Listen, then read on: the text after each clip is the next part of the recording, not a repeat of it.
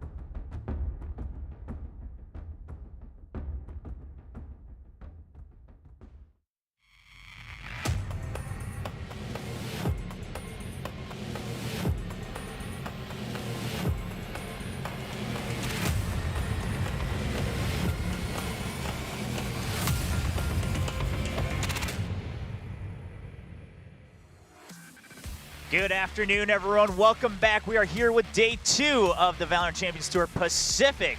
VCT Pacific kicked off yesterday with 2 best-of-3s, and we're continuing on through the weekend. I will be your host for the day. My name is William Cho, and I'm joined by 2 lovely people who will break down the action with me today. It's going to be Achilles and Tasteless.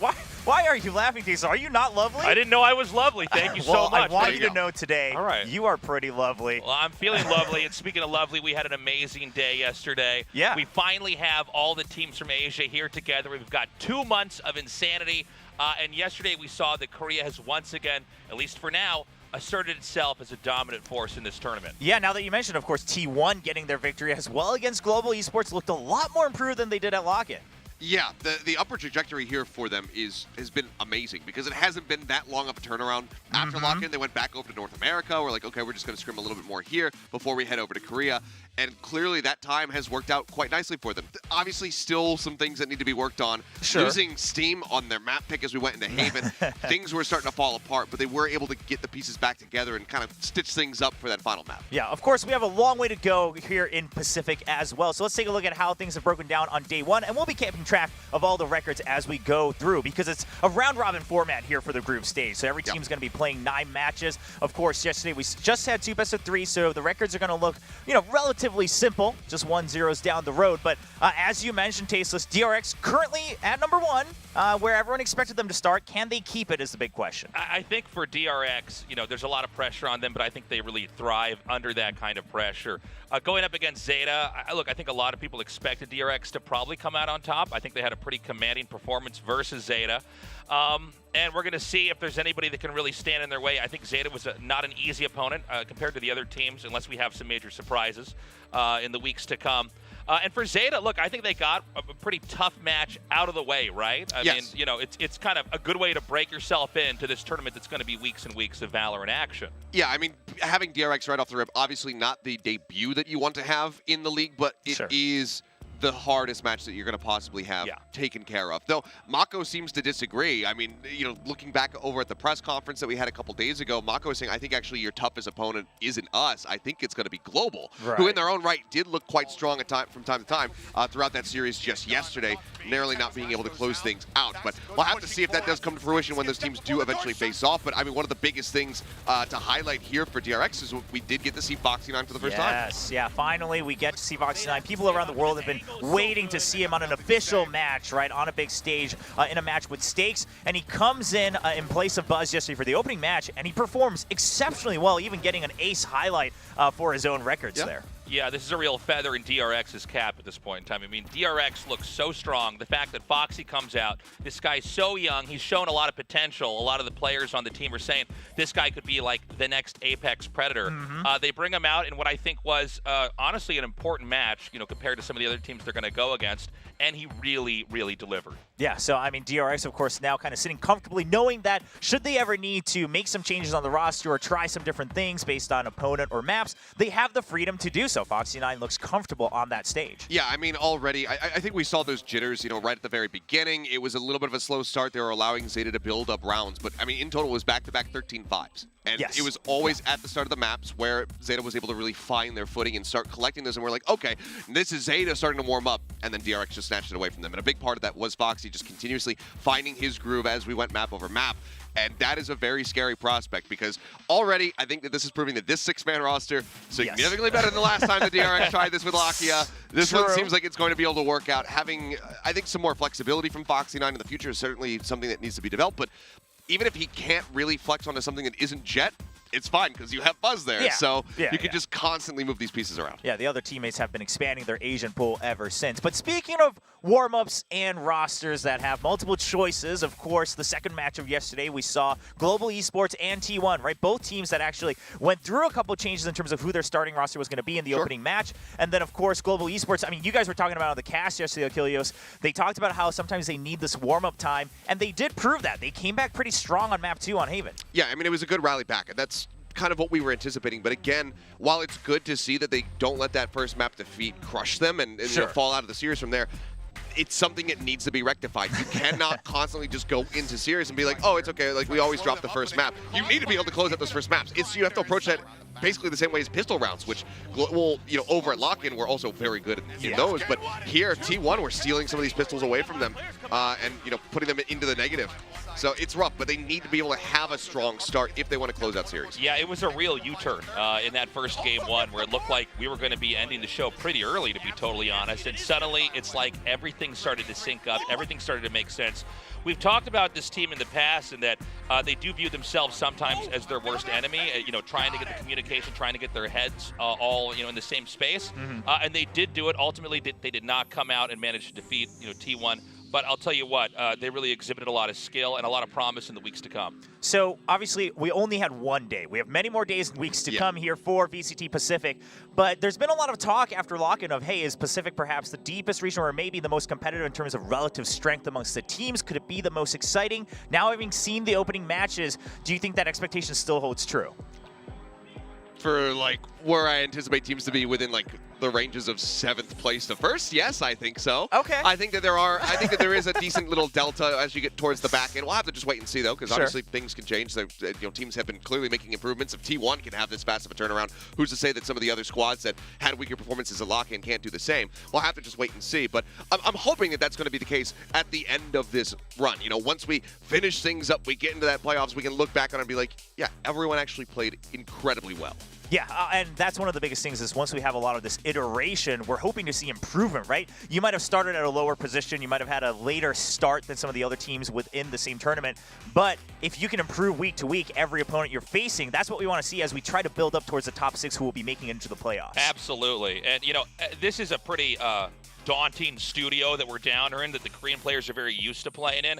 Now that we've got everybody in one place finally, I think we're going to see some of these teams, especially the teams here today, get acclimated, get comfortable, and eventually make this place their home. And once they really feel like this is their home, they're going to bring their best performances for sure. Yeah, and of course it is worth mentioning, obviously, some of these teams, they don't have all of their players here yet. Of course, we were missing out on SK Rossi. I know a lot of people were excited to see him, but hopefully we'll be able to see him on this stage with everyone else soon enough. Well, that was day 1 of VCT Pacific, but of course we're here for the whole weekend. We're starting here with day 2. We've got another day lined up tomorrow as well. So we're going to take a quick break, and when we come back, we'll be preparing for today's matches, which is going to be an APAC day full of 3 APAC teams being featured in our 2 best of 3s. We'll be right back. 0 distraction. 0 doubt. 0 opposition.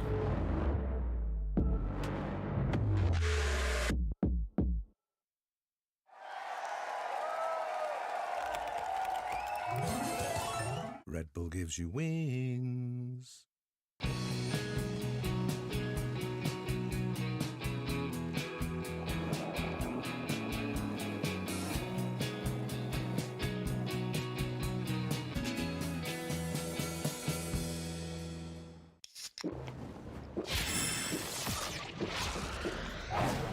Red Bull gives you wings.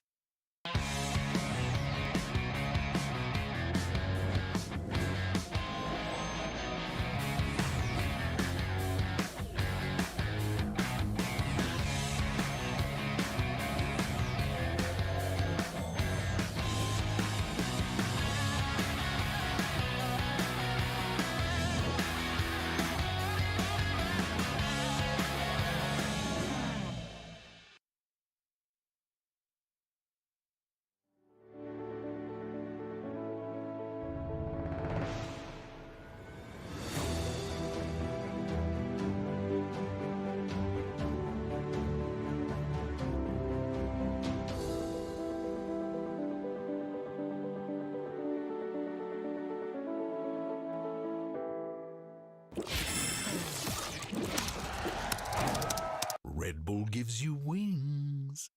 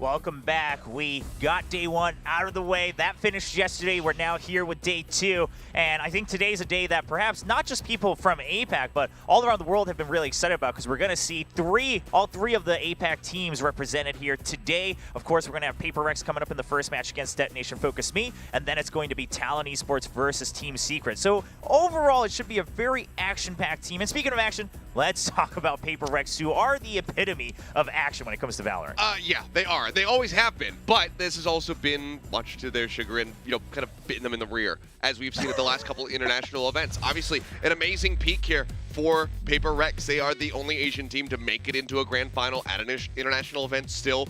Obviously, next closest to that, DRX. You've got Zeta Division as well, tied in their appearances, but Paper Rex have been the ones to go the distance, but ever since that, reaching that pinnacle back in Copenhagen, it has been a downward spiral for them. And that's not something that we want to see. We expected an incredible series from them versus Cloud9 over in Sao Paulo, and that didn't deliver. We saw them go out early, really only taking down like 80 G at Champions this past year.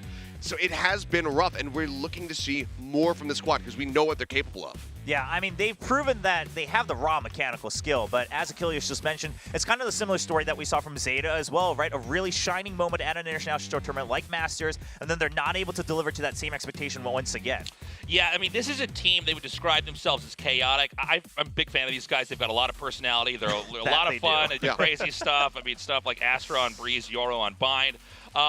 But it's going to be interesting to see how they perform here. I do think they're one of the bigger threats coming into this. All the other teams do acknowledge that Paper Rex is a team they want to go up against, and they want to perform really well, because if they get a win there, they're really proving themselves. Yeah, and I love that you started to bring up the style here, because one of the stories from last year and the year before was, okay, Paper Rex, because of the chaos, whenever they go to an international tournament, they have the advantage of the element of surprise, right? Yeah. And the reason DRX was always strong against them was because they would scrim together, and stylistically, DRX is very strategically sound. But now, at Lock-In, we saw that, okay, the whole W gaming thing, maybe everyone's starting to catch on to this just a bit. Yeah, it just looked like they were much more readable at Lock-In. I mean, you take a look at this result, 0-2. This was supposed to be a banger series. Everyone had their eyes on this for the alpha bracket, and unfortunately, it didn't deliver, because even though it's a 0-2, it wasn't really a close one. It was a 13-8 victory for Cloud9 on Lotus, then a 13-4 win on Pearl. It was completely and utterly one-sided. And Paper Rex, well, they did show us a couple of neat things. We saw those Sage Wall boosts coming out to go ahead and shut down the neon rushes and everything coming up towards Rubble on Lotus. That's about it. Everything else that they were trying was not working. And it's just frustrating to see. Because again, we know how good this team is. We know that they are incredibly gifted when it comes down to their mechanics, but it just felt like the cohesion, the teamwork has been spiraling a little bit. Obviously, Jing, plenty of highlights still, because he is such an explosive player. He's going to find value even in losses, but it was just really rough to see it. It's not what we want. Obviously, you're talking about the personality of these players. We know how funny they are, but I don't want to keep having them on a leash just because I love the players so much. It's like, we need to rein you in a little bit. We need to see strong performances once more. Well, it's one of those things where if you're complimenting someone, but you're always saying the same word over and over again whenever you introduce them, maybe they're not actually that complimentable, right? And that's what PRX has to escape here. I mean, we've seen this from teams from time to time, right when a game comes out where they really seem to get it, but everybody else is training so hard, and their style of play, this team that's had the success, like PRX, people seem to start to figure them out. They kind of download them a little bit. And I guess the question is, do they need to lean more to that creative and kind of eccentric style,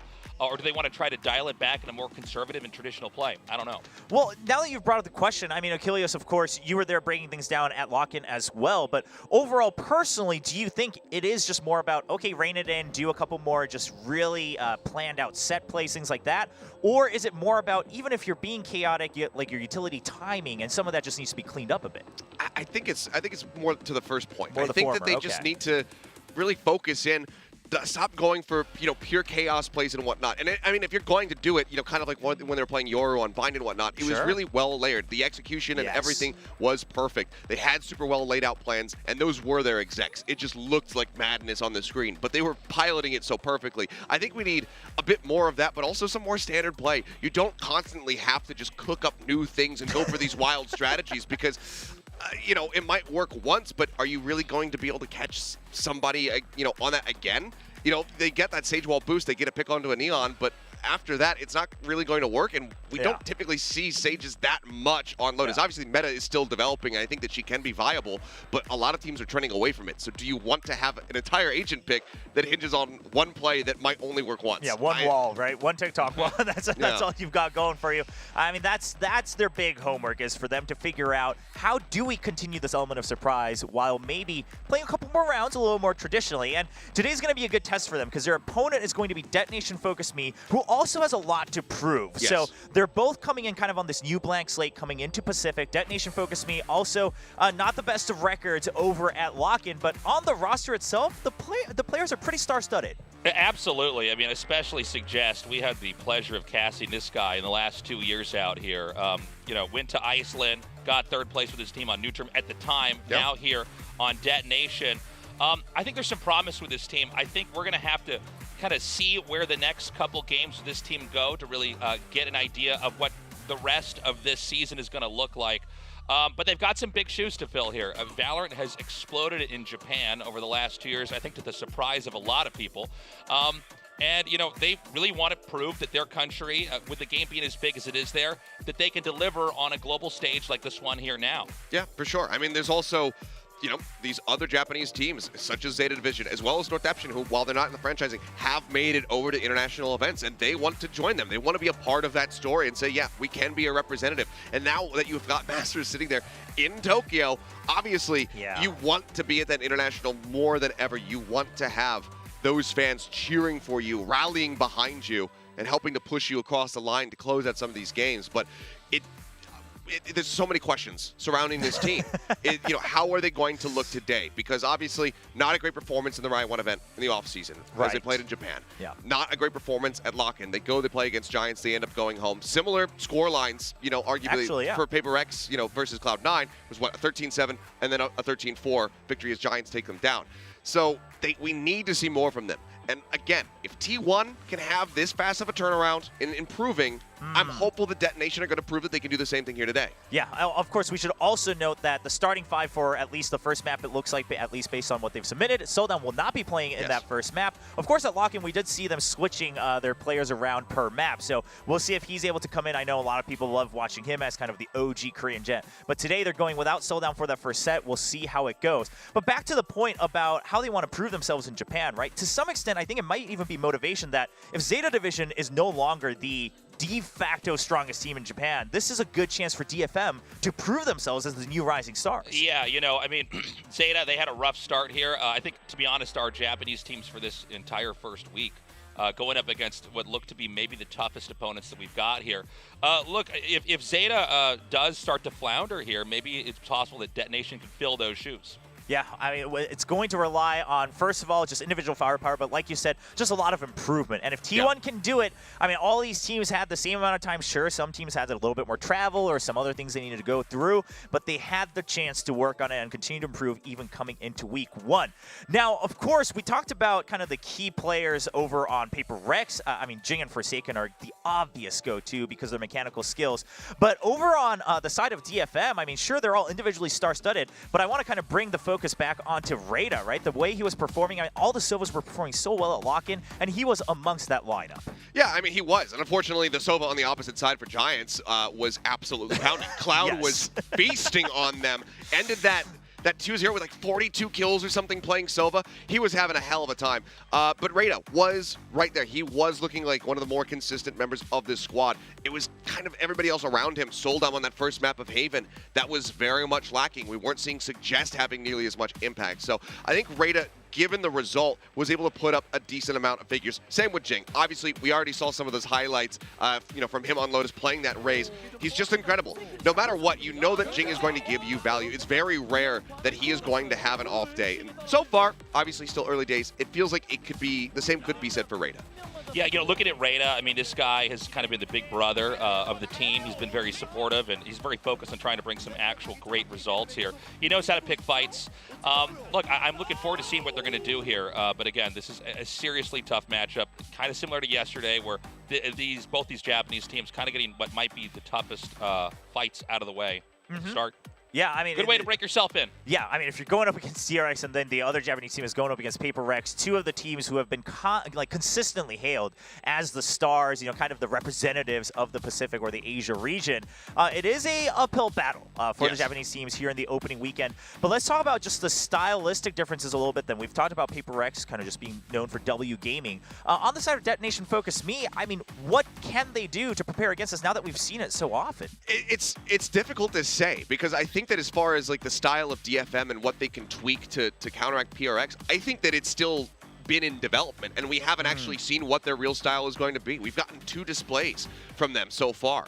And unfortunately, their presence at those events hasn't lasted very long. So we don't actually have that solid of a read of how DFM really wants to play this game. And, obviously, also limited map pool exposure. We've only seen them play on Haven and Icebox over in Sao Paulo. So I think we need to see a lot more. And obviously, that's going to develop. We're going to get a better grasp on DFM and how they're approaching the game, just baseline, from a fundamental standpoint as we continue in the league. We've really got 2 different stories going on here. We've got one team, PRX, that looks like it was working for them early on, but maybe it's been figured out. Maybe they need to try to diversify their approaches to the game.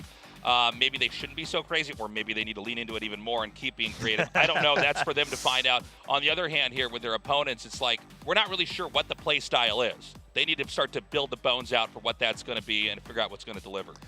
Now, of course, Lotus has been consistently being picked. Now that we're starting to talk a little bit about styles and maps, of course, Paper Rex actually ends up playing on Lotus back at Lock-In as well. We saw it yesterday, too. We saw Lotus. Are we going to see Gecko today, Tasteless? I was going to bring this up, actually. I feel like whenever we have a new map, whenever we have a new agent, that just seems organically like it's going to be good for PRX, right? This is going to be a situation where they're going to be able to create chaos and novelty because we have access to tools and maps in the game that we didn't have before. Will they do it now? I'm not sure, because if they do have crazy strats, and they've said this in the past, that they do want to keep stuff secret until they need to bring it out, right? This is obviously every day in this tournament is important, but some days are more important than others. But if they do have something crazy to bring out here, something that could be completely insane and novel, I would very much welcome it. I mean, I think if you want a stage test, and I don't mean any offense here to TFM, I think that this is probably the team could be the that you want to team stage to go test against. Just given what we saw, unfortunately, from Sao Paulo, just those results, they do look like the weakest team that we have.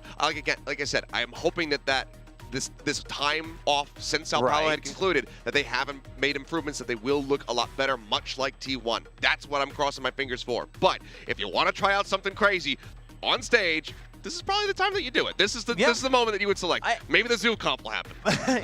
the Zoo Comp. I mean, there's some big hopes for that. And I love that you mentioned that. It's not necessarily anything against DFM, but based on what we've seen, you kind of touched on this earlier, their improvements have to be very fundamental. So that means Paper Rex can perhaps expect how DFM is going to play, and this is a good chance to try something new like Gecko, maybe even on Lotus, right? Maybe we can get a little crazy, just like we saw at the show match over at Lock-In. So fingers crossed for that. I mean, that'd be fun for all the viewers, but of course we'll have to wait and see until we see them going through the map bans and the Asian picks. But you guys sound like you're leaning towards a Paper Rex victory. I'm not trying to step on anyone's toes here, but that's what it sounds like. Is that correct? I mean, I think this was an easy call for me. Paper Rex is probably going to take it.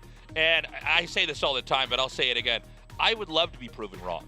In fact, I'd be pretty excited. If it turns out that... I would love my prediction to be false here on the desk. Yes, actually, yes. If it turns out that they can cause an upset, we've got a real story that we're going to get to weave here on the desk. But I do expect, if I'm going to be totally frank, this should be a pretty straightforward 2-0. Okay. Fingers crossed it's not. I mean, I have to agree. And that's simply because of what we've seen so far. And it's now up to DFM to prove us wrong, to show, like, okay, we have been utilizing this off-season time. We have been getting ready. We've been grinding, and we have made those improvements. I think that, honestly, pushing Paper Rex to the limit here is still going to be a fairly significant win for the side of DFM, even if they don't close out the series. I think that pushing PRX and having this be a very close matchup at least shows us that there has been progress, that they can contend with these teams that we anticipate to be within, the top 3, if not the top 4. Yeah, and I love that we're constantly bringing that up, right? It's not just a one-weekend event, right? We're going through a round robin. If you can show that you've improved since Lock-In, continue to build on that. Sure, I mean, top 6 is not an easy feat, but you have a chance, right? And then if you get into top 6, now you're going into a double elimination format for the playoffs. You have a couple more chances to try to get into that top 3, and eventually, of course, all roads right now are leading to Masters Tokyo, where especially Detonation Focus Me will want to have a chance to stand on that stage. Absolutely. I mean, this is the ecosystem where we are going to make possibly a world championship team here. We're finally, I know pandemic kind of held us back a little bit, but we finally got everybody together. They're all training. And you're right, going to Tokyo. There are so many Japanese fans. That would be the dream. Imagine that a Japanese team performs or wins in Tokyo. It would be insane. But, you know, it's going to have to start by really building up that comfort and kind of getting that X-Men training chamber here against these other teams, you know, and battling it out, and then getting that toolkit, getting that experience, leveling up, and going forward. And who knows? I mean, certainly the motivation's there with Tokyo.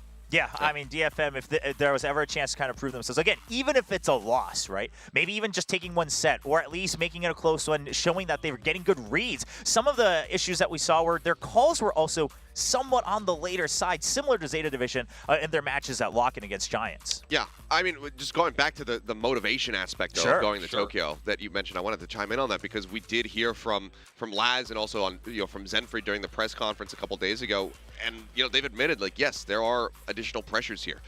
They say we're going to play the game no matter where we are, where we're going. We're going to try to play the same game, but obviously that is going to be something that's lingering in the back of your mind, like, what if we don't make it? Having that. Yeah, so that can counteract the motivation a little bit because there is that added pressure to make it there so you can be in front of that home crowd. This is true because even yesterday, right off the bat, right, Zeta Division is playing the opening match. I know the viewership numbers for the Japanese commentary was just through the roof. Like, as soon as the broadcast started. I mean, they were just breaking numbers again. So it is a lot of pressure at the same time. It is a good point, right? Like, this kind of pressure can act like a double-edged sword. I mean, it's always possible that we don't have Japanese teams that are even going to be able to make it, right? Like, this could be rough.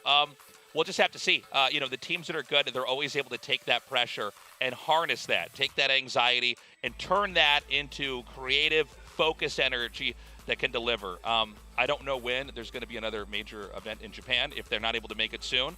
But, yeah, I mean, we have a lot of places to visit as well, right? There's a lot of places we want to go for Valorant. There's a lot of places in the world we're going to be hitting. It's going to be like Indiana Jones with that little plane going and connecting different parts of the world. Yeah, it just goes through. It just goes through, but I don't know when it's going to be at Japan next. Yeah, I mean, this is a golden chance. But you're right. It is kind of a funny situation for them. Valorant, so massive in Japan. We don't know that the teams are going to be the best coming out here.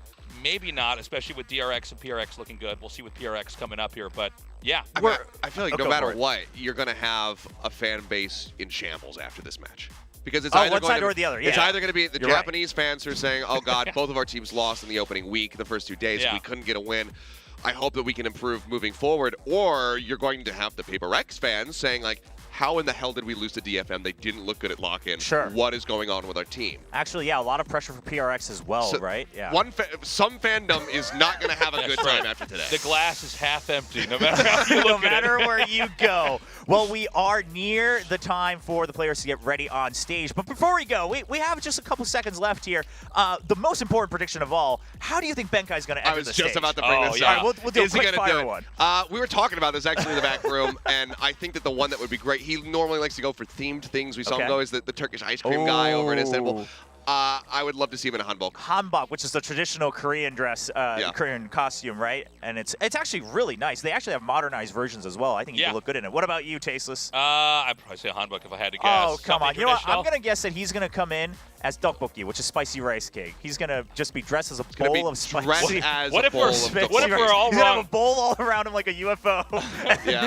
He's going to have someone pouring the sauce and stirring the bowl, and they're going to cook some tteokbokki over on stage. This is really elaborate. Hey, he's done crazier things. He's actually going to dress up like an Ajima who sells green onions on the sidewalk.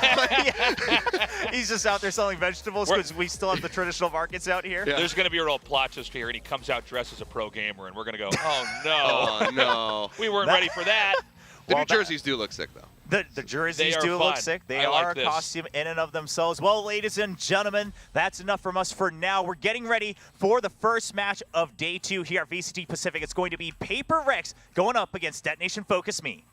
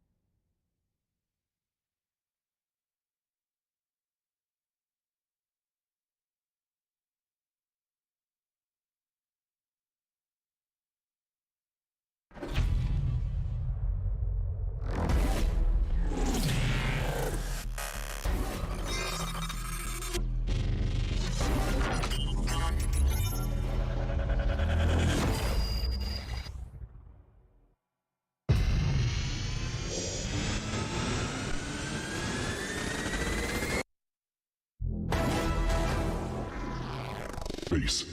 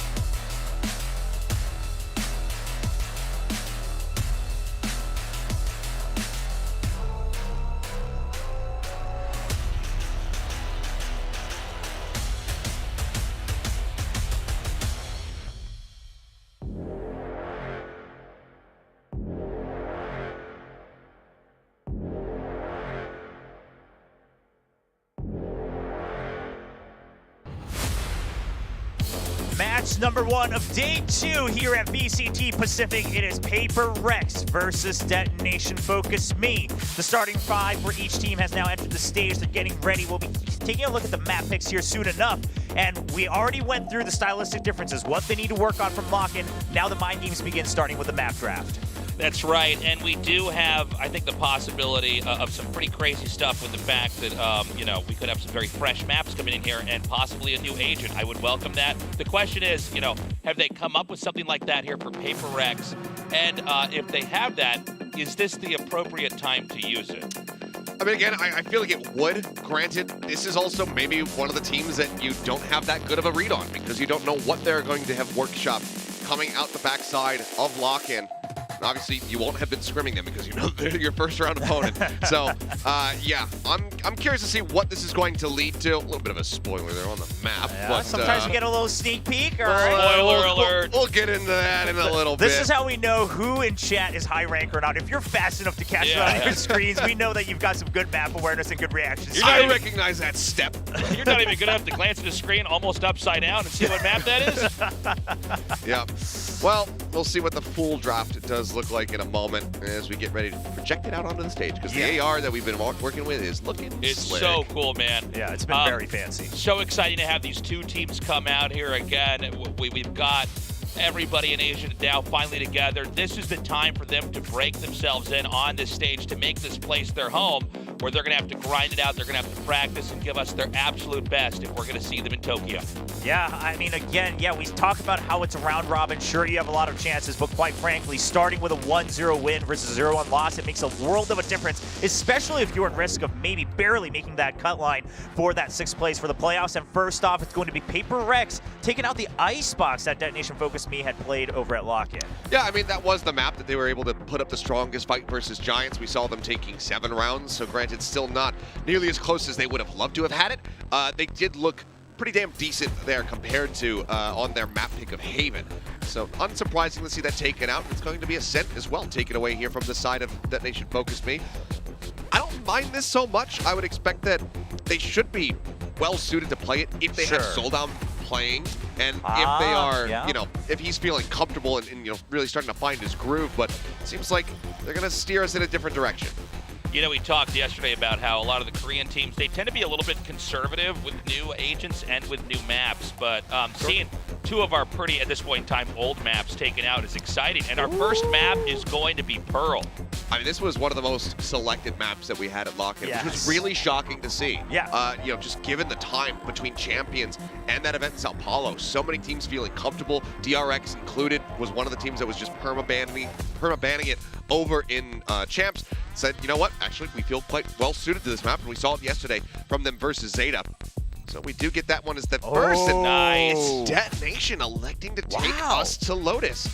And this is a little bit puzzling. I mean, so we see PRX ban away the Icebox where DFM looked the strongest, but now DFM are picking into the map that PRX looked stronger on in their one set over. Yeah, that was their pick too, if I believe correctly, over at Locket against C9. So Detonation focused me, whether it's because they feel like they have an understanding of how PaperX wants to play this map, maybe they have something cooked up, maybe they're playing the get-go, who knows, but they did pick it here for map 2. I'm definitely going to be watching from the perspective of Detonation on that map. I want to try to figure out why did they pick this, what did they want, from agent selection all the way into the first couple of rounds, because clearly they have to have plans.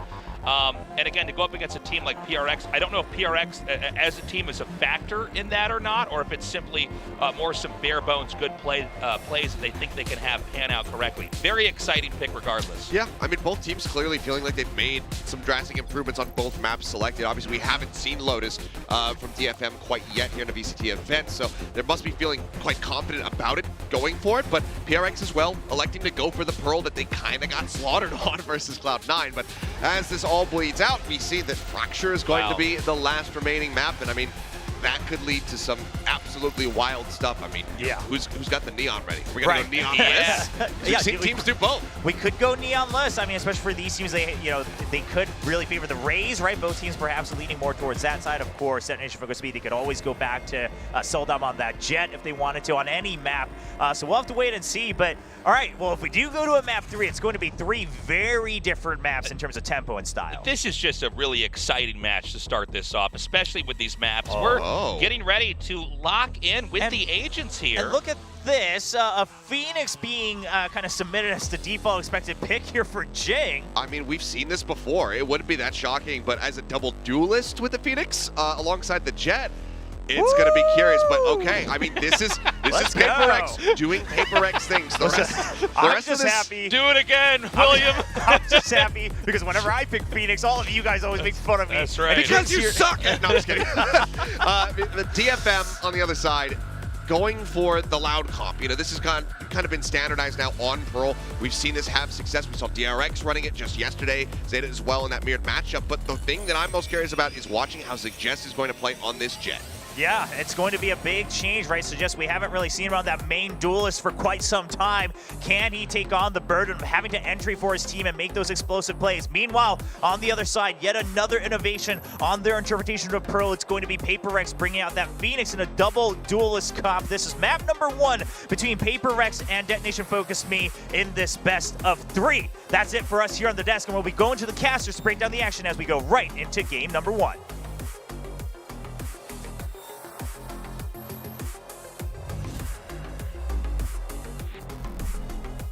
And thank you so much, Desk. And this is a really exciting match here, and for us, a really exciting moment. I'm Paper Thin. This is Quack on his debut here at the VCT Pacific. Are you excited, my friend? Super excited. Woke up like bright-eyed, bushy-tailed. I mean, it's PaperX coming in.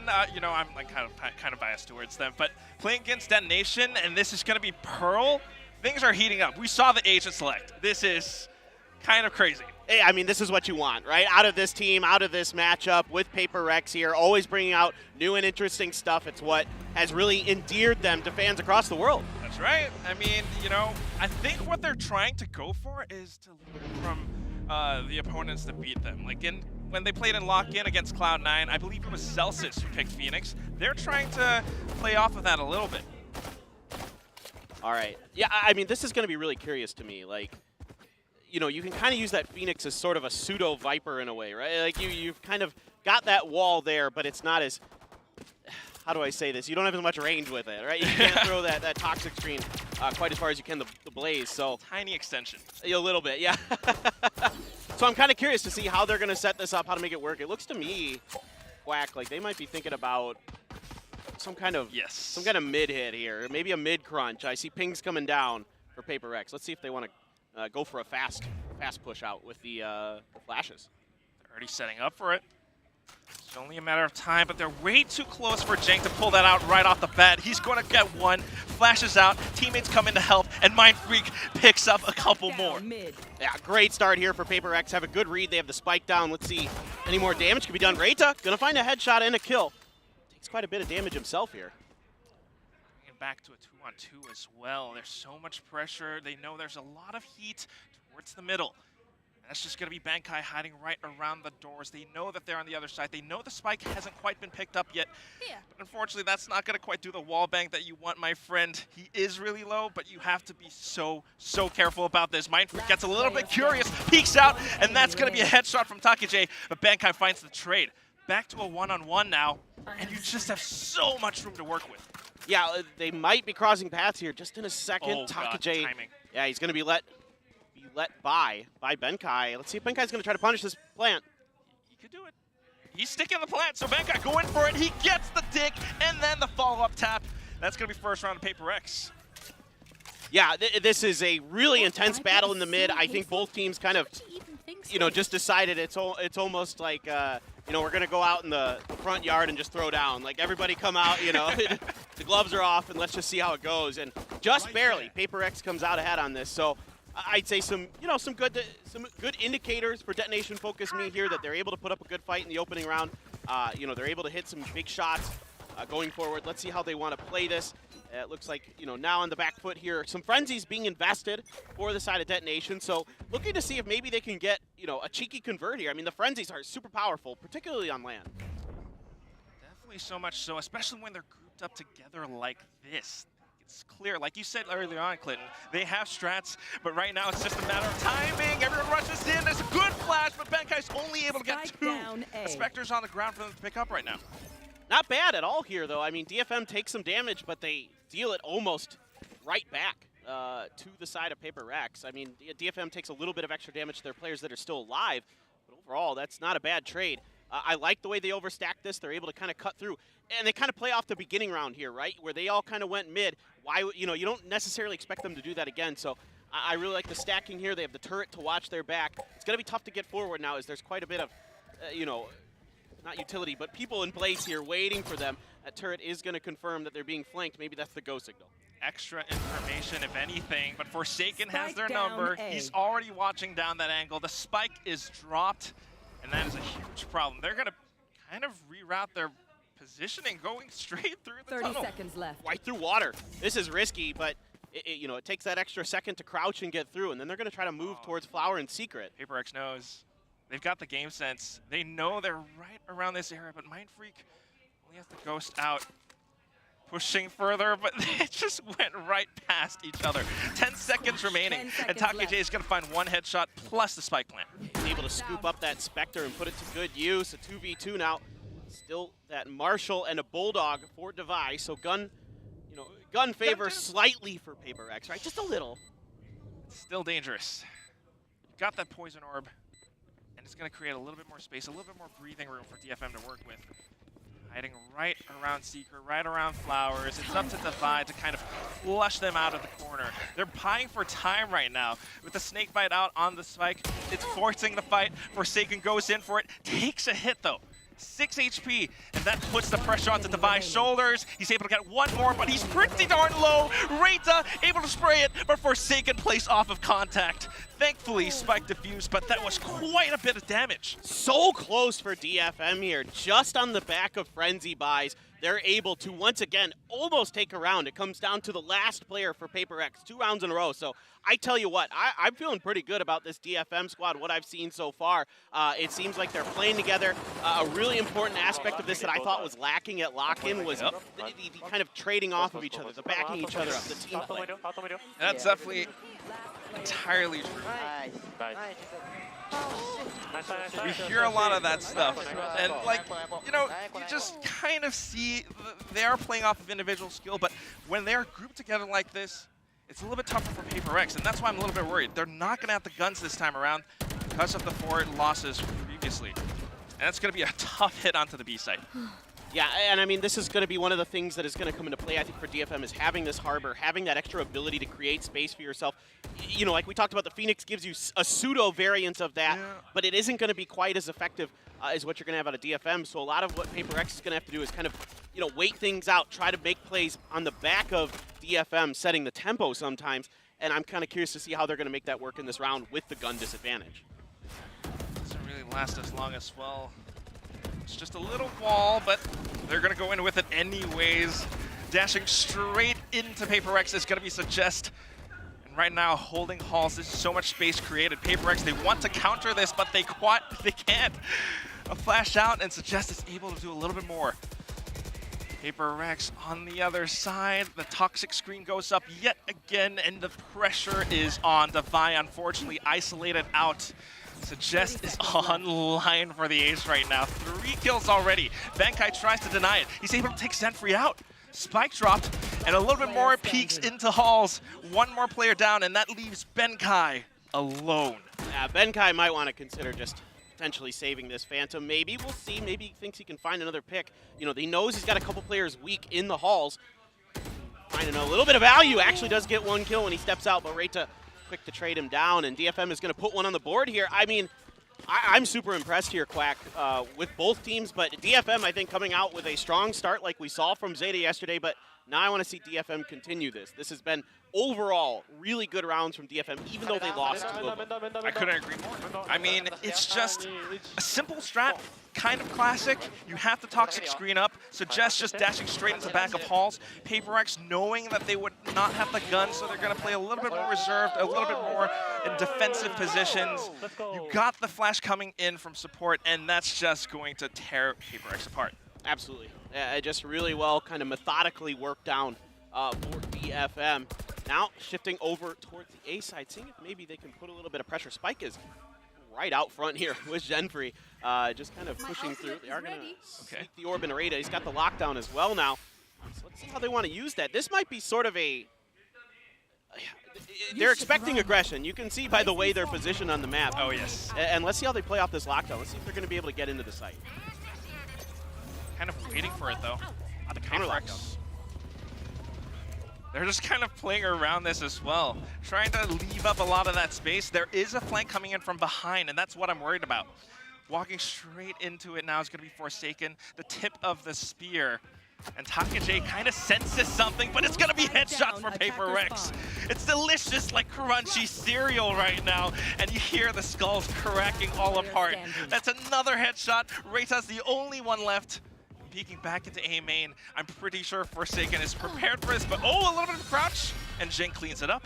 I mean, this is W Key gaming at its finest. It's a delayed W Key, but they find the perfect time for it, right? Like, I was watching and I thought, okay, I feel like DFM has a pretty good read on the fact that Paper X is going to get aggressive, like they like to do. Everybody knows it. It's no secret.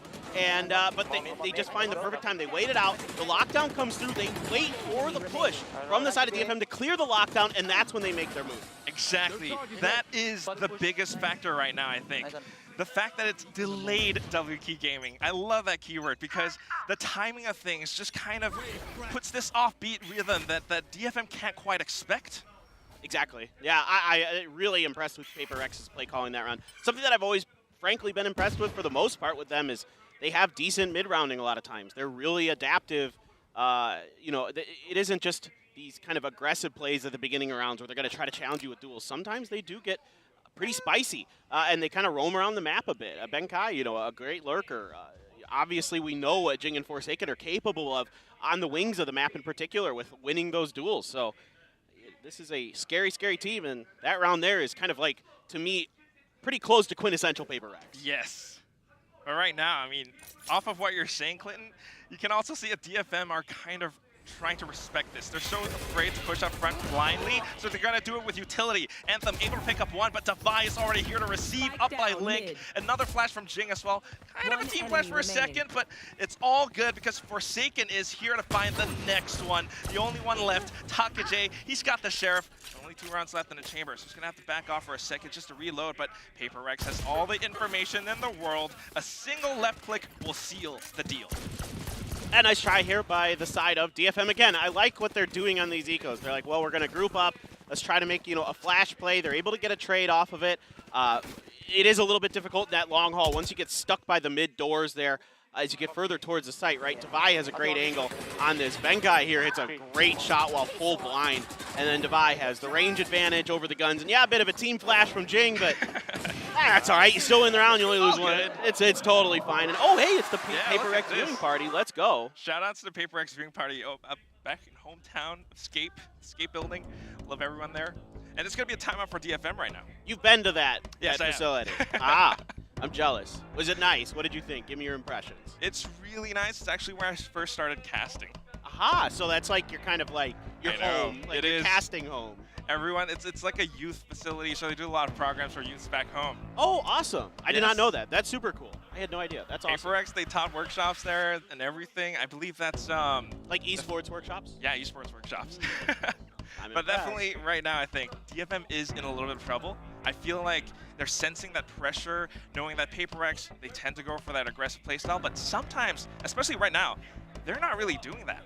Right. No, it's a pretty mostly measured pace here Measured.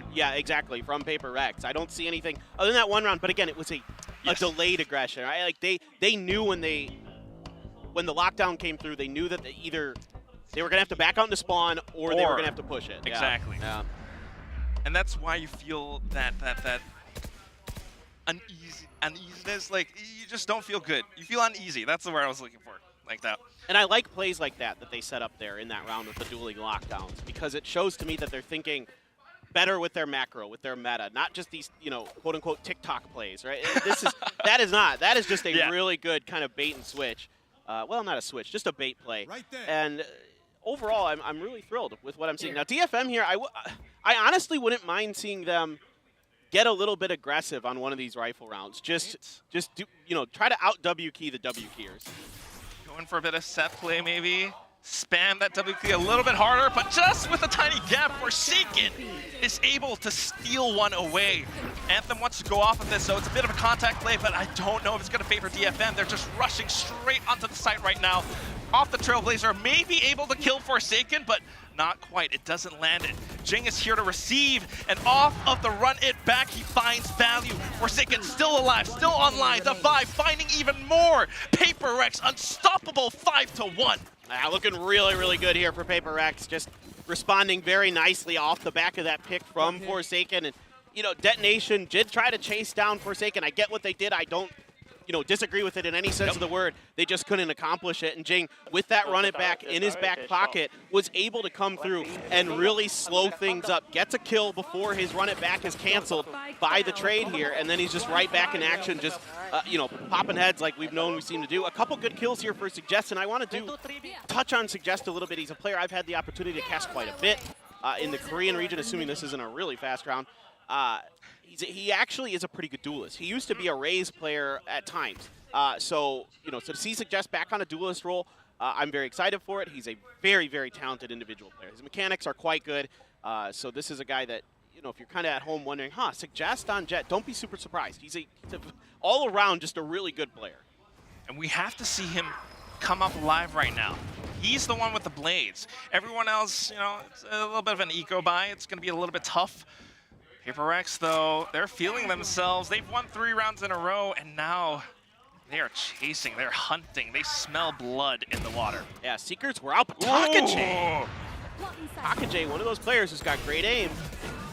Still going straight into it, though, and here comes Suggest, like you were talking about, Clinton. He's getting that first head, the refresh on the blades. He picks up a Phantom as well. He doesn't want to overheat. Benkai, though, wants to apply the pressure, wants to deny the spike plant. And, of course, Forsaken coming in from behind with the shoddy as well. It doesn't even matter. Benkai cleans up easy. And that's going to be 6-1. Yeah, it was just too difficult to cover all those angles there for Detonation after they get to the site. As soon as the plant comes down, Paper X puts their foot on the gas. That's the go time for them, and they want to punish the gun disadvantage that DFM is in. Yes, the funny part, the sucky part here for Detonation Focus Me is the person who picks up a gun is Suggest, who's already got the Blade Storm. Yeah. So it's kind of he doesn't have enough time even to toss that gun over to someone else. So it is a bit unfortunate, but that's a good play, a good recognition of the situation by Paper X. One of those things just so happens. You think you got it, but Paper X already has the site surrounded, and I think that's great calling from Bankai because they know how to play that retake game. Yeah, I'm right there with you. I think he's calling a really good game right now, despite the early kind of punches that DFM was throwing their way so far. The blows haven't landed significant damage to Paper X's side as they're up 6-1. Still have the op in Jing's hands. You still have a couple still have a couple ults as well. You have the lockdown and the cosmic divide here, so a lot of tools, a lot of powerful tools in Paper X's pocket. On the other side, you do have the Reckoning and the Viper's Pit still, but Suggest finds an opening pick over towards Secret. And that's big value. Your controller's gone. You lose a little bit of that delay unless Benkai can do something about it. Use the ult too. What I like though is Forsaken up, pushed all the way towards B-Long, and that's where he gets so much information. Paper X, they are anticipating this 8-hit right now. See what they can do off the back of this Reckoning. Jing stuck in Cubby and just wiped out by Suggest. Great. And this is the set play that you were talking about too. They're going off of ultimates. There is a bit of a defender Killjoy lockdown from Benkai, so it buys a little bit of time. And everyone's right around this corner, exactly. This guy is prepared to strike. He's coming in for a bit of a flank. Meanwhile, everyone else is up around dugout, and they're just holding the angles. Paper X, the onus is on them to push this, but that's not going to favor them at all. Suggest online for the ace. I feel like he wants to go hunting, but of course, when you're down 6-1, you just want to end it as soon as possible. You want as many rounds as possible. Benkai, what are you going to do, buddy? A little bit of a peek. He's not giving up yet. Time is ticking, though, and he's only got about 10 seconds remaining now. At this point, the best you can hope for is just more frags, but DFM knows this, and they are running away, letting him die to that spike explosion.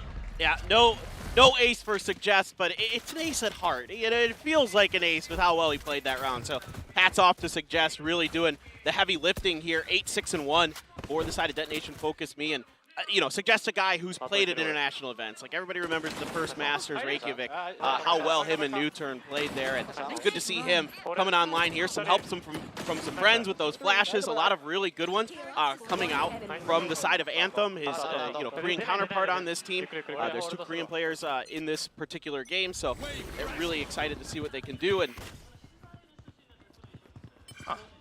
I really, really am impressed with Suggest right now. He's definitely opening up a lot of these spaces, a lot of these duels. But what I'm sorry, Anthem's Japanese. Forgive me. I was sold on for a second. My bad. Yeah, of course, sold on the original Korean Jet. But right now, it's this toxic screen up towards B. That's a little bit of a default for DFM.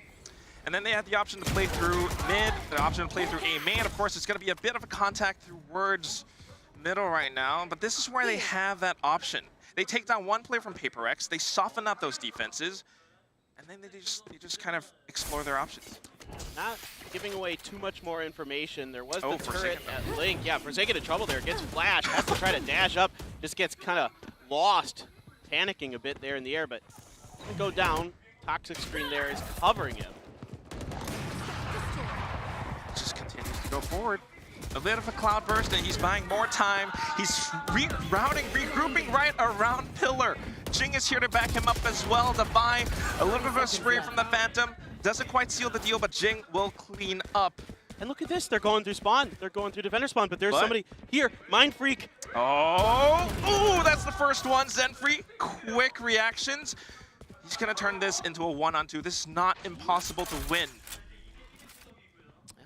Zenfree, he's been good for clutches from time to time with Northeption. I remember a couple big ones into his hands. Gonna move forward. Secret, but they're pinged out. They know where he is at this point. He's just gonna have to pop off.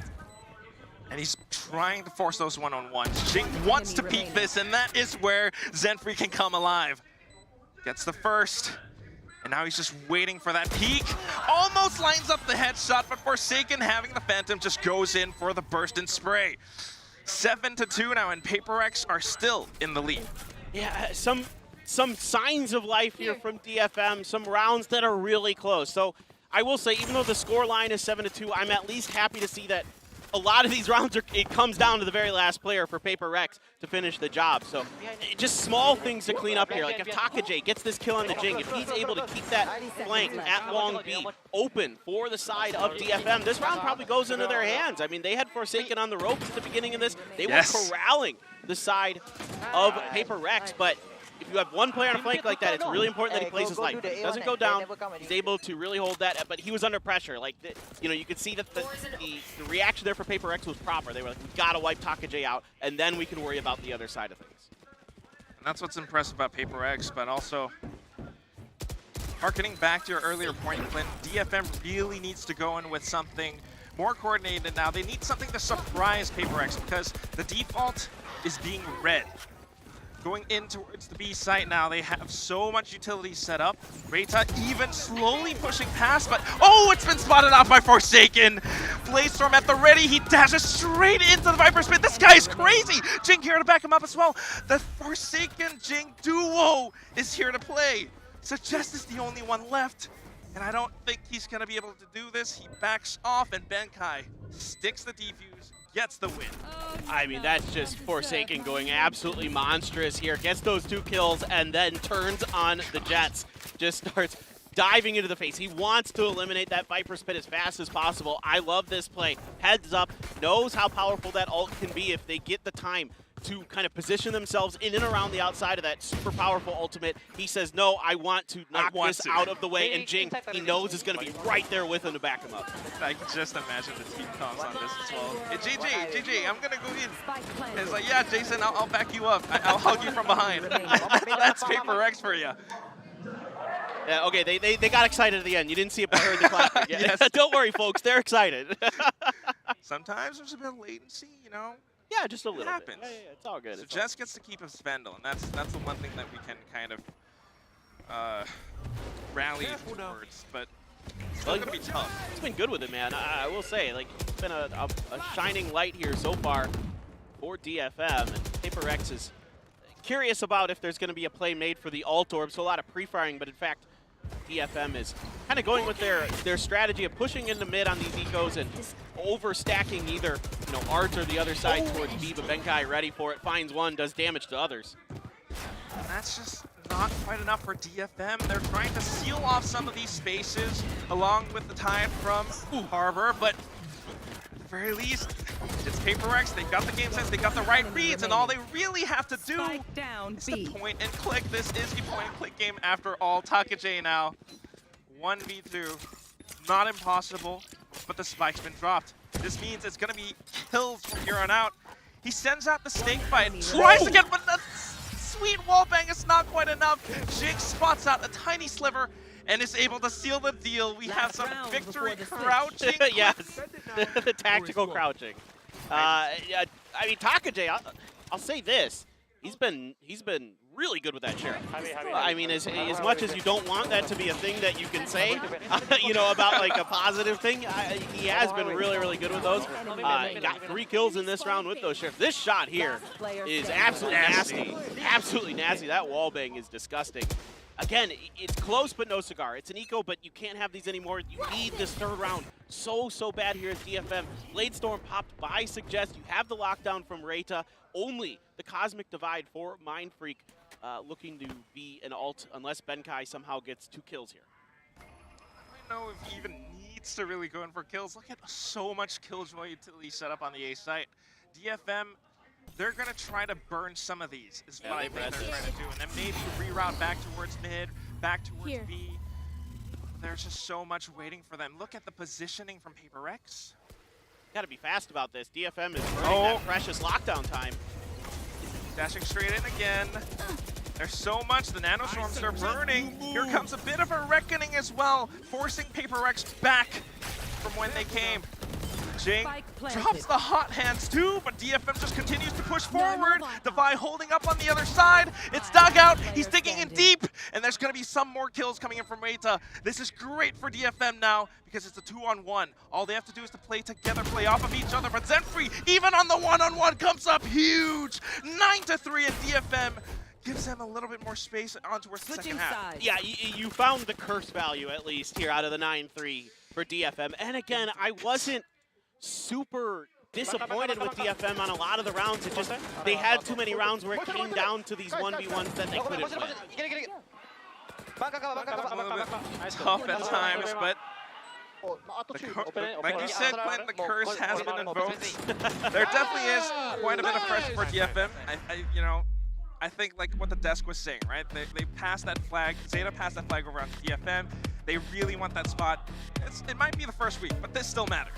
Oh, absolutely. It's crazy. I can't even imagine the amount of pressure that DFM and Zeta are under throughout these 8 weeks, of VCT Pacific. It has to be just, you want to be there at Tokyo so bad. You want to be there at Masters. I mean, you know, again, I've seen it firsthand how electric those crowds are there, how many people, how much support there is. People are crying at the announcement. Yes, I almost was too because so many other people were crying around me. I was like, oh my God, like I felt it, like you know, it came through. Man, the emotions, but that's the other thing. You can see that in some of these rounds, PaperX are starting to feel themselves.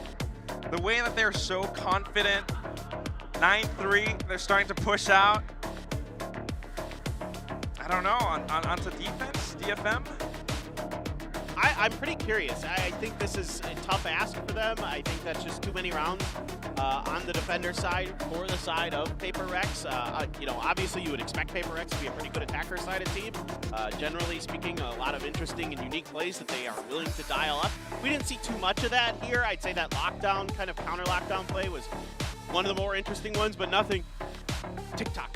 And I actually am okay with that. I don't mind those every once in a while. It's totally fine. You know, you get value out of those. Great. But I want to see them have better macro games. I want to see them have good overall strategies and kind of good reads of the maps and the opponents. And this one, I think they did. Even in that last round, Quack, they read that where that lockdown was going to be. They knew what was going to happen. They had all the utility in the world there. It's just DFM outplayed them that round. And again, credit to DFM. I'm seeing signs of potential here. I know. And we need to see so much more of that potential if they want to make a comeback on this first map. DFM on towards defense. You know, we've seen some defaults, some ideas of defaults, especially on their attacking side, but on towards the defending. You've got Harbor, you've got Viper. It kind of works out well, but on towards how PaperX plays, you're going to need a little bit more than that. Contest towards B long right now, and Jing is going to be the first one to receive some of that heat. Forsaken already passed towards the screen, but it's going to be Suggest. Jet versus Jet. And this guy is able to find a little bit more. A bit of an updraft as well, just to find some information, I think. I think he was checking to see if they were getting really aggressive or not, to know, kind of relay to his team, hey, they're pushing, get ready. Or, hey, we've got a moment here to kind of breathe and start fanning out and start finding some more information. So some pings came through because this part of the map was left open for DFM. They're curious if somebody went in towards connector. So they have to check this out. They don't know for sure. I don't think they saw all three players. I think one is unaccounted for in their minds, and they need to see if they can get it. Anthem trying to go for the wall bang through the box. He does have Zenfree there. Yeah, trying to bait out a little bit, I think. Great information. And at the very least, even if PaperX does rotate over onto the A site, Reta is ready for that. So PaperX right now feeling their pressure.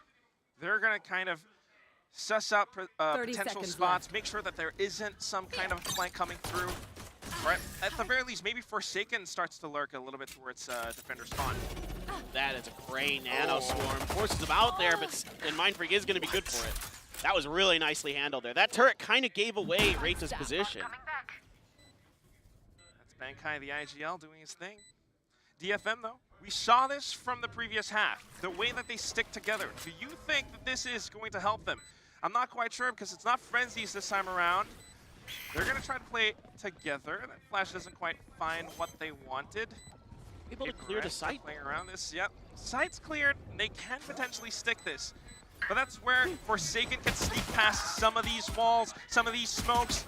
They're slipping the net, and Benkai trying to find a little bit more, but DFM sticks the defuse anyway.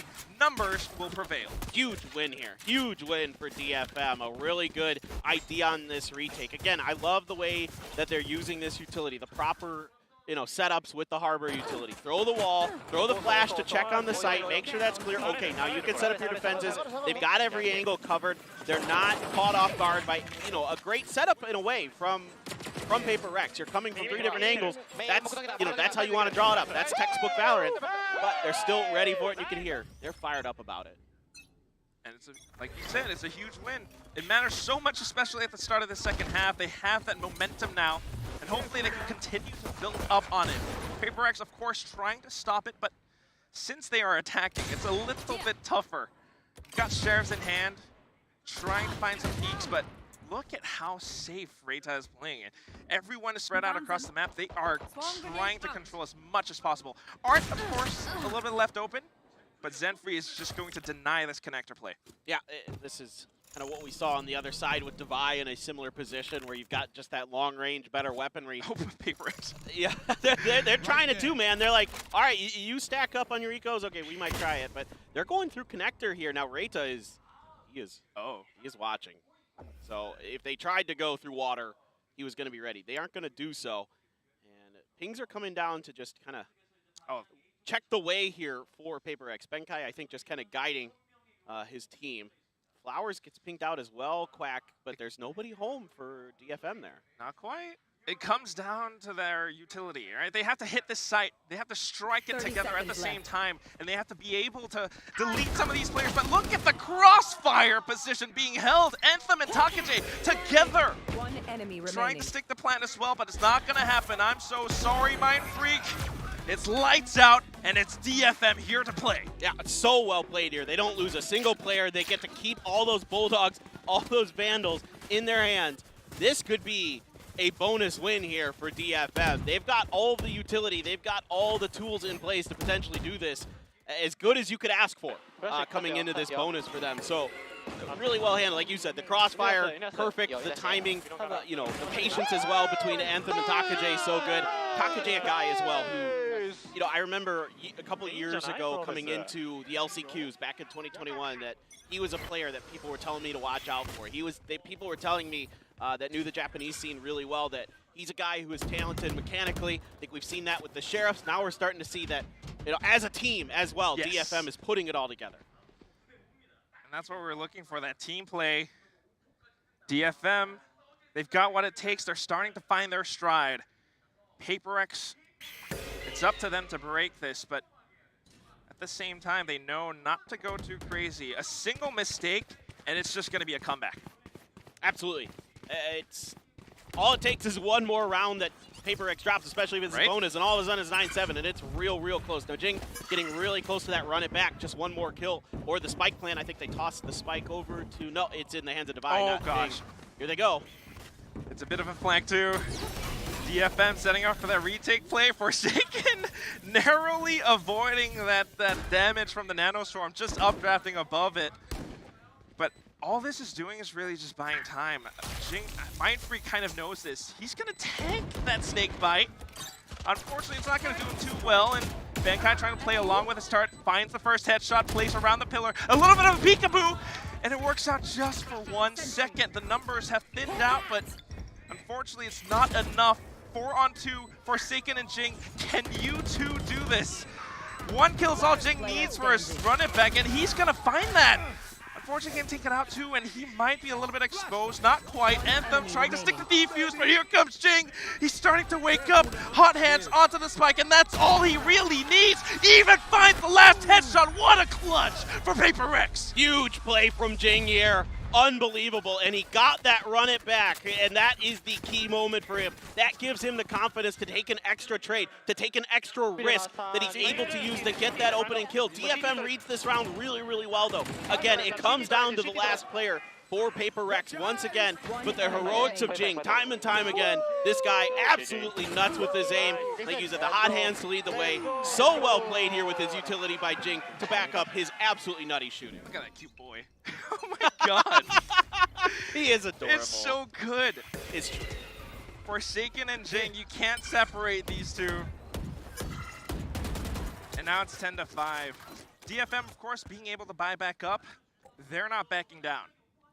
Yeah, man. I mean, again, so many of these rounds. This has got to be the 4th or 5th round that it's come down to a 1v1 at the end of it. That it has to be a clutch for Paper-X to win. So, really impressed overall with DFM. Even though the score line is, 2 times the value for the side of DFM versus Paper-X, I'm still really enthralled with both of these teams. They're both playing really well. I'm seeing a lot of good maneuvers out of Paper-X, and yeah, individual play is something I think they have a slight edge. Well, not slight, a pretty big edge over DFM, potentially in some ways. Just based on the history and the kind of caliber of these players across the last couple years. Everybody knows Paper-X. Everybody knows how insane mechanically they are. Yeah, not quite enough for DFM, but that's where I'm hoping to see them shine. Like you said before, Suggest he's going in for peaks, and right now, 30 seconds trying left. to make it a bit of a trade, maybe a 2-for-1, but Benkai just playing it safe. He is alone though, and that's where I kind of get nervous. But he's able to sneak past, and this gives Paper X the sight. Everyone has already made their way past V-Long, and DFM has to retake. And look at this, they switched to Jing over there. He doesn't have any utility, but you know they want to make sure that Benkai able to hold down the site. Jing here, able to get one before he's traded out by Reita. And that's good too, because he gets that information. He buys down and burns down that timer. Back to a 2-on-2 though, and they don't quite clear halls. Mind Freak able to come up from the sides and put those thorns straight through DFM. 11-5. We are one round away from match point, Clint. Yeah, just a slight kind of loss of thought about the angle, if that makes sense. They might have checked it. I don't know. We didn't get to see it exactly. But if they did check it, then they had turned the other way, and Mind Freak found the perfect timing. Really well handled here by Mind Freak. I don't think they. I think they thought he was onside. I think this was just a misread a bit from DFM. They've been good about clearing that halls. I actually saw that they were throwing utility in previous rounds on those retakes to make sure that halls was clear, giving themselves good opportunities for those retakes. So I think maybe we might be seeing another timeout here for DFM, and I think this is a great time for one. Still, there's hope for DFM in my mind. I'm really feeling that they can run some more rounds together. They can make this a really competitive map, potentially. I have to agree, and that's one of the things that I think DFM needs to do right now, is to find ways to apply that pressure. Right now, they are feeling that heat. Every single time it comes down to a bit of a clutch situation, it's a little bit tougher for them. You start to see some of these mistakes come out, like, you know, not checking halls, maybe not playing off the utility so well. On their defensive side, if they're always so reserved and then kind of giving Paper X the space that they are looking for, it's tough to work with. Yeah, it is hard. I mean, even just doing your 1v1s, you know, is tough against Paper X. So they're going to have to. I did like some of the flanks and some of the other things that they tried, like where they overstacked through B main. I thought that was, you know, on their bonus round, a really good idea. Here, though, they have some good tools to potentially take an eco. They got a Marshall, they got a Blade Storm. Who knows, maybe a Viper's Pit if you can get to it. Now, no damage found just yet. I do not believe there. With that opening Marshall from Reita, pretty quick hit, it feels like, potentially from Paper X. I think Paper X wants to force this, though. All up on the other side. It just gives them the space that they are looking for to set up for this. The run it back now just to clear out almost everything. They have the information to play off of it now. But Reita is coming online. A bit of a Marshall shot, and here comes the Jest. One more knife is all it takes to find Forsaken. Some whips, but he's able to clean up, and we're back to a 2-on-2. Gets blinded there a bit, or near-sided there momentarily. Here comes the lockdown now, and it's Devi who's going to finally shut Suggest down. Takajay, these sheriffs, he's been nuts. All right. Don't want to get too antsy with this, though. Benkai has to plan, and he knows that. Benkai trying to trick him into holding the angle. A sudden peek. And that's all this guy needs. We are at match point now, Clinton. Again, it's so close for DFM. Another 1v1. I mean, that one is difficult because of the gun advantage that Benkai has, right? Dude, I mean, great rounds here on both sides. I mean, again, Suggest gets these Blaze Storms. He has been really good at this entire map. Very accurate all around. Gets shut down by the Sky utility momentarily, and that gives just enough breathing space here for Paper X to regroup, reset, go for this finish. It's going to be Benkai with a huge win. Some big laughs there. They're starting to feel pretty good. This is the Paper X that we've been wanting to see, right? Like, towards lockdown, you know, they felt so much pressure from Cloud9. It wasn't so good, but here they go. Now they're starting to peak out. It doesn't even matter anymore. DFM, though, just struggling to find that light. It's, you know, now you're starting to feel that pressure, and with the Cosmic Divide as well to cut this off. And that's just, it's the site. Knock, knock, nobody's home. We get the spike down. DFM, where are you guys? And this is, yeah, right. This is what's so great about the Cosmic Divide, right? It gives you so much map control, so much map presence. And even with the Nano Swarms there to try to delay, there's still enough room to squeeze a plant in, set up for this long B hold with that lurk from Benkai. Look at Benkai. He's in a great position. So was Mind Freak, but Anthem takes him out. The Reckoning gave away his spot. and they just might be able to deny this win. High tide, and they want to find that plant. Reyta off towards the back of halls. Jing goes in, trying to find more damage. But the timing just does not favor them. The spike ticking away. It's going to be Paper Rex deleting DFM off of this first map, 13-5. A great showing here from Paper Rex. I think just a really safe, stable, steady game. Not too much of the overheating. I didn't see a ton of the W key gaming. The you know TikToks. what I mean? Yeah, the TikToks. A little delayed W key gaming, but overall, I thought this was a very good showing from Paper Rex in a lot of ways. They didn't have to do anything out of the ordinary to win this game. They played pretty standard. This is kind of something we've been looking for them to add to their repertoire, is more quote-unquote standard Valorant. Yeah, sort of standard, but I think that's where we kind of need to see a little bit more from DFM as well. I think they were playing roughly standard as well, but that's why, you know, going up against a team like Paper Rex, once you've already started to lose those opening rounds, Paper Rex are so darn confident. They start to peek into you. They have that individual skill like you were talking about earlier, Clint. Yeah, man. I don't know. They need that extra edge. They need that depth in their strategy. Yeah, and I think, you know, did see some big plays from the like of Suggest and Kakaj and those kind of things where they had some really impactful rounds, but the depth there is, yeah, absolutely lacking a little bit. Genfree, Anthem looking a little shaky at times here for the side of DFM. I thought Anthem had some good moments with the Sky. I thought he was supporting his team well. I thought the Harbor utility was not bad, but individually, Genfree needs to pick it up a little bit, kind of carry this DF team a little bit further if they're going to get deeper in this Pacific event. I think that's kind of what I'm thinking about, though, because Genfree, you know, he tends to play the duelist sometimes, maybe controller once or twice, but we haven't quite, he's been all over. I know. We haven't quite seen him on the Harbor, but this is where the meta is starting to shift towards, especially on a map like Pearl.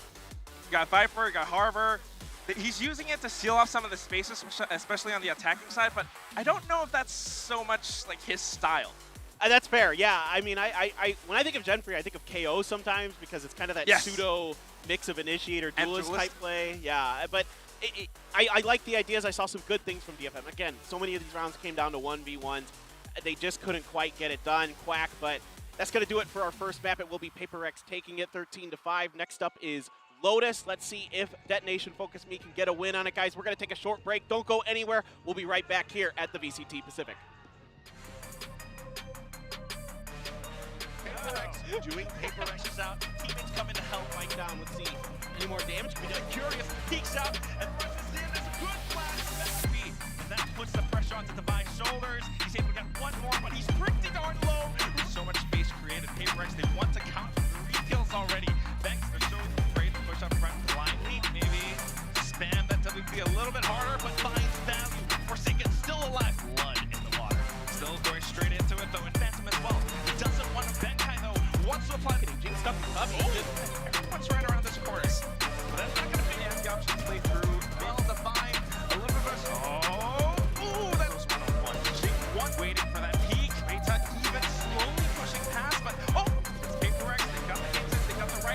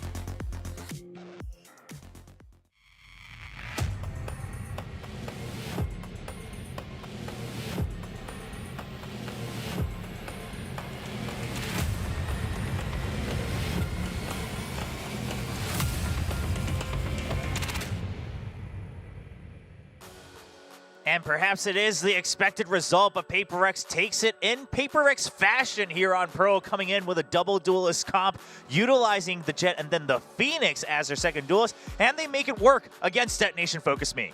It was an impressive game overall. I mean, I loved the Phoenix coming out there. They're sticking to that originality while still being consistently stronger, bigger, better, faster, you name it. They delivered. They looked great. And I'm a little bit worried for Detonation Gaming. We do have the map that they picked here. We got Lotus coming up next. I'm curious to see how they're going to open up with that. But I do feel like this may very well be a 2-0. I mean, it seems like it's trending in that direction, which is, again, kind of the anticipated result. I do think Detonation are making some good adjustments, though. And while this is a 13-5 scoreline, so many rounds throughout this, particularly in that initial half, were dangerously close. It seemed like Detonation consistently were getting PaperX down to that final player. They just weren't able to convert those into wins. They couldn't quite get the clutches, but this could have been a significantly closer game. I mean, you're basically probably looking at like a 13-10, maybe even a 13-11 if Detonation could just get some of those rounds, and obviously with economic impact and whatnot, that could have eventually led to them winning this out. But PaperX, they still managed to hold fast. They get the win in the end. Yeah, and I love that you made a point of that, because even looking at the first kills, right, if Detonation Focus Me is actually starting with the first kills more often, obviously in terms of pure duels, it's not that they were that far behind. If they could just close it out a couple times, of course, Suggest putting up some respectable numbers, right, and he's part of the first kill stat that Detonation Focus Me had. He has 4 first kills to his name, really making sure that he can prove that he can play this duelist the entry role here for DFM. Yeah, and it's exciting. I mean, we don't normally see Suggest going for an agent like Jet. In fact, we have a little highlight reel we're going to be throwing up here in a second to kind of exhibit this play. But yeah, I mean, Suggest really the superstar of this team. And, throughout this, although, look, they did get beat down a little bit here by PRX, I think you can really see why Suggest is the big threat coming here from Detonation. Yeah, I mean, we think of Suggest in the past. You go back to the heyday on New Turn. He would often play Raze if we're going to be seeing him on a duelist agent. It was going to be that Raze, but otherwise he was playing initiator roles. He was being supported for the rest of the squad, bringing things out such as the Breach and whatnot. So seeing him go to Jet, this is now only the 7th time that he's ever played this pick in his career. And clearly the impact was found. It doesn't get them those extra round wins. The scoreline still doesn't look good, but overall, I like the adjustment to put Suggest on a role where he can thrive, where he can take control of a lobby. It's one of these things where once you start to get a player like Suggest that can really start to be a flex, that can show a huge range of play, this also allows the entire team to then open up totally different strategies, totally different comps, and that's what's going to make you deadly and have longevity here, especially in a format like we've got now, which is going to be week after week after week of facing off against the best teams in the Asia-Pacific region. Yeah, and again, if it's only his 7th time, I mean, sure, some of the clips, it wasn't the cleanest of Jet plays that we've seen, but he also, his aim in general seemed a lot more comfortable than we saw at lock-in, right? In terms of his, searching for those headshot sight lines, things like that, waiting for those angles on the peaks. So he's clearly proving, I mean, his headshot percentage is at 44%, so he's really clicking heads to get those first kills here for his team. Yeah, he's always been a monster when it comes to just clicking down heads, man. This guy's a beast. I guess the question is this team going to eventually be able to assemble into one that can actually start to bring longer-term results? I don't think that was a bad game for them overall. I think they put up a good fight, especially in the second half, but yeah. Like I said, I like the trend here. If Suggest is going to continue to kind of be the duelist player, because we were curious. Soldum's not in. Who is going to end up playing the duelist, because we hadn't really seen that from Suggest over at Lock-In. I thought maybe Rada was actually going to go back to playing Jett, because it still is his all-time most played, Silva being his second, which is what we saw pretty much exclusively from him in Sao Paulo. But they had to say, you know what? Suggest has been grinding Jett. We know that he's good at Raze, so now he can start to fulfill these duelist roles. I don't know how that works when you start getting into things such as, Neon and whatnot, when those need to come into effect. Maybe we'll find out if this can, in fact, go all the way to Fracture. But I like this setup. I just need to see a bit more of it. But now with them getting ready to go over to Lotus, I'm curious to see how things are going to be drilled out. And I'm kind of anticipating this just is going to go back to playing the Raze as well. Yeah, that could very well be it. But of course, now they have to play their own mind games against Paper Rex, because if Paper Rex is putting Jing over on the Phoenix, I mean, that's a lot of new curveballs as well, no pun intended. Sure. But we've seen the Phoenix played from PRX. You mentioned it while we were watching the game backstage, but it wasn't from Jing in the past. Yeah, this is the third time that he's actually ever played Phoenix, which is surprising, just given the typical identity of Paper Rex. You would have anticipated that he would have had a hand in this. But it's also the first time that they have played a Jett Phoenix lineup here on the side of Pearl. Granted, they don't have that many games of Pearl under their belt coming into this. I believe this is the fourth time that they've ever played it. But previously, when they were running Phoenix on Pearl with a double duelist setup, it was with a Raze, and it was Forsaken who was playing the Phoenix with Jing on the Raze.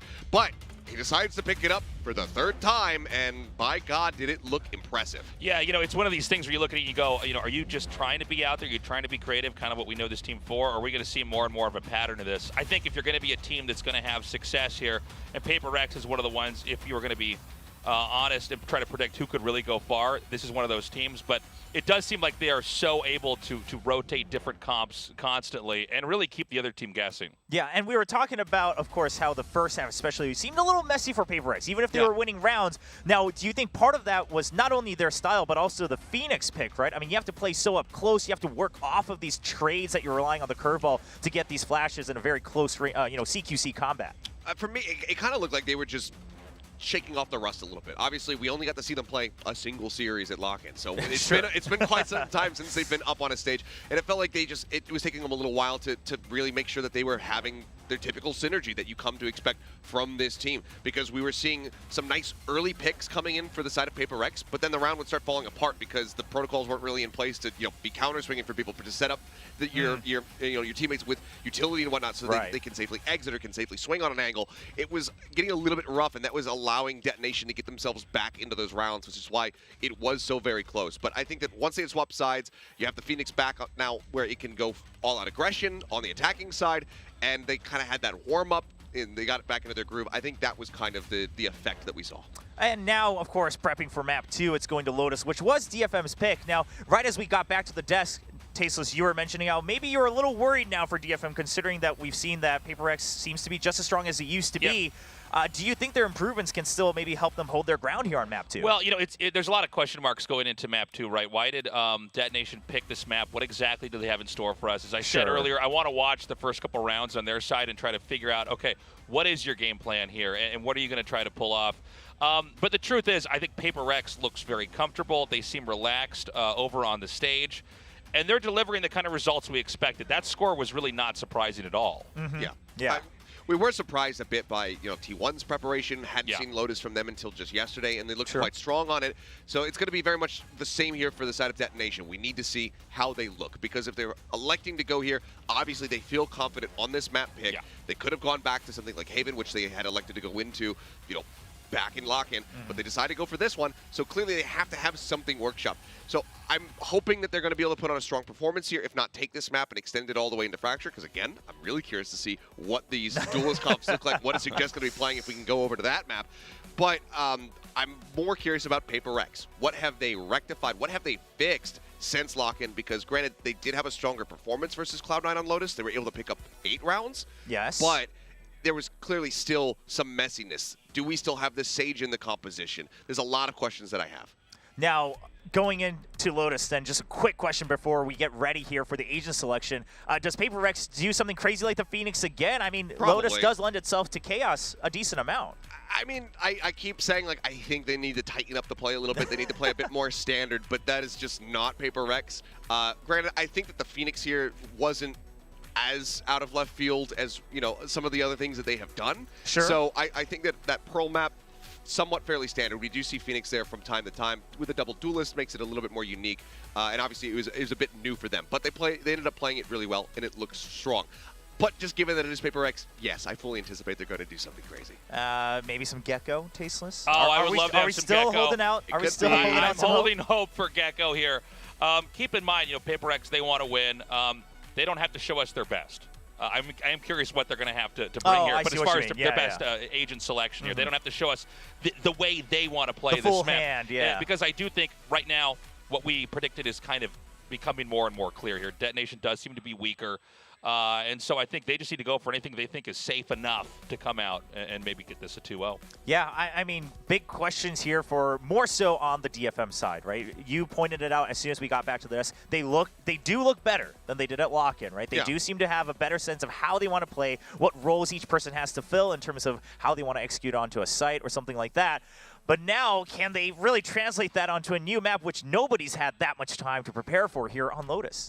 It's curious to see, and you know, again, with Lotus, what we've seen so far all throughout lock-in, even into, you know, yesterday's matches there with T1 playing on it, we don't really have a solid meta yet for this map. We don't know what players are going to be running. We don't know what people find to be the most optimal on this map. It's still very much undergoing its evolution, and Gecko being added into the mix, you know, kind of elongates that evolution now, because teams have to experiment with him and say, okay, is there room for this to also be a very strong and superior pick on Lotus? We'll have to just wait and see, but I don't think we're going to have a solid meta for this map until maybe midway through the league play globally, if not even until Masters. Yeah, I thought you were going to say maybe even into Masters Tokyo, right? Because it's still very new, and because of the way the map functions, I mean, we're seeing I was hoping, I thought about mentioning it, and I was like, maybe I'm going to look like a freaking huge Yoru fan.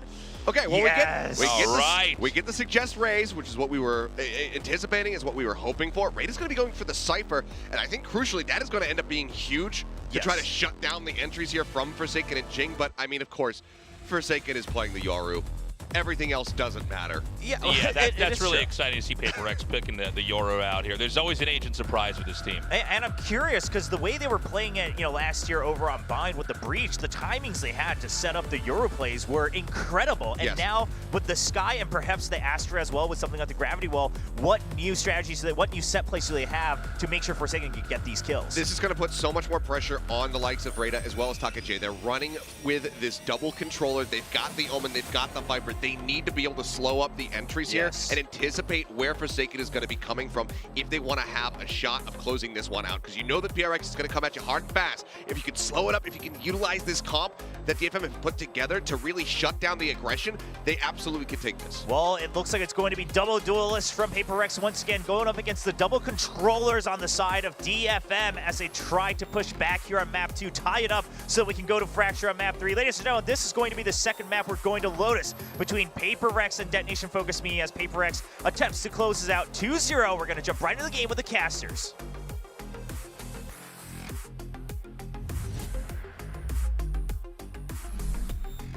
Thank you so much, Desk. We're back here. I'm Paper Thin. This is Quack, and we got it. We get the dream. We get the Forsaken Yoru, my friend. Just give us a hug.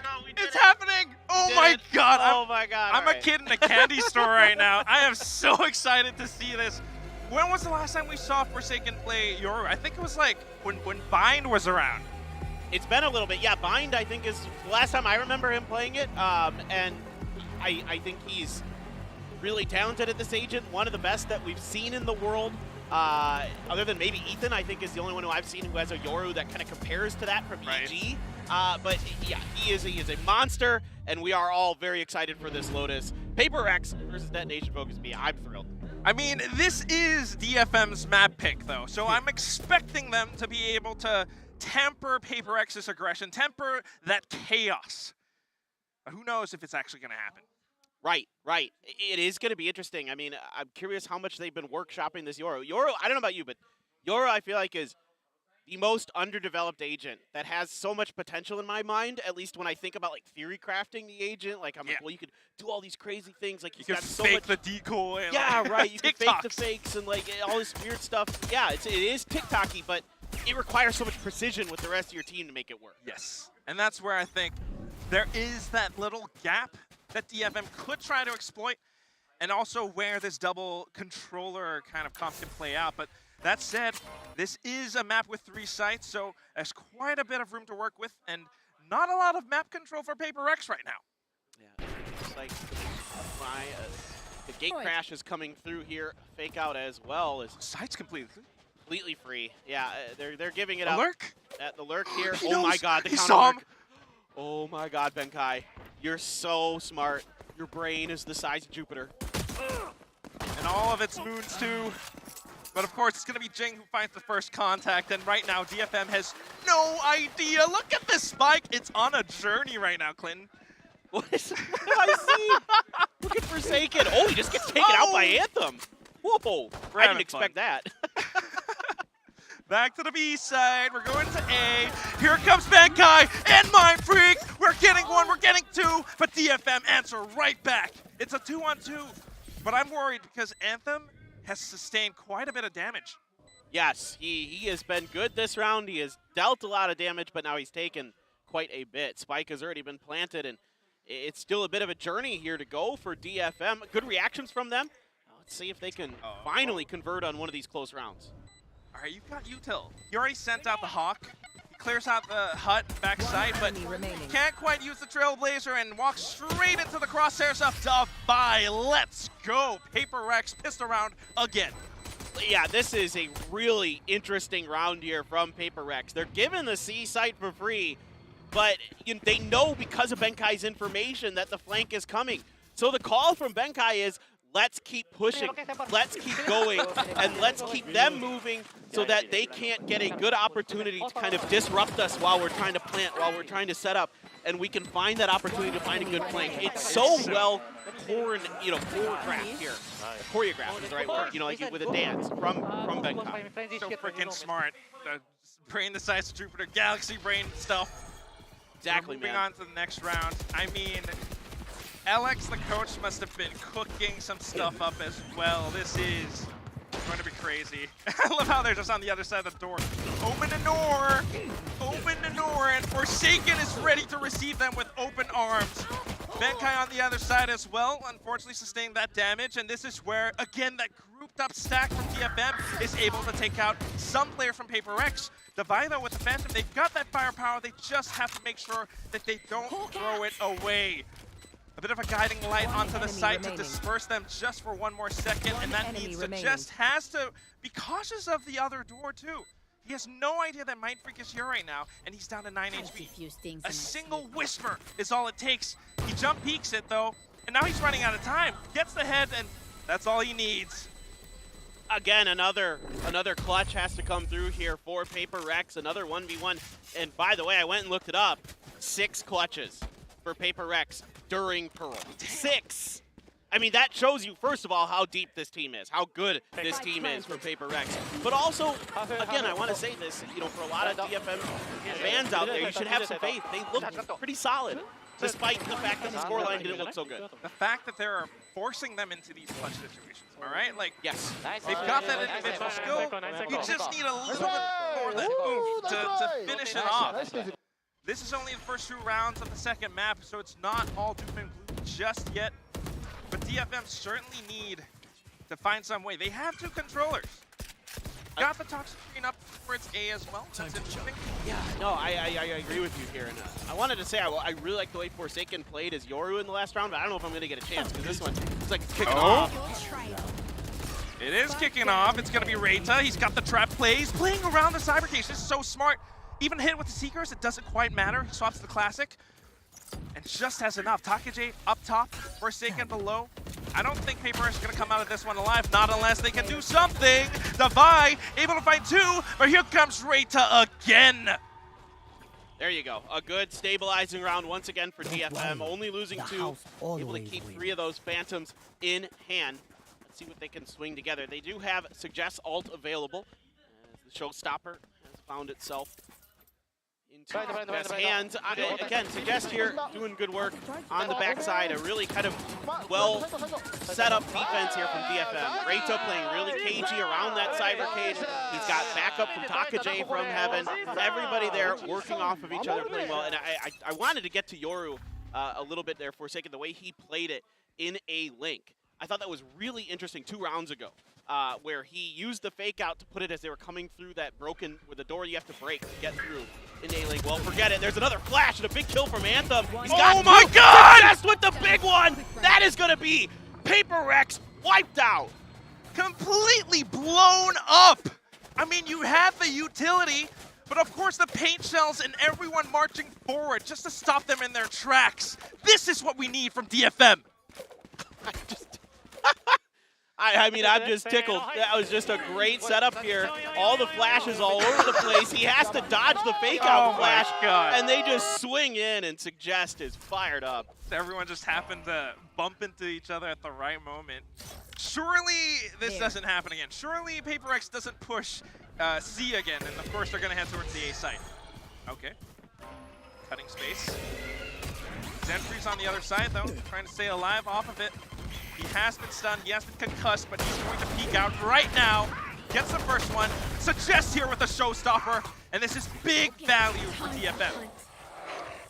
Huge. I mean, just shutting this round down pretty effectively. Tavai is able to trade one more before he's taken down. I think this is going pretty well for DFM, man. If I do say so myself, yes. Yeah, if I do say so myself. I think it's going very nicely. Benkai here backed off with utility, and they're reading Paper Rex really well right now. It seems like every attack that Paper Rex wants to make is met with strong defense from Detonation.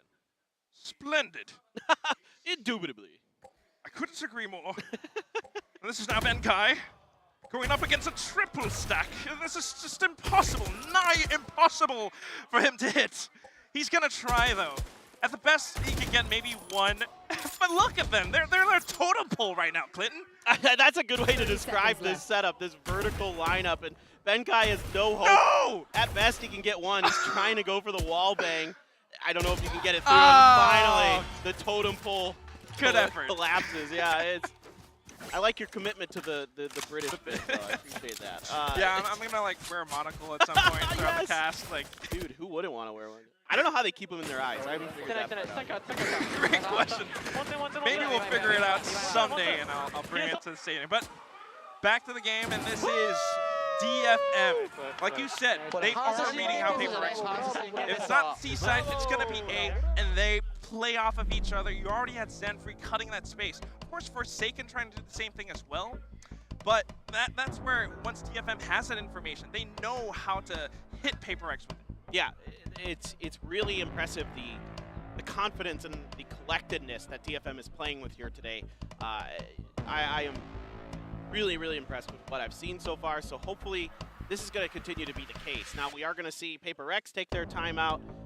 Coach Alex wants to obviously talk this one over a little bit. I think he wants to see maybe a little bit. If it's me, I'm saying, hey, whoa, pump the brakes a little bit. Yes. Let's feel the map a little bit out before we start making these moves. You know, when I was team handling for Paper X, like last year in Copenhagen, we had this inside joke with Alex, the coach. Whenever you see him call a timeout, you can tell how pissed off he is by how fast he spins his pen. It's an inside That's joke. the indicator? That's the indicator. His tell. So if you're ever playing poker, poker, super fast, and it's like, yeah. God, guys, listen to me. And I think what you say is, holds some weight as well, because they do need to kind of control themselves. I think, like what Tesa said on the desk, when Paper X starts to feel a little bit more relaxed, a little bit more confident, they start to go in hard. And sometimes that's where teams can read them and play off the information that Paper X gives them. They're fighting for space. Showstopper out. Forsaken is taken down, and Jing able to get one with that showstopper. And maybe even a third! Shooting off the Boombot as well, and he's getting yet another support from Mindfreak too. And right now, DFM, just knowing that this round is almost over, Rada peeks back into it, giving Jing the fourth. Just spent his ult, and he's gotten 2 more points back. Yeah, so the adjustment here for Paper X was, okay, let's fake aggression. This time it's like they clear the space, they send the gate crash out behind the rock, get Forsaken to cover the double doors, Jing is going to sneak into that corner there on the left-hand side, and they just wait for DFM to overcommit and punish them. So that was a really good call, really well thought out. I really appreciate that timeout there from PaperX and Alex. So you can really use kind of that information that you think you have against PaperX, their tendency, against them there. So really nicely set up. It's a great point. And that's mental conditioning at its peak. And right now they're trying to do the same thing. Benkai up on the top of Rubble. He's able to do a little bit more, and everyone's just peeking into each other at this point. It's a full-out brawl, and DFM comes out on top. How many rounds in a row is this where they're just fighting over A main there, like right into Rubble, into the rocks? W Gaming versus W Gaming. Japanese W Gaming. I didn't realize that Detonation Gaming was also now in the W Gaming tribe. I hadn't gotten a memo. Gentry there gets a really nice angle. They recognize that Forsaken was TPing behind that rock. This time, they're able to punish that flank and set up one of their own. Oh my, it's levels on top of levels again. You think you have us mentally conditioned? No, we have you mentally conditioned. But this is where things get interesting as well. PaperX sitting on 4 ultimates, DFM on 3. A lot of early round aggression, and this is what makes Lotus such an exciting map. And look at the read here from DFM. They know that at least early part of the round, it isn't going to be an A hit again. Back to C. Yeah, exactly. So they're setting up for it. Now, that being said, I like this kind of pull back towards the A side here for PaperX. This time, this is, I think, a pretty good call. Now, you do have the Cypher utility there from Reta. Let's watch this. You've got the dimensional drift. So the ult here is going to confirm that most of this site is clear. You go up to drop, check everything, and Seeker's even a little bit of extra input. And just setting up for that retake play as well. Forsaken banking off of that shorty. Maybe he can find a rifle with it, but unfortunately, his position has been given away. Those Seekers steal so much, and they're so annoying. He has to back off with the gate crash, but this is what gives DFM that space. Now, Reta able to push up front. They've got a lot of different areas smoked off as well, covering door, covering site, a bit of a cage, and they just might be able to sneak a bit, but this lockdown pushes them even further back. The Jess has to go in for it, but unfortunately, this is the detain, and Forsaken will be able to click heads. One more, and Anthem actually able to pull back out his rifle. Unfortunately, no more time to defuse though, so that is the round basically over. Mind Freak just looking for an additional BM kill. Yeah, why not? Just delay it just in case. Throw the gravity well in there just in case. You never know. Maybe he stuck it. Really well played there at the end by PaperX. That lockdown so crucial, and Benkai finding just enough time to keep it alive that Suggest isn't able to get there. He's just a split second behind being able to clean this out. Again, DFM is playing aggressive for these lockdowns, and PaperX is really doing a good job recognizing it. It's brutal when that happens, man. That's the worst feeling in Valorant. That's the word I was looking for. Brutal. Is there anything worse than being detained by a lockdown? You feel helpless. There's nothing that you can do. Yeah. I feel you, man. And that's what's so smart about that play as well. I mean, DFM, they thought they could outplay the retakes. They knew it was going to be an ultimate coming in from PaperX, but unfortunately, it's not all it's made up to be, and they will only be able to buy out a little bit. And this is what gives PaperX their confidence to just hit the B site. You don't see this too often. On the other hand, though, pushing out of A. Spike planted. Got the turret to check for this, so again, DFM on these eco rounds. Oh. You get a little info on that flash, but the reinforcements are here for PaperX. Oh, and they're just walking straight into each other.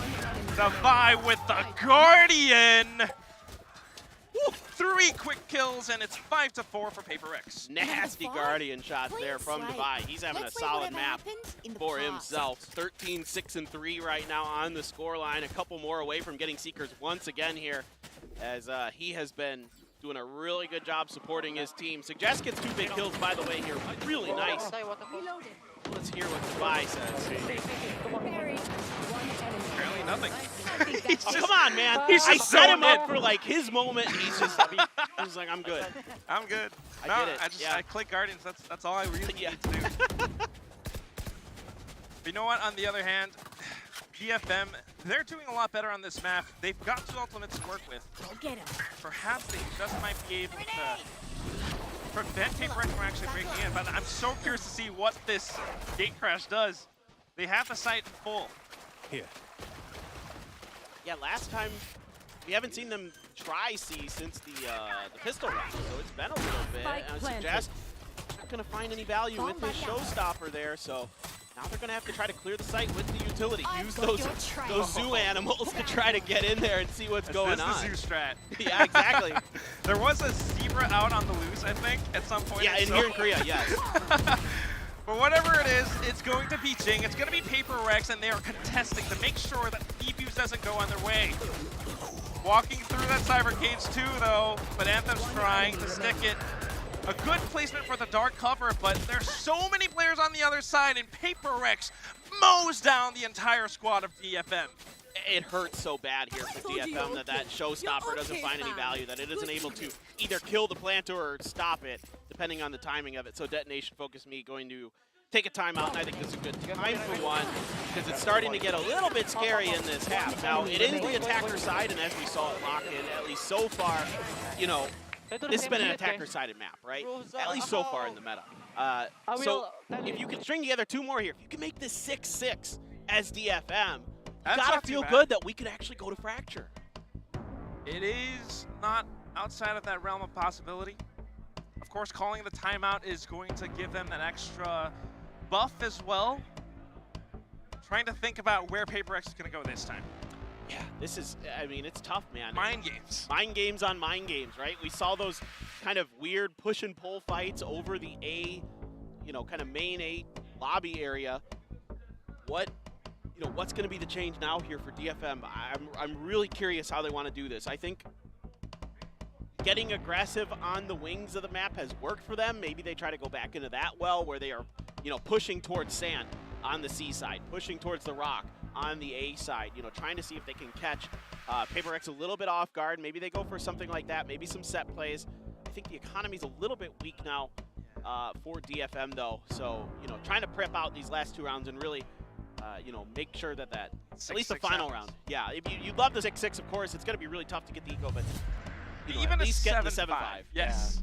Yeah. What you don't want to see is that 4-8. So if DFM can do anything, and this is what I like about Zenfree, you know, I think Will was talking about mind games. Zenfree is able to pull off some of those, especially as Omen. Unfortunately, this time around, it's just going to be teleporting on top of the Rumble, but what a shot from that Sheriff! Suggest! Able to maybe find a little bit more. He's stuck into that position, so Jing is able to delete him for the time being, opening up the door and pushing further on through into the A site, but potentially falling back as well. They have the spike and they want to make do with it. They don't want to drop to this Thrifty that DFM just might be serving up on the plate. Suggest that is shades of Newturn suggest right there with the Sheriffs. That they were well known for their ability to use those Sheriffs to great effect, and you just saw right there, folks, why they were highly regarded in that aspect. Now rotate over to C. You are able to use the Neural Theft to confirm the positioning in the location. You've got Takaje on point here. Needs to be a little bit careful. I can see Jing starting to reach out. No, they're going to both back off, so no contact made. DFM waiting for the full 3 to go for this retake. Got a little bit of that whiff. Kind of smelling Takaje. At the same time, the rest of DFM pushing up. Oh my god, no. Jing. Not like this. One down. Cleans it up, gets that first headshot, but it's back to a 2-on-2, and they know they have to play carefully around this because it's 2 players from DFM on the site itself. And with the Cyber Cage peeking out of it, Anthem, we are singing for him. A huge Thrifty win now for Detonation Focus Me. Money? We wanted the 6-6. Well, we might be getting it. This is phenomenal play here on the back of just absolutely disgusting shooting from Suggest. He is, we gotta see this. Let's see what he says. Let's see if he says anything. Oh, they slow it down.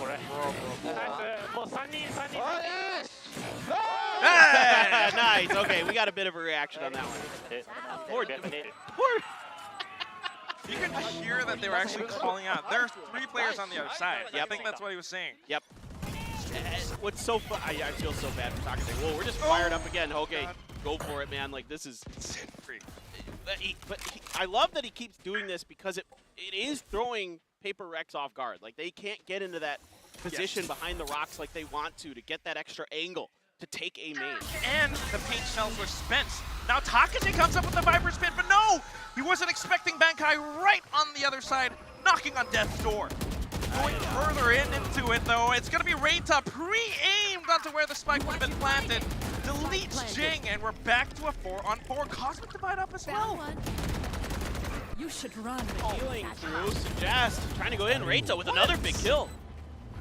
They're just not slowing down, Clinton. I don't know what's happening anymore. You've got the lockdown into play, and DFM just might get stuck again. Zenfree just narrowly avoiding it. He's able to dish out a little bit more damage and save his teammates from extinction. 2-on-3, though. And PaperX are not done. The spike is still ticking away. They have the positioning, and Suggest has to peek into them. Benkai just holding up by the other side of Mound. All he needs to do is to find that shot. But unfortunately, it's going to be the kill for Suggest. No time for the defuse, though. And it is indeed going to be a 5-7. Yeah, I was sitting there getting a little bit anxious because I could feel that time ticking down for DFM. I'm like, even though they had numbers advantage, they got to start pressing.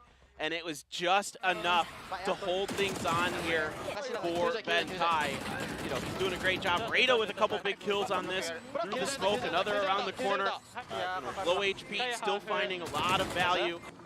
Zenfree there with a good one. Suggest doing everything he can, but it's just not quite enough. 19 kills in that half for Suggest. An absolutely massive half for him. And DFM keeping it so close. We just can't forget that Sheriff round. Oh God, I mean, yeah, that is one of the highlights of this one. That Jing 4K and that Sheriff 3K there, you know. You love to watch it. I do, dude. I just absolutely do. I love Suggest. I've always been a big fan of his. I felt like, you know, last year he was bouncing around teams, trying to find a home, and I'm really happy that Detonation focused me, took a chance on him to bring him into the partnership teams, you know, to bring him into this league, because he is a player who I thought back in 2021 really had a ton of potential, and you're seeing why. Exactly why. Of course, sometimes when it comes down to it, though, it's just some minor misreads, especially in that last round. The Viper's Pit up, but they weren't quite expecting Bankai to be that close. And that, I think that's kind of the thing about playing Lotus. You have so many different areas to look out for. You've got Zenfree definitely taking control over Rubble, but sometimes you're just not quite sure about the other parts of the map, especially towards the seaside. You know, I think they thought it was actually kind of clear that they had a little bit more space. Yeah, no, I think you're exactly right, and I think you make a really great point here that it's little things for DFM that are causing them to falter in some of these incredibly close rounds where it takes a single player from PaperX to win it. So on the one hand, I think that's you know, if you're taking the glass half full approach here for DFM, they look improved since lock-in. The glass half full thing is they're still making little mistakes that are costing them rounds. That's true too. Still, I think if you're a Japanese fan right now, you must be pretty darn happy to be watching this. And I love what Zenfree's doing as the Omen too. Yes.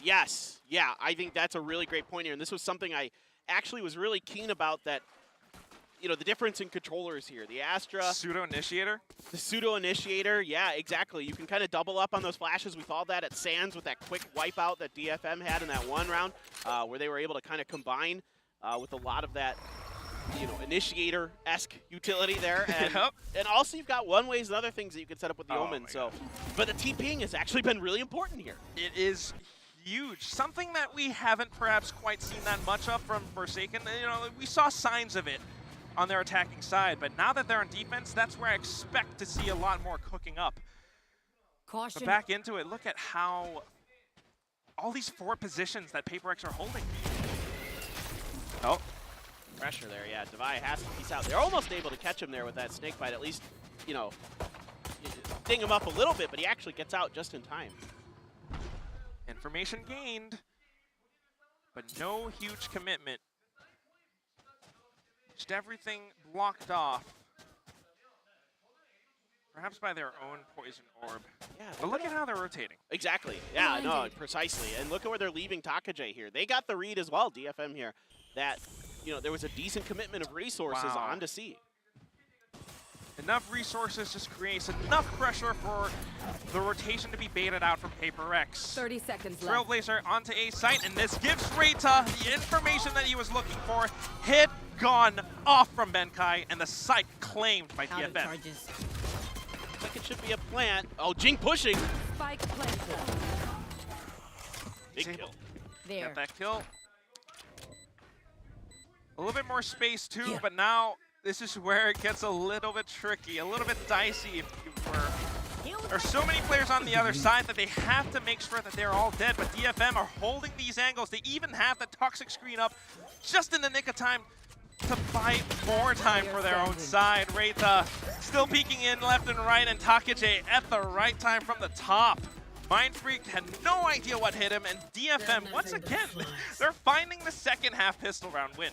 Exactly, yeah. It's been good for them in that sense that they're able to trade the pistol rounds. It's been 50-50, so that's always a nice kind of piece here, but yeah, just sees the back of Benkai. Be able to take him down. Jing getting aggressive, able to knock Zenfree out right after the plant comes through, but then there's the crossfire setups here for DFM in the post plant. And yeah, that's it.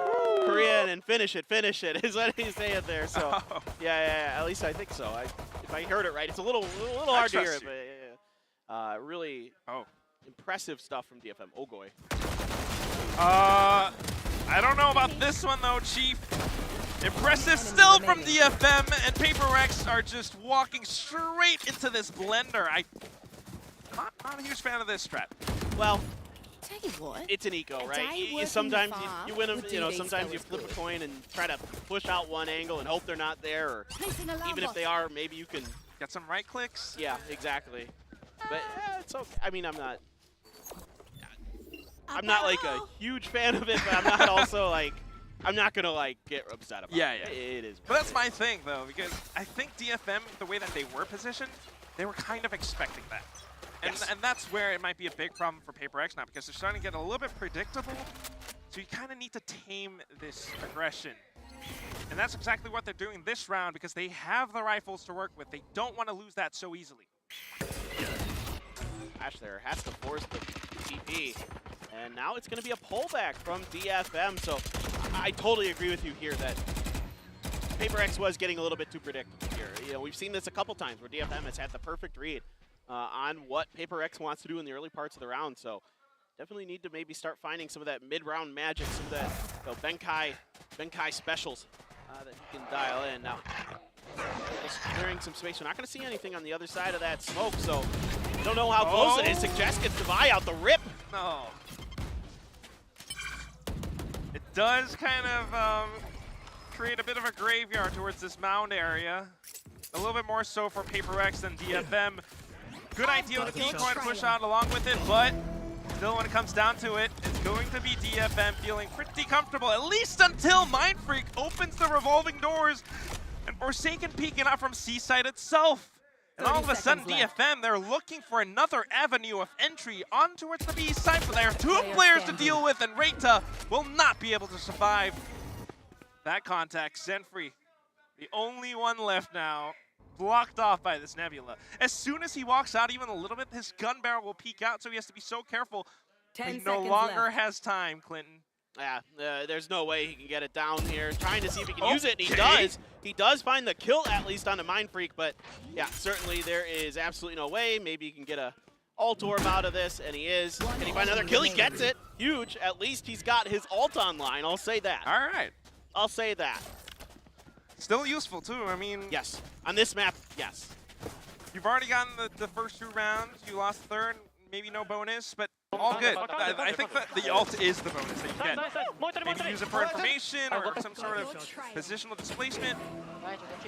And you did a ton of damage on your bonus to Paper X.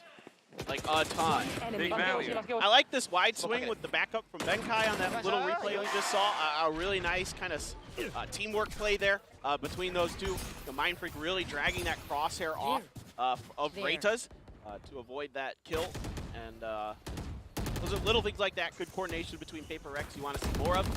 Continued DFM really free firing, really not being quiet at all, not being sneaky at all about this push out. in towards A. Let's see if this is going to be a commit. Oh my God. Oh, and a judge.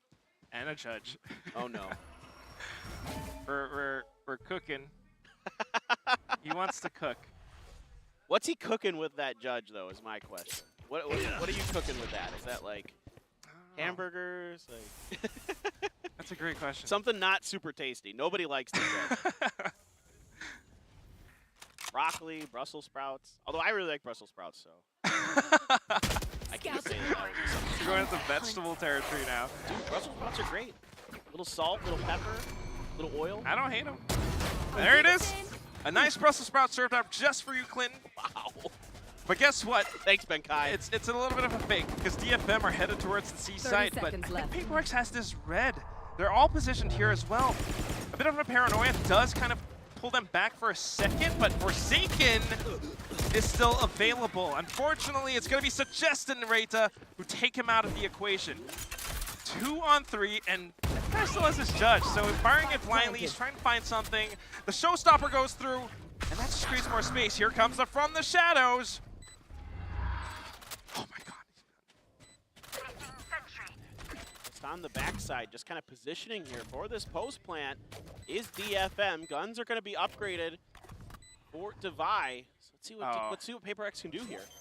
It's the right plant. They're planted right One for enemy Mount, remaining. Rita just looking for the headshot. Suggest goes in for the crouch to commit to the spray. And it's 8-8 for DFM.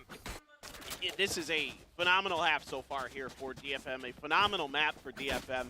A lot of good things for PaperX, of course, too, but you know, I really want to give DFM the credit they deserve. Now, this is just, you know, this sucks. Judge things, of course. Like using the Brussels sprouts. Sometimes they don't taste good, but they're healthy for you. And it's healthy for PaperX to get that kill. But at the end, DFM able to push through.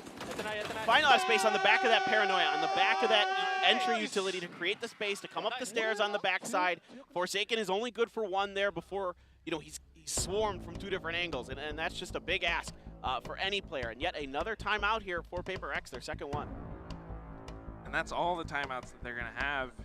Might as well stop this momentum as early as possible, right? But you've got so much to consider because right now, DFM, this is their map. They have the strats for this. You have 2 controllers to look out for, and sometimes Takajay is that bit of a lurk. You can tell that PaperX have... They're not just trying to cook up strats. There's so much to consider in their heads.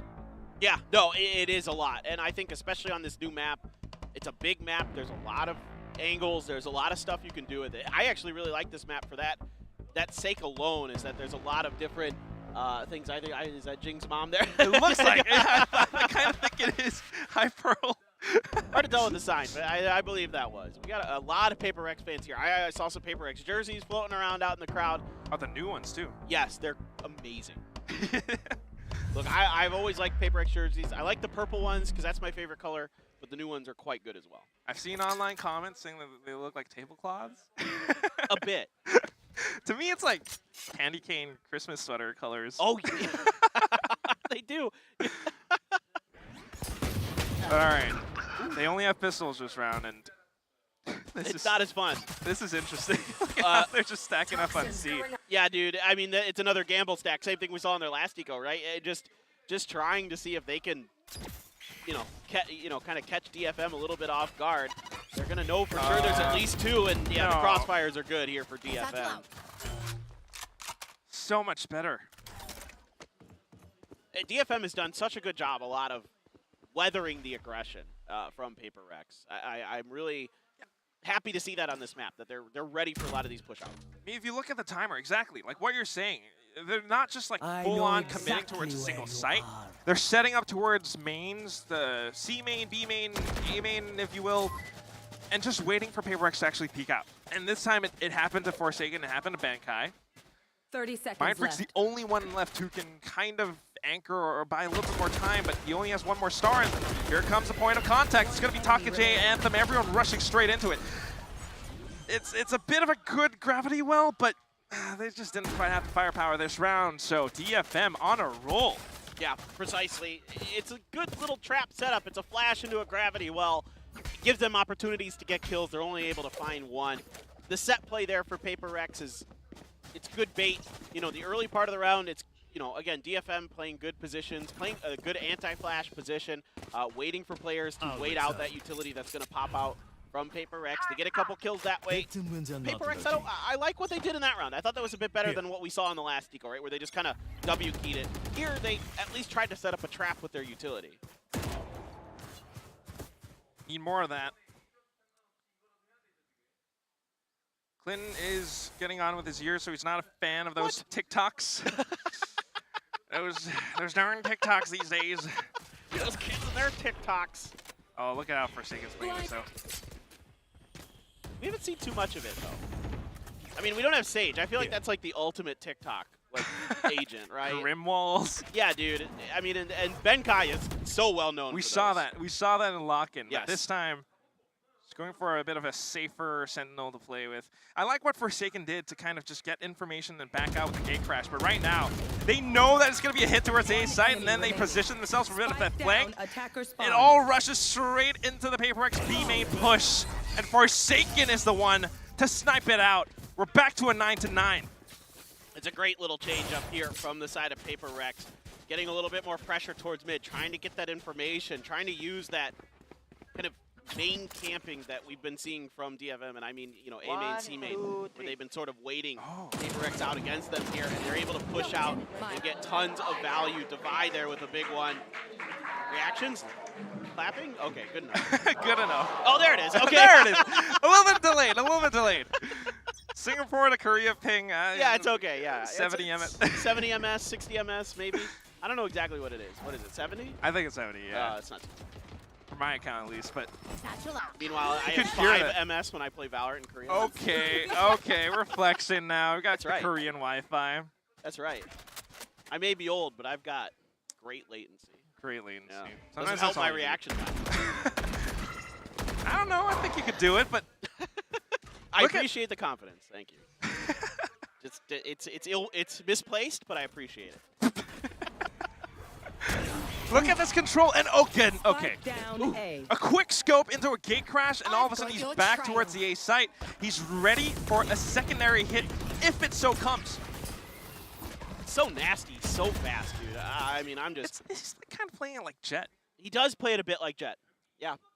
You can feel that tendency in him, where it's a hit and run. And like a bit chamberish, too. Oh. I don't know about this one, though. Jing has the showstopper. This could be deadly.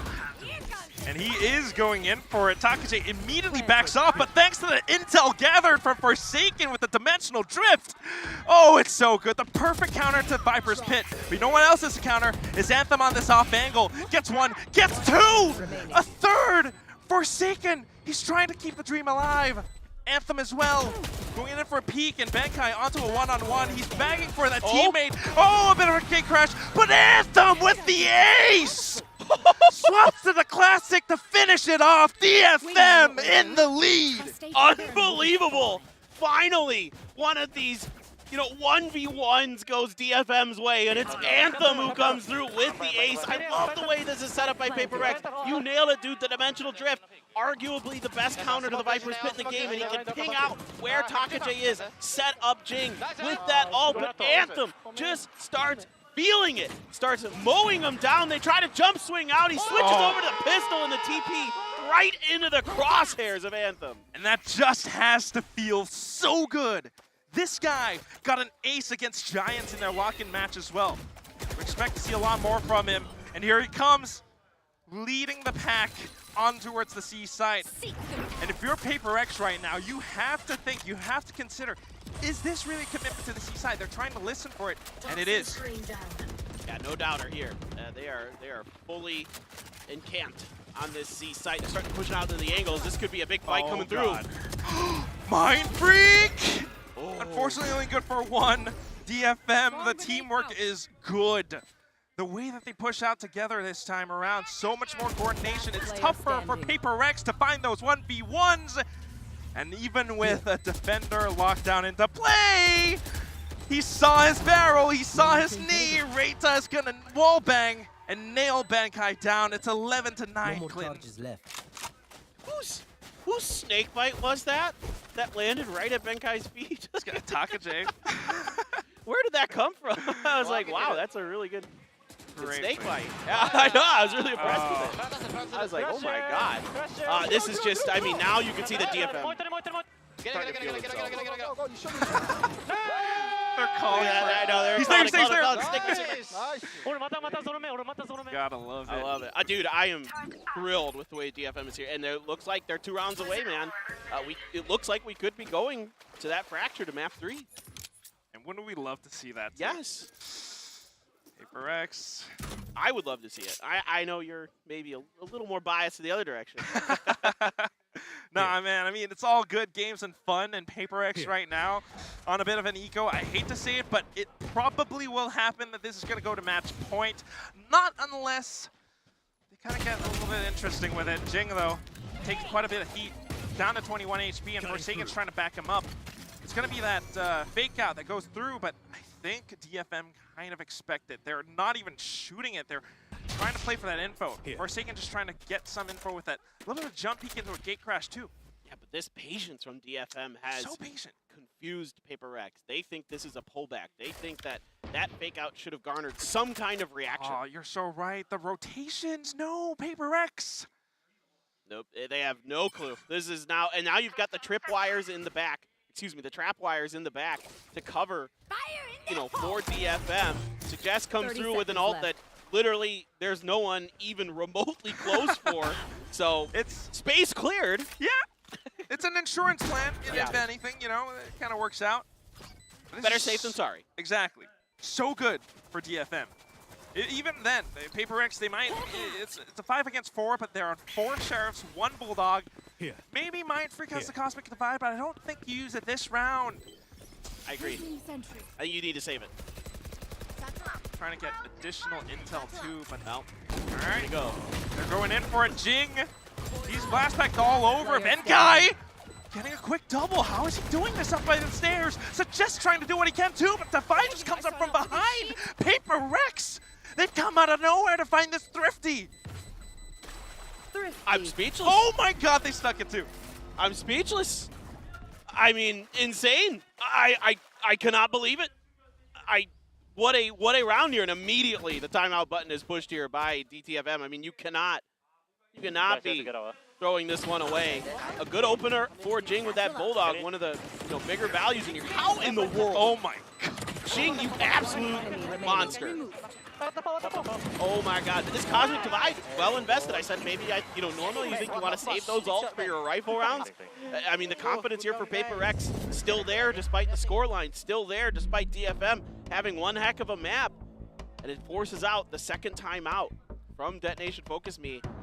Dude, what a map we've got brewing here. This has been a good one. You can just feel that tension too.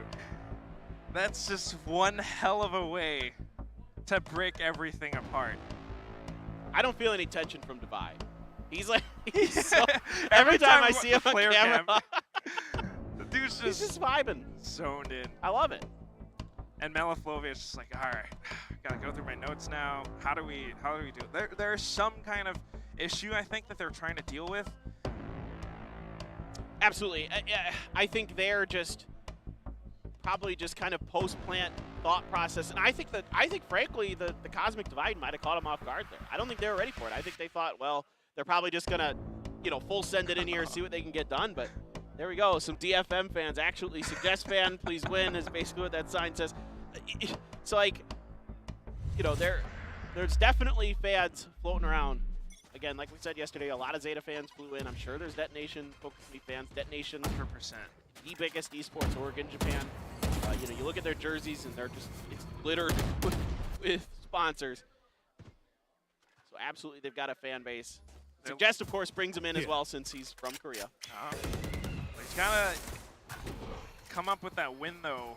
He's gonna deserve that praise, but oh my god, that is nasty. As soon as the toxic screen goes up. That's amazing timing. Oh gosh.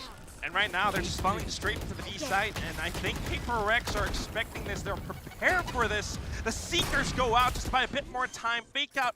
And there's additional information as well, buying even more time. Suggest right outside pillars and hoping for that push to come through. In fact, it's going to be Reita that gets prepared for this.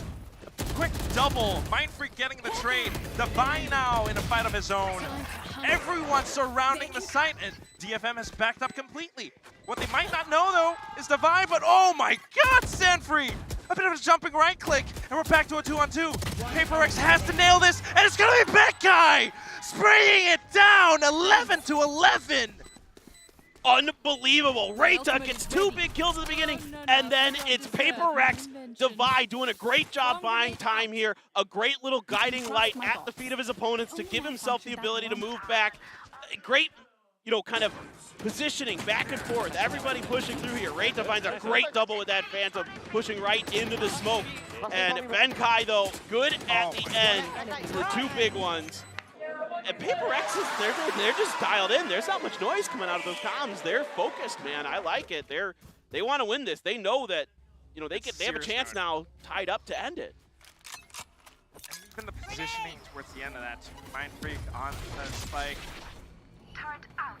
Everything lined up for PaperX right now to send this to match point. But DFM trying to play it out on their own too. Conditioning PaperX to push out towards A with a toxic screen, but a little bit of noise towards the B side too. Everything's been smoked off, but they continue to push it past.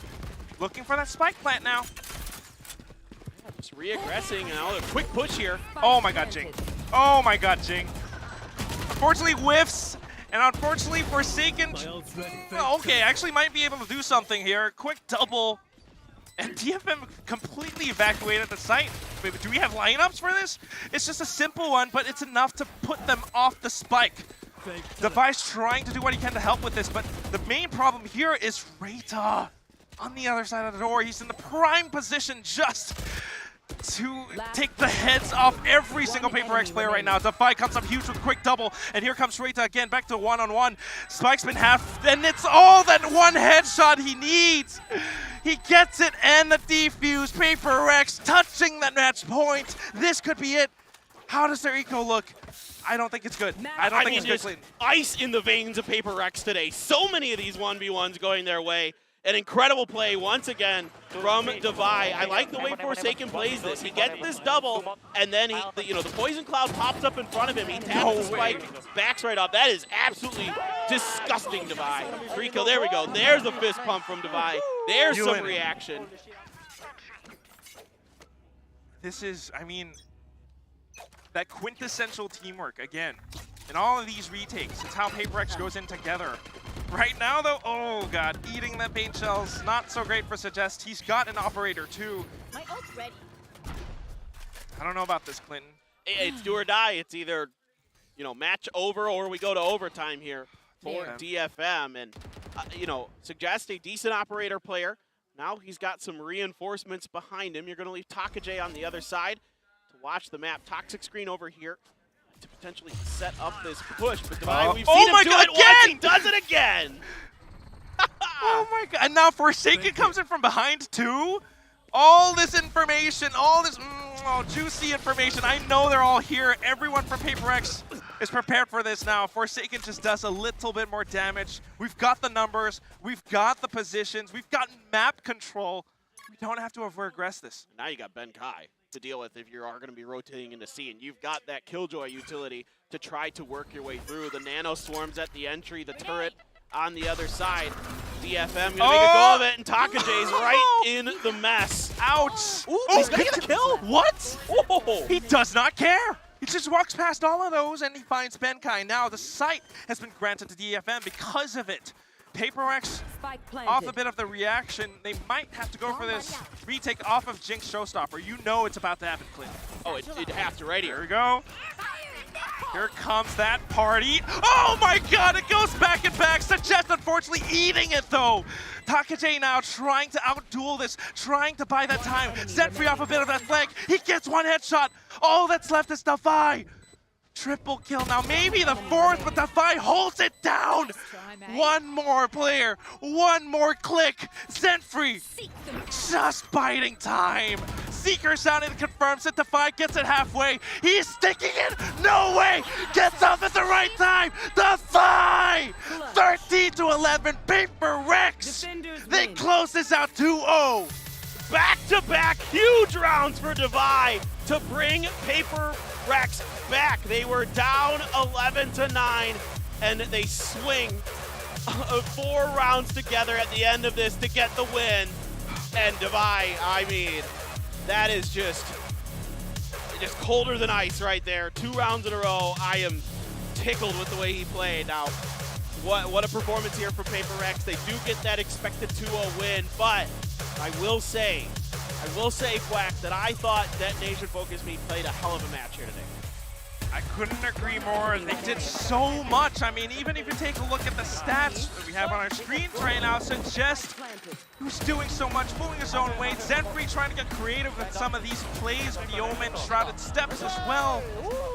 But alas, when it comes down to it, that final showstopper versus showstopper face-off. Oh, God, everything coming into, like you mentioned, Devi, right? Like, the man doesn't even flinch. No. Look at this. He doesn't even react to this Guardian 3K. I would have, like, thrown my keyboard across the room and, like, popped off. Yeah, exactly. He's like, it's none of the baby office. Yeah. I mean, truly suggests he popped off when he got that triple, and he had a great half. Anthem having a wonderful map here, 21-16, 15 assists. Absolutely, again, we saw some heroics from him at lock-in. We see it here again with another ace. A team effort from both teams. Really, really fun match. The Yoru had some interesting moments. I think we didn't get to talk about it a ton because the rounds oftentimes were fast and furious, but there were a few kind of tricky plays that he did in there, and we saw a few good things. Operator. It needs more work, yeah. Yeah, definitely. But still, nonetheless, a great showing from both teams.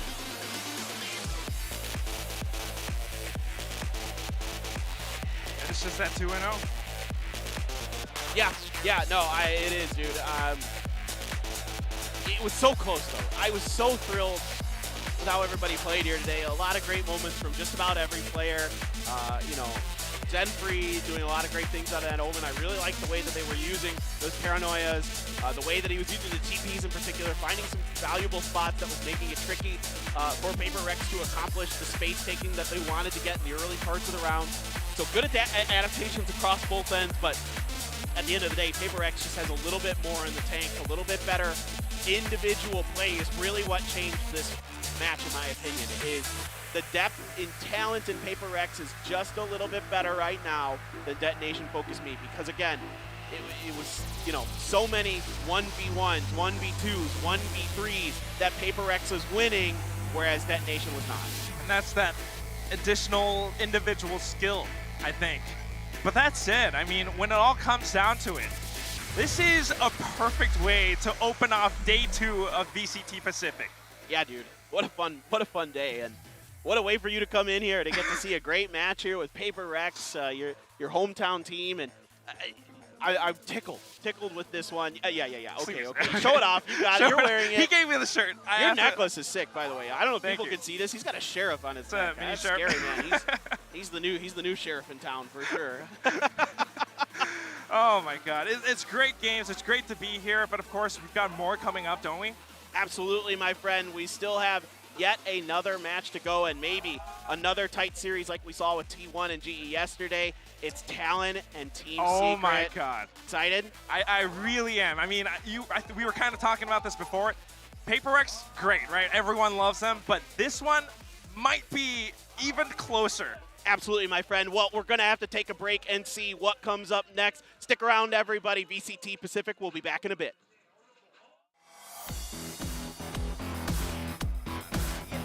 That's really exciting. We're going to A. Here comes Benkai and Mind Freak.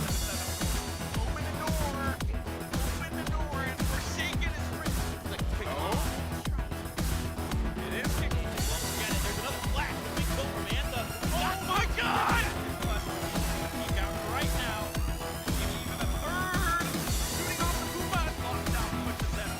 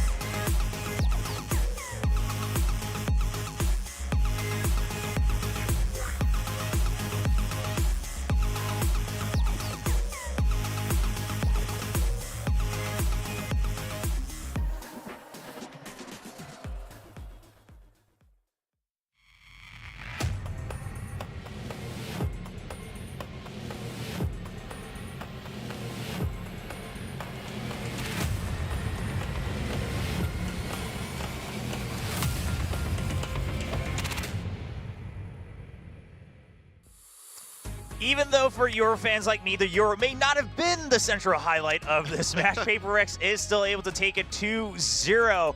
They take down DFM over on map 2 on Lotus.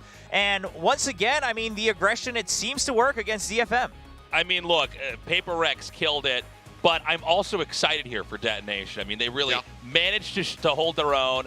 They didn't get smashed. They had not only a close series overall, but so many technical and fascinating little rounds inside that map too.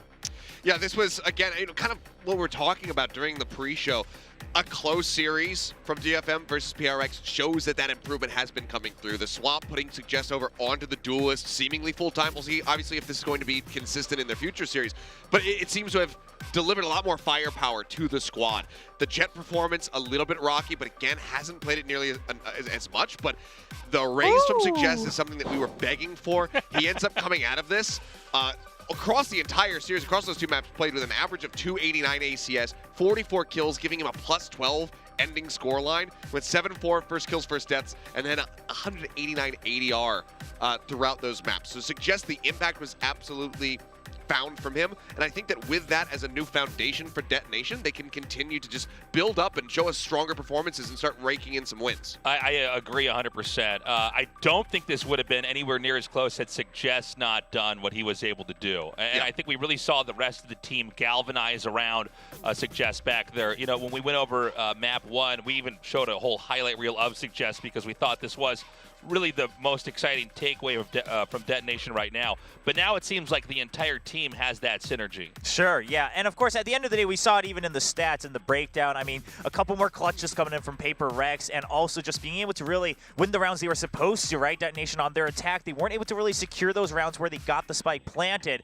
So credit where credit is due. Detonation, they're looking better. PaperX, they're just able to eke out that last 2%. But since we're on the topic of Detonation, even though they lost, I mean, we had some very clean moments from them. I mean, some set plays which proved why they picked this Lotus against an opponent like PaperX. Yeah, we're going to roll the clip in a moment, but I mean, it's a blink and you miss it round. Just complete and utter fantastic read with a set play over at C. You can see they're not even full stacking the site, but they've got 3 players in position, and they're just waiting for the moment. Pop Flash comes across the Paranoia as well, so they get the double blind out onto the members of PRX. The nade claims 2 from Suggest as Anthem just wide swings around the opposite side of Mound, and they just send them straight into the meat grinder. And it's everybody absolutely obliterated in 20 seconds Yeah. into the round. I mean, it was gorgeous. instantly. So it's a fantastic read to get the idea that, okay, PaperX is going to be coming into this position. Yes. We know that they're going to be rushing on this site, so they have good game sense. It's well executed. It's clean stuff. So clearly, we were questioning how is the Lotus going to look for them. We've been kind of talking about. I've been talking about T1 looking good on it, finally debuting it. Detonation as well, looking very strong on this map. It's unfortunate that they're not able to push this into overtime or push this into a map 3. Yeah. It was very much the heroics from Devi finding so many of those clutches to be able to keep PaperX in this and get the 2-0. Yeah, again, I mean, that set play just alone, just the angles and the timing they had, and like you said, the read they had, the previous round, they actually defend on A site, so they make the read. They're probably going to try to poke at C again, so let's strike there. But on top of that, sure, PaperX, they eke out a couple more clutches and things like that, but we had some heroics coming out for Detonation as well. This was a really exciting one. We had the Viper pit set up here, Jing with the showstopper shot in there. We were backstage talking about, okay, if Detonation wins it, it might be off the back of this round, and for a little bit, it looked like it was just going to fail out, but Anthem coming through here and clutching so well. This looked like such an impossible situation, even pushing 5 HP there, and then gets the kill with the pistol.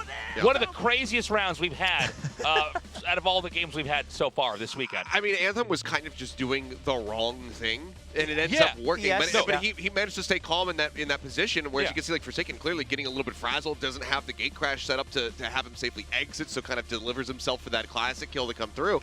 But I mean, he's pushing out. They already have the spike planted. No one's tapped it, and he decides, I'm just going to insert myself into the middle of the site. We were screaming backstage. We're like, Anthem, what are you doing? Why are you playing in this position? But he just happened to close it out. So still, a miraculous ace that he's able to scoop up. It was great to see, and like you said, that did really start making it feel like they were going to be able to take that map and that we would have Fracture coming up. Yeah, we thought that, okay, this is going to be it. It's either going to be overtime or they're going to take it here, but they pulled it off. Yeah, and of course on the other side, we talked about Devi's clutches, but there were a couple rounds, specifically I remember the one where PaperX had the eco, and Benkai just walks into the site on the retake, and he's able to get the double kills with the Sheriff, and him just being able to kind of hold that foundation for this team, right, and also able to lead this team as the IGL. He's been doing a good job. Sure, he may not have had the highest scoreline here, but having that Killjoy able to strike the sites or the retakes with his team has been a big plus here for PaperX. Yeah, I believe, I'd have to go back and look at it, but I believe across both maps, Benkai comes out, on top for the entire team. His performance just very much translated from one map to the other. We are feeling that impact from him. And I mean, the other thing that you always have to consider that we unfortunately can't really put down on paper, we can't make a statistic for it, is the IGL role. And being able to call, because obviously as things are getting more strenuous, as you have DFM that are pushing you, looking like they're going to be able to take you into that third map, being able to maintain the nerves and make sure that everyone's staying focused and is able to, clutch things out, that very much falls on his shoulders. So he was able to get it done. Well, speaking of Benkai, I think we have a chance to hear from him. And obviously, the most burning question we all have, I hope this is asked, is what happened to the costumes? I mean, did they make it to Seoul or not? But hopefully we get to hear from Benkai himself. We're going to go over to the stage to hear from the players themselves as PaperX takes this 2-0 victory over Detonation Focus Me.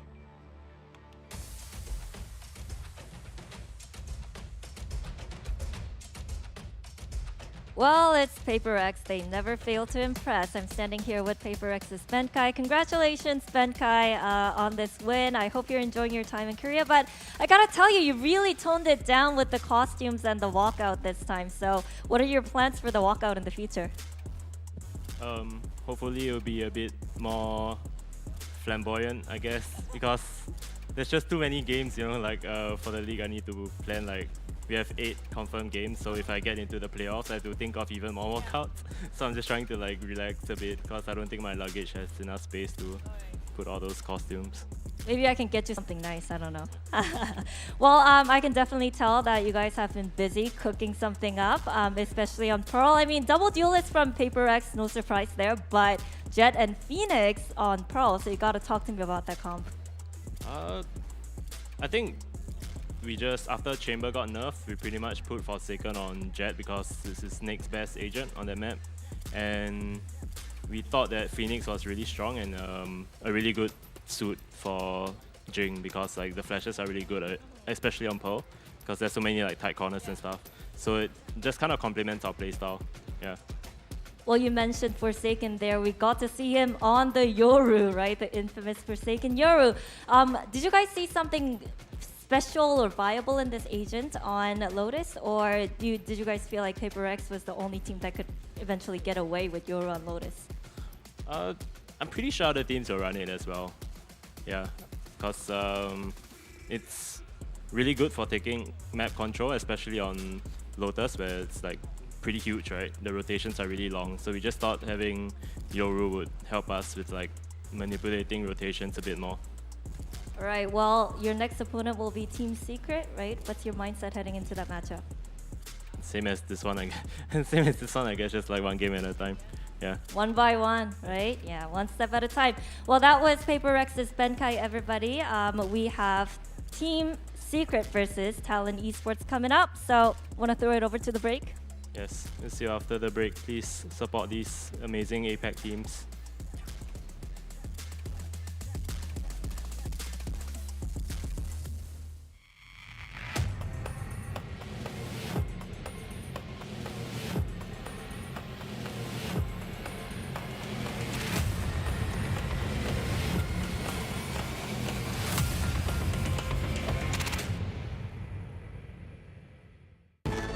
Zero distraction. Zero doubt. Zero opposition.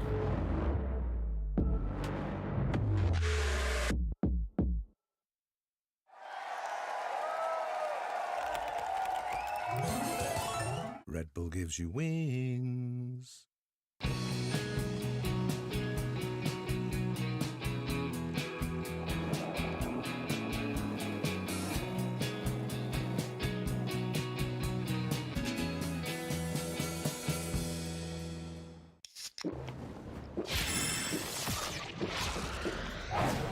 Red Bull gives you wings.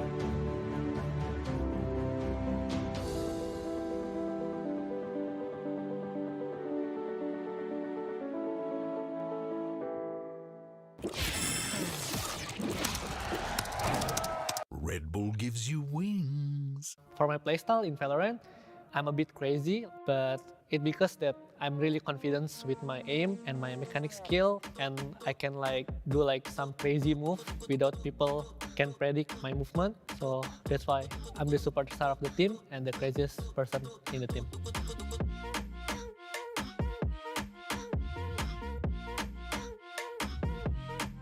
Hello guys, my name is Jason Susanto and my in-game name is Forsaken and I play for Team Pepperex. I think what I'm good at is like good at like utilities combo, like for example like Yoru flashbang, where do I want to updraft and dash, and I really like take the benefit of the utility so I can like kill people easily with my utility. Whenever I'm in the like clutch situation, I can really make some like 200 IQ move so that I can win the round. If I could sum up his entire playstyle into one word, it's pretty much just aggressive. But it's well thought out in a way that it incorporates his entire team, so it doesn't really make him feel like one of those ego star players that just wants to get all the frags and thinks he can do everything by himself, which I feel makes him like a really good team player, and he's super talented. Forsaken is the crazy guy. We all know him as the crazy guy who just loves to go in, has some really fast aim, he's got good flags, and the speed he brings, it's just so refreshing. When sometimes we're used to very methodical Valorant, which is fun to watch and break down, but sometimes you just want to see someone frag out. And if you're looking for someone that does that, it's going to be Forsaken. Jason's role in the team, we play two duelists, so his role is to really hunt for opening kills. If we're doing like a slower round, he has to coordinate usually whoever he's with to make sure that he can get into, because his playstyle is a bit flexible. And what he does well as a duelist is that he generally knows exactly where every piece of utility should go on other agents that enables him to like get into a very good position. Game that we played against Fnatic in VCT Copenhagen, there was just one particular round on our defending side that Forsaken just decides to throw a Yoru TP through that smoke and just TP behind them and just like do like the most mega flank I've ever seen. Try and hold it. Look out! He just TP'd right behind! Enzo has fallen for the trickery once again! So it was like the one that really stands out to me when I think about like his plays. I mean, in this VCT Pacific, it's like new challenge for me because I have to be in the Korea for like almost like 3 months plus. Now I live alone, which is I need to be like responsible with myself and I need to be like independent. But I think it doesn't matter for me because even from young, I'm always being a person that always responsible to something and being independent myself. So yeah. Yeah, definitely. Super dependent little brother. It's a very big contrast between him in game and in real life because he literally doesn't know how to do anything in real life. So the only thing he knows how to do is play Valorant. He's the youngest in the team, you know, so he's like everyone's little brother. The combo between him and Ting, you know, like they're both like a bit lost in the world, you know, like trying to figure out what's going on. I think everyone just treats him like a younger brother that's very like enthusiastic about everything, and it's just a very good personality to have around. For this year, I want people to remember me as a #1 Yoru still in the world, and I hope that I can bring a lot of trophies and good memories for you guys.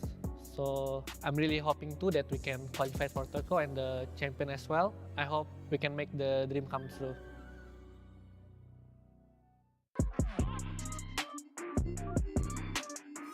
Pearl is a beautiful underwater map, and the first map in Valorant to be set in nighttime. A main is home to a neutral ult orb, making it a popular spot of contention. Mid is split into 2 pathways, Art Room and B-Link. B-Link can be easily defended with agents like Viper, whose Poison Cloud can create a constant one-way smoke. Art Room is slightly easier for attackers to target, making it a hot spot to control. Killjoy or Cypher utility will still try to keep the attackers at bay, but if the attackers break through, the area opens up Crossfire into A site while pressuring mid and additional access to B-Link. Meanwhile, B site is the operator's home ground, a delight for any marksman worth their shot. Even if you somehow get past the operator, there's still the challenge of clearing B Hall. Attackers will need to combo area of effect utility, like the various mollies in the game, along with coordinated pushes into Hall to pinch and safely clear the area before they plant.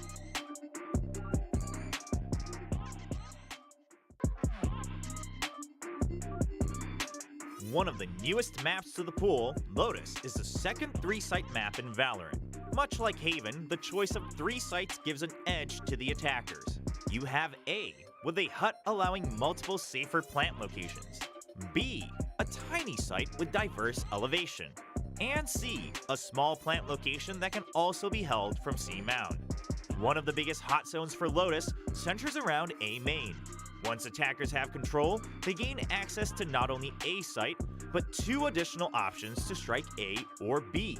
Attackers will find value in pushing up to the ult orb to create this pressure alongside the rotating door, and defenders will often use aggressive utility like paint shells or fault lines to take control of rubble, after which they can smoke off lobby to shut down the entire area.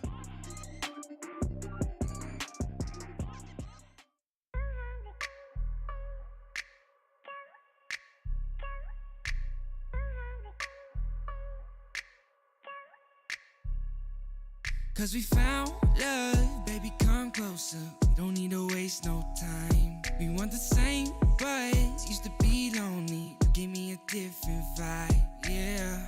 Keep the faith, let's take it slowly. You're the reason I'm still going. Take a breath, it feels good, don't it? Trying to see the things you told me. I miss the days we didn't have to say goodbye. Wait before the flashing lights. I miss the haze when you used to text my line. But baby, I'ma be just fine. It's not quite the way we wrote it, but let's just enjoy the moment. And that's just the way the air's blowing. And there's not much to do to stay focused. Then you went away, just when I started to move on. But anyway, no, I didn't know anymore. Did I need to stay? Cause you had me thinking that I should go. Cause how was I ever gonna feel at home? I'm sorry, but baby, I had it. Cause we found love, baby, come closer. We don't need to waste no time. We want the same, but used to be lonely. Give me a different vibe, yeah. Keep the faith, let's take it slowly. You're the reason I'm still going. Take a breath. told me.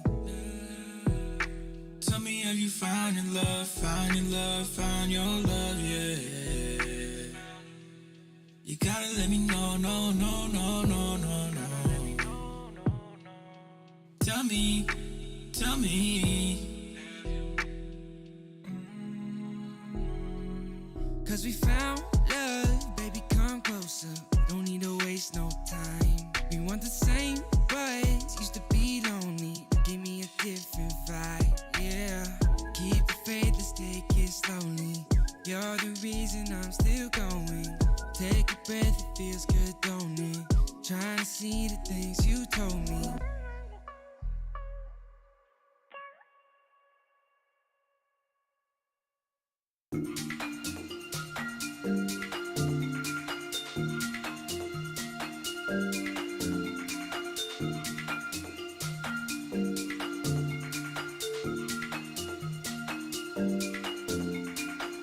So if I'm gone, baby, so when I'm gone, baby, if I did you wrong, baby, you gotta elevate. I might be long, or I might come right home, even if I'm alone, baby. You gotta elevate. We made up. I told you to get away. You know I've been fed up. I said it before. It feels like we've been fading, 'cause of your stupid games. And I don't wanna wait more, but girl, you should know, baby, I love you so.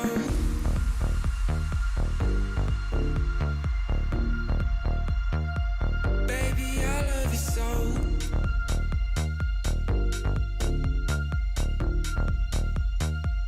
Baby, I love you so. I'm sorry that I never took you out. Oh, I'm sorry for the ways that I made you go. I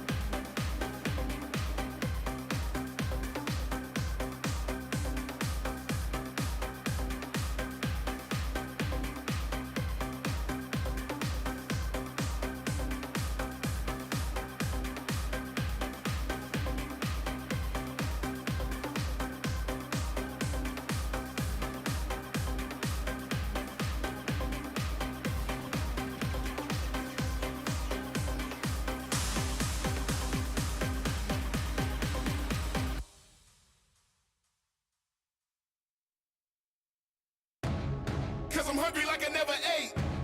No more crumbs, need a bigger plate. Sex is high, got expensive taste.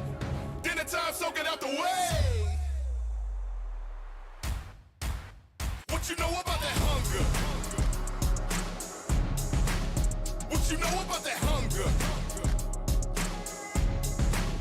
What you know about that hunger? What you know about that hunger? What you know about that hunger?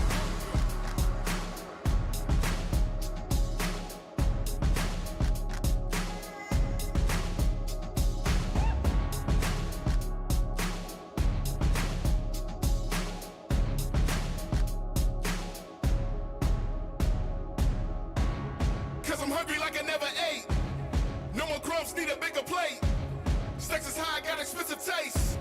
Dinner time, soak it out the way. What you know about that hunger?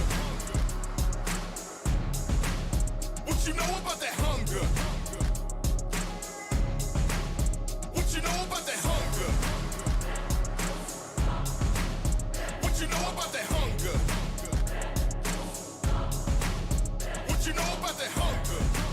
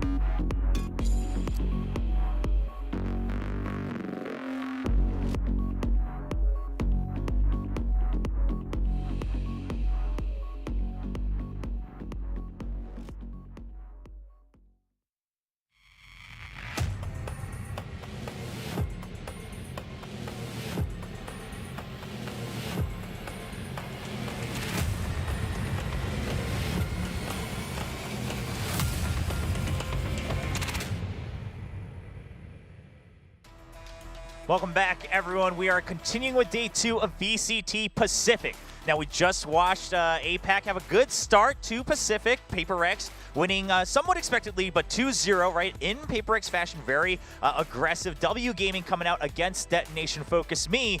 But now, at least one APAC team does have to lose as they're going to face off against each other. Our match number 2 for the night is going to be Talon versus Team Secret. Yeah, this is a really exciting one. I mean, both teams kind of surprised us with some of their performances over at Lock-In. Talon in particular making a very deep run, challenging DRX, taking them all the way to a map 3, which was, what, like a 13-10 scoreline on 2 of those maps.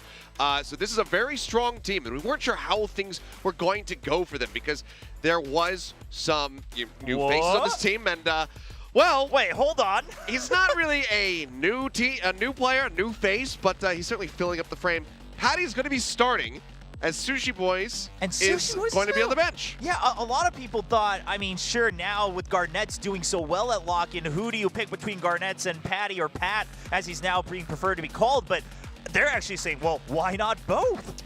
Yeah, they're bringing him back in. Pat, recovering from a wrist injury, having that surgery, but it looks like he's able to play, he's able to function. This is exciting. The question now is going to be, how's he going to perform? Is he in shape? Is he ready? Because we know if that wrist is working, he's usually pretty damn good. Okay, I mean, just on the off chance that we were going to be seeing him, I went ahead and prepared this. It has been 471 days since we have seen Patty play in a VCT event, or just generally anything that's tracked by VLR. It's been 471 days since this guy has played. It's been a damn long while. It was when they got eliminated from Champions all the way back in 2021 by Gambit. Yeah, they were on a different org, right? They were different still banner. with X10 at that time, and then obviously things have changed. Then they became Zersha. Patty left, joined a different esports league, retired again, and now is back here once more. So it's been a damn long while, but this does cause some questions as far as what are they going to be running. Is it going to be a double duelist setup for these guys? Is Garnett's going to be flexing over and covering Sushi Boys' role? I really don't know. All I can surmise is that Patty's going to be playing Jet. Well, yeah, right now, the only thing we can guess is clearly the team has been scrimming some type of new formation here. And also, this brings a question to what the map draft is going to look like. But let's now talk about the other side of the roster, right? I mean, Garnett's was doing so well over at Lock-In, and he helped really put up these incredible score lines against these international teams at Lock-In. Yeah, it was really cool to see how well they pulled everything off in Lock-In. We were talking backstage about this. This could be maybe even the second best team if they're able to deliver here. And the fact that they've got I don't want to say a new player on board, an old player back, I guess is the better way to say it. That's really exciting to see. Yeah, I mean, we kind of just have to give that to them. We have to give them that credit. They looked incredibly clean. 2-0 against MIBR, then into a 2-0 versus EG, eliminating them from the tournament. And they were looking like a team that was going to be able to, potentially make a deep run. And then they pushed DRX to the very limits, all the way into a game 3, claiming a map off of them. So clearly, I mean, the research from Talon throughout the Lock-In tournament was absolutely crisp. The performances from those rookies was fantastic because, Chit Boys, Garnets had barely really been on a stage in general, let alone one in front of a crowd that is actively cheering against you and booing you. Because obviously everyone was rallying around MIBR, but they did a damn good job of persevering through all that extra pressure. They utilized it. We're talking about this, can you harness that and use it as a motivator, or will you let it crush you?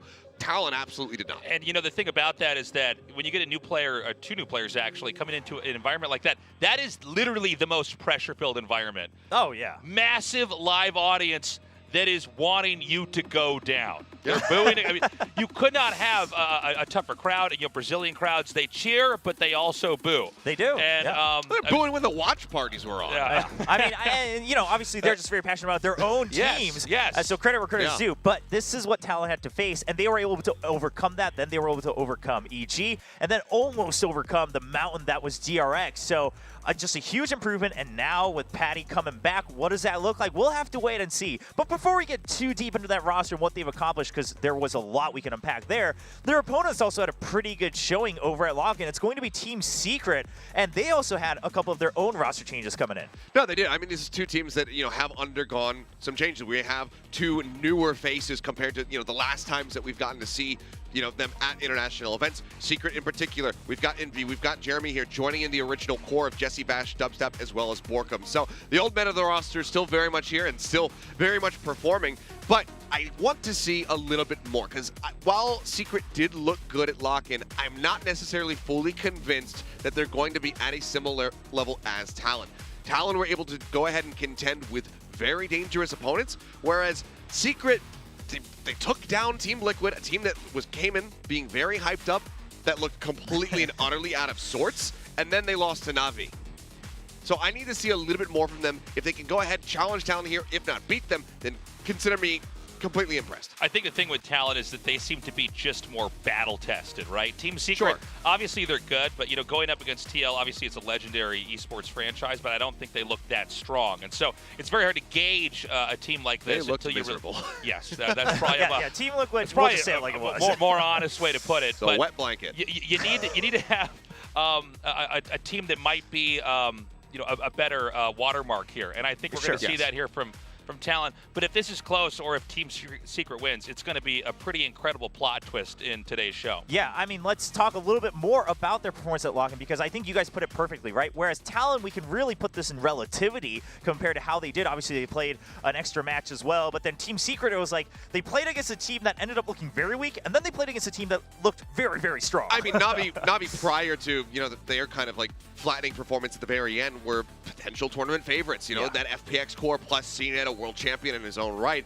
was a dangerous team. So you can excuse the loss here for the side of Team Secret. So it's just hard to gauge where they're at. What I can say is that especially in their match versus Team Liquid, even though TL was making some bizarre decisions and kind of handing the match over to them, the fundamentals from Secret still looked very good. Jesse Vash, with his shot calling, very crisp, very much on point.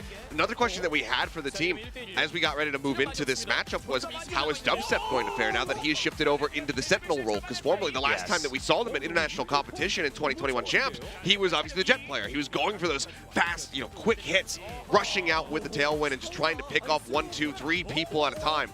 So it seems like he has widely fallen into that role quite well. The Fade, the Killjoy, both looking strong from him. So I like that the fundamentals are good here for the team. The aim is still very solid, especially for Jesse Bash, who is tied as the oldest player in the VCT world globally. We got one of our boys in there. Yeah, we've got one of us. One of us is in there. It still looks really good. I just need to see a little bit more. I'm glad you brought that up in terms of the IGLing and the aim, because this applies to both teams, actually. What we saw at lock-in was Jesse Vash, one of the older members of Team, or the oldest member of Team Secret, IGLing and improving his aim. But then on the other side, Cruz now moving over to IGL, moving over to controller, and his aim also improving over at lock-in. Yeah, we are going to have to see with a lot of these players switching into these roles how that's going to work. It's important to note that Team Secret, they've stated that they really do like to face off against better teams. They would prefer that than having easy matchups. So I think this is really, even though it should be tough, I think that's fair to say, it's also a great opportunity for them, and I think they can really harness that. Yeah, I mean, when we had the face-off press conference a couple days ago, we did get to feature Jesse Vash and Patty together. Right. We had them sit down together in a video while eating some spicy food, and they actually had some really good conversations. And it was actually Patty who said to Jesse, you know what, like, people say that aim, your age can correlate to your aim, to your reactions and whatnot. And he said, I don't believe in that. This is coming from a younger player. So he's actually bigging up Jesse Vash completely unasked for, on his own volition. And he's saying, I don't believe in that. I also believe that as you get older, obviously you're going to get smarter about how you play the game. You're going to be able to take more in. And he was just very much showing respect to Jesse, saying, like, I know that you are still a very dangerous opponent, because while most people might dismiss you because they say, like, he's not going to be able to compete with these 17, 18-year-old kids who are coming out, much like Patty, who is quite young. Still very young. No, I'm never going to underestimate you. So I think that this is going to be an absolutely crazy series. I'll tell you what, I think that's a wise decision. Esports itself as a concept is very young, but even in the very, very earliest esports, people thought, you couldn't be a professional gamer into the age of like 22. Okay, then we saw these people move all the way through their 20s as professional players. Now we have, in a game like Valorant and many others, people into their 30s. We're probably going to see another decade after that of people into their 40s. It does seem to be a thing that's getting dispelled. Yeah, well, it is, again, like you said about the smarts, right? Because sure, your reaction speed matters in a game like Valorant, but also if you just know what angles to hold or where to expect your enemies, your aim can still be just as good. The results won't change as long as you still get that kill, right? So there's just two kind of different methods of how you can go about it. Well, these two teams, they've kind of proven similar improvements against different opponents over at lock-in. We're kind of talking as if they're on a similar level. Where are we kind of leaning towards in terms of predictions here? We'll go first with you, Jason. I'm going with Talon for this one. Yeah? Oh, yeah. you sound pretty confident. Captain Careful over here. No, I think it's a safe bet. I mean, it would be. Again, I'm always welcome to be proven wrong, and I think that's very exciting. But from everything we look at now, I think Talon's a safe bet. But I think Team Secret, best of luck to you guys. Yeah, I mean, I was in the same boat when I made the prediction. It sounds like you are as well. Yeah, again, it's just about the information that we have. We had that initial eye test. If Secret had been able to take down a tougher opponent, maybe push Na'Vi a little bit more, take a map against them, I might favor them a bit more in this scenario. But just given what we have seen from Talon and what they did at Lock-In, now they also have Patty back. Obviously, that is a little bit of a curveball. I would think that is going to be a boon for them, just given how cracked of a player he is. I just have to favor them based on what we have seen. But with Patty in the mix, who knows? Maybe this... the wheels fall off somehow. Exactly. Or the wrists fall off. Who knows?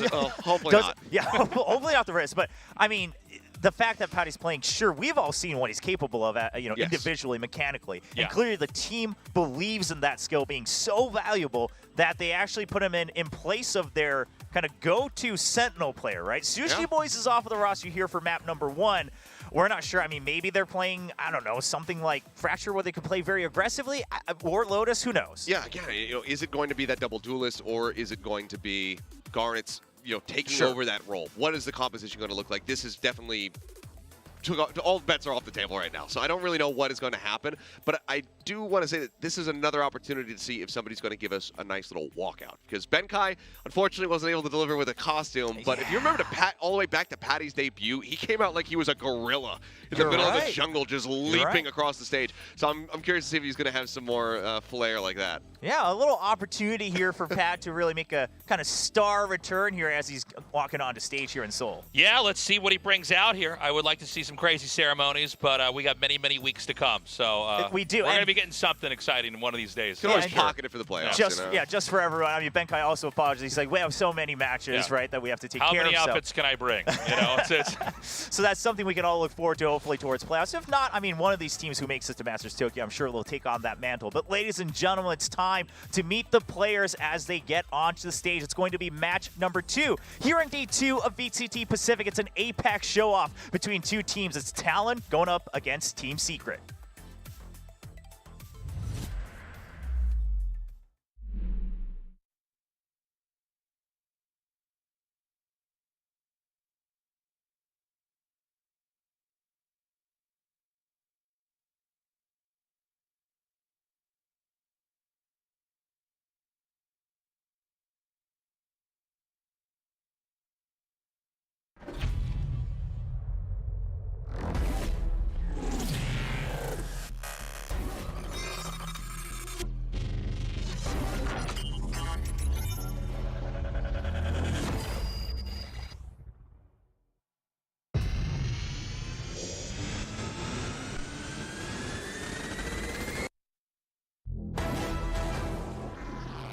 Face.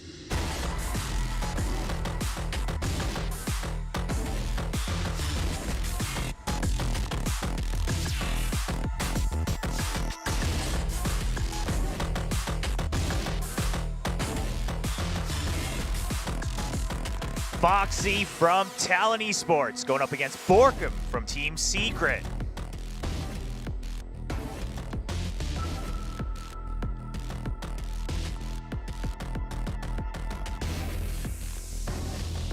Garnets from Talon up against Dubstep of Team Secret.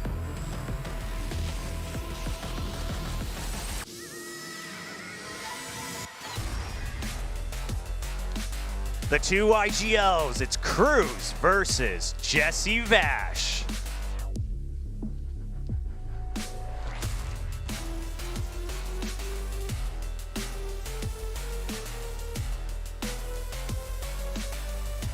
Two youngsters on each squad, Jit Boys up against Jeremy.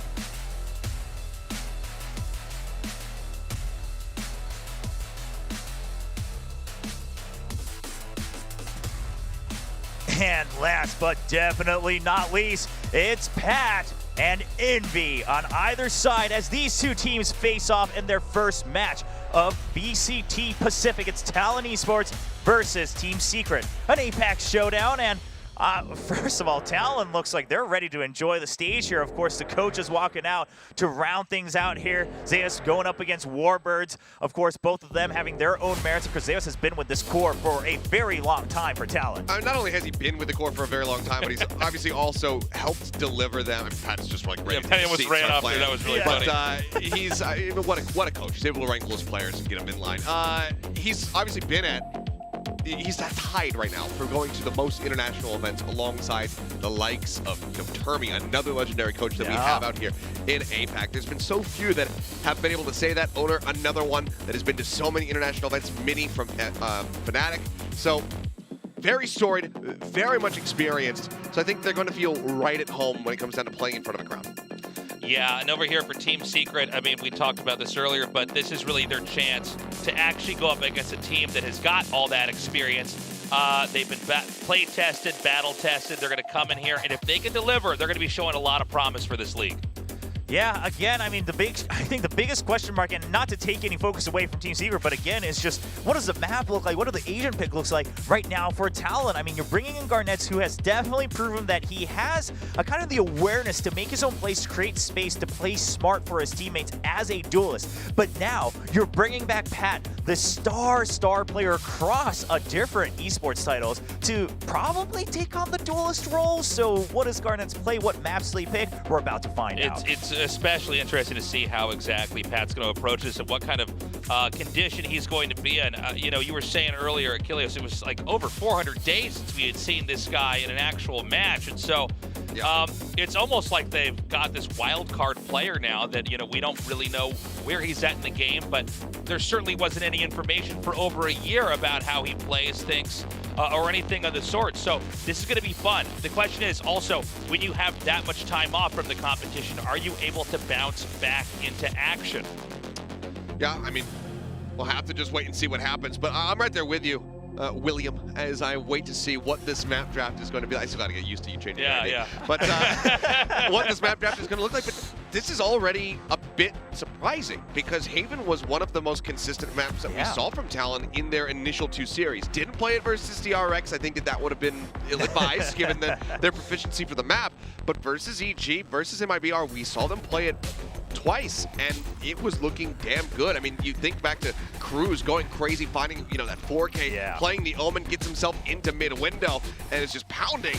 That was happening on Haven, so I find it curious that they banned that away. Well, you got to wonder as well, with an event like this, where it's going to be week after week after week, maybe they want to save that map for some of the more important matches. And some of the teams that really might have, you know, higher stakes there. I mean, the other side of that could very well just be that they both respect Secret on that map, but they also might feel like that they have already shown quite a bit of tape of it, so maybe they want to shift away, go for some maps that they haven't gotten to show too much of, and Ascent now is going to be coming out. This is interesting, just because, I mean, we were suspecting probably a double duelist, but a map like Ascent that's very kind of defender-sided. We haven't seen double duelists for quite some time here on Ascent. Well, I almost wonder if the Ascent pick is one of just comfort and the fact that this map has been around for so long. And I would imagine from Talon's perspective, after the experiences they've already had, they might want to come in here and just try to have a game that's safe and comfortable and just kind of mechanically outplay the opposing team. I mean, it very well could be, but I mean, you look at the maps that were played and where things should be potentially comfortable. You know, Haven taken away is odd, but Ascent was one of the maps that they lost to DRX. It was a 13-6, so not even that close. But it seems like with Patty coming back in, they really want the map that kind of epitomizes Jet play, which is Ascent. So they're going to be going for it. But now into the second round of bans, as it's going to be split, taken off the board. All right, so I was just about to say Lotus is still available, but Team Secret says, nah, we've seen Lotus once today, that's enough. We're going to take it out of this Lotus best of every 3. day. That's right. We've already had our share. To wait for tomorrow, Genji RQ, Lotus will come up. Yeah, we do still have yet another day here for week 1 of VCT Pacific, but of course, if we do go to a map 3 here between these 2 teams, once again, it's going to be Fracture. That's the last map available. Fracture is going to be a fun one for these 2 teams. If we do go to game 3, it means it was close enough to be 1-1, which is going to be exciting because it means Team Secret is already delivering.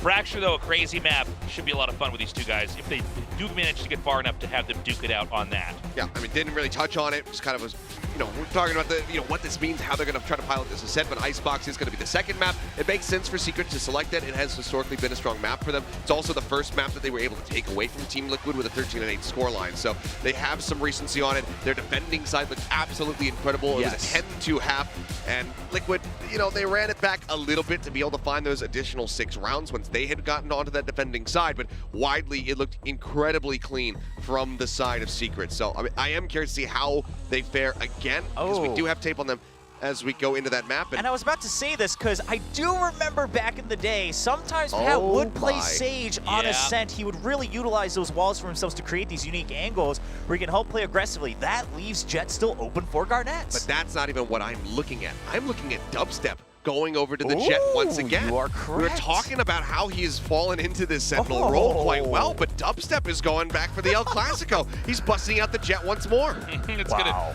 be very interesting to see Pat over here on the Sage. I think this sort of adds up from everything else we were talking about. Kind of bring it back old school on an older map, oldest agent, right? Or one of the original agents, I guess you could say. This should be an interesting map here from Talon. Yeah, this is pretty exciting. I mean, Pat coming back alone, but then him playing the Sage, which allows them to still play the Jet over for Garnets. But as you mentioned, Achilles, Dubstep returning to his core role of the duelist. I mean, he used to have this pride of, even as a boomer, I can play that Jet just as well as any of these youngsters. Well, this is a very good test because we saw what Garnets could do over at Lock-In in Sao Paulo. Ladies and gentlemen, this is going to be map number 1 between these two teams in a best of 3. It's Talon Esports versus Team Secret as they strive to see who can get that first win here in VCT Pacific. We're ready for the game. We'll head over to the stage with the casters to break this down on Ascent.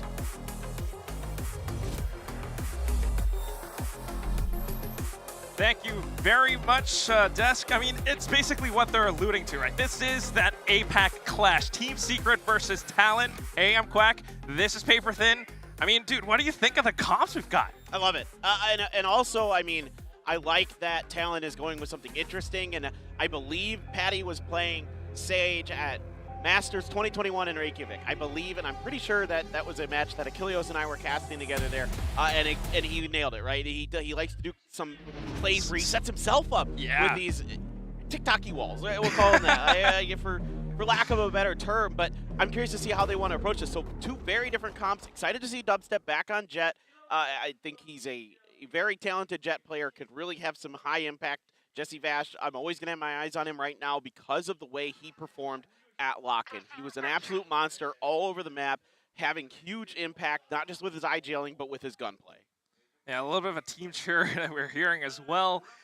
I think to me, this team comp is really saying that, like, this is the classic sort of Ascent comp, right? We were talking about it a little bit during the Desk segment. Team Secret, it's something that they're used to. It's a little bit more comfortable, and it's something that they can play off of. Meanwhile, on the other hand, Talon, with all of these plays like Astra, you've got the Patty on Sage, Fox on Fade. They're setting up for some interesting strats, and we're just about to see that happen. Perhaps the Sage wall boost right up by the alt orb, and already Garnet's dashing straight in. But of course, Jesse Vash up by Logs wasn't quite cleared. That Frenzy is going to do some damage. Dubstep up by Market 2. They are just holding it down. Talon, this is not quite what we were expecting to see. They're dashing in blindly, and all it takes is a few more clicks for that flawless pistol win. Yeah, just a really, really nice, solid start here for Team Secret. Everybody's kind of in the right place, doing their job. Dubstep holding down Market. You got Jesse there at the alley. Phenomenal shooting from him. Everything you want to see here from Secret from the beginning. It's going to be a little bit interesting for Talon on this attacker side without the Sova, trying to get information, trying to set each other up. Got the Fade to maybe try to set up your Jet. You've got that wall for Patty. I thought maybe he might go for put the wall on the box and get up to the windows. That's what I thought too. I was watching for that to see if he did it. Didn't happen this time around, but there's a lot of interesting things you can do to play off of each other with this Talon comp. I think they're going to be lacking a bit compared to Team Secret's more traditional comp is that Sova information, that ability to kind of, send out those recon darts, send out those drones, and find out what's going on around the map a little bit better. So Talon's going to have to really have their teamwork down to a T for me to have a successful attacker side here. Exactly. It's all about that coordination. I mean, especially when you have something like Fade, you only have that 1 little second. As soon as you throw out that haunt, your opponents are going to be prepared for it. So Team Secret, on the other hand, what they're doing right now, classic default, not making a single move, not making a single sound. They were just waiting for that tell from Talon. I like the double marshals. Yeah, with Borkum, I think this is you know, a good position to be in. You've got that TP for a bit of a pseudo escape if needed, but now he's got Jesse reinforcing off the sound cue there of that alt orb. Envy going to be holding down the tree area, and as a few players start to rotate their way through, undetected so far for Talon, but the forces of Team Secret seem to be positioned to at least do some damage here. 30 seconds left. They're just waiting for it. It's a good position, and they hear everything that's happening right at their footsteps, right underneath their noses. All it takes is for that collapse to come through. Jesse Vash, 2 Marshall shots, his teammates here to back him up, and all that's left is going to be Cruz. Only a classic in hand, maybe 1 kill, not quite sure where to look. It's going to be Envy up by the mouth of A main to seal the deal. I mean, back-to-back flawlesses here to start for Team Secret. That's a hell of a statement here to make. I mean, I think a lot of people favoring Talon. Now, my prediction here was actually Team Secret. The one they posted might have been a little bit inaccurate, but that's okay. I predicted them in the pre-show videos that we put together, me, Chobra, and Achilleos. And I thought Team Secret here has a real chance, and I had a chance to talk to both of these teams before the match today. First of all, Cruz, you know, he had that issue with his eye, the Bell's palsy. He's doing okay. He said he feels much better, maybe like 90%. He said it doesn't seem to really affect his vision when he's playing the game, so he feels that in the game he feels pretty comfortable. So that's really nice to hear. I'm really happy for him. On the other side of the coin, Team Secret, pretty interesting. Like, you know, for them, the big focus today with teamwork was like the key word that I would say they used in my talk with them, and a kind of a little bit of a funny, spicy thing they said was they felt like Talon maybe a little bit overrated coming into today. Maybe a little bit. Well, we'll see if that actually is indeed true, because if these rounds continue the way that they are, it just might be true. Talon continuing to push on through right now.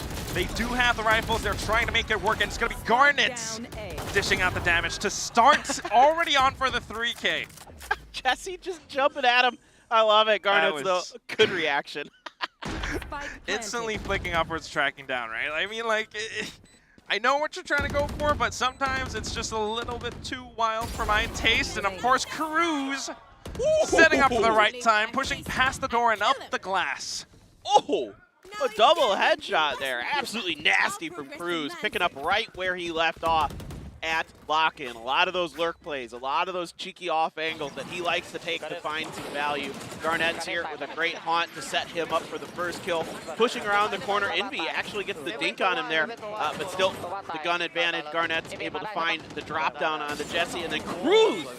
Ooh, that is good. Awesome. You love to see that. Need to see more of those smart plays for sure. And this is what we're talking about with this comp.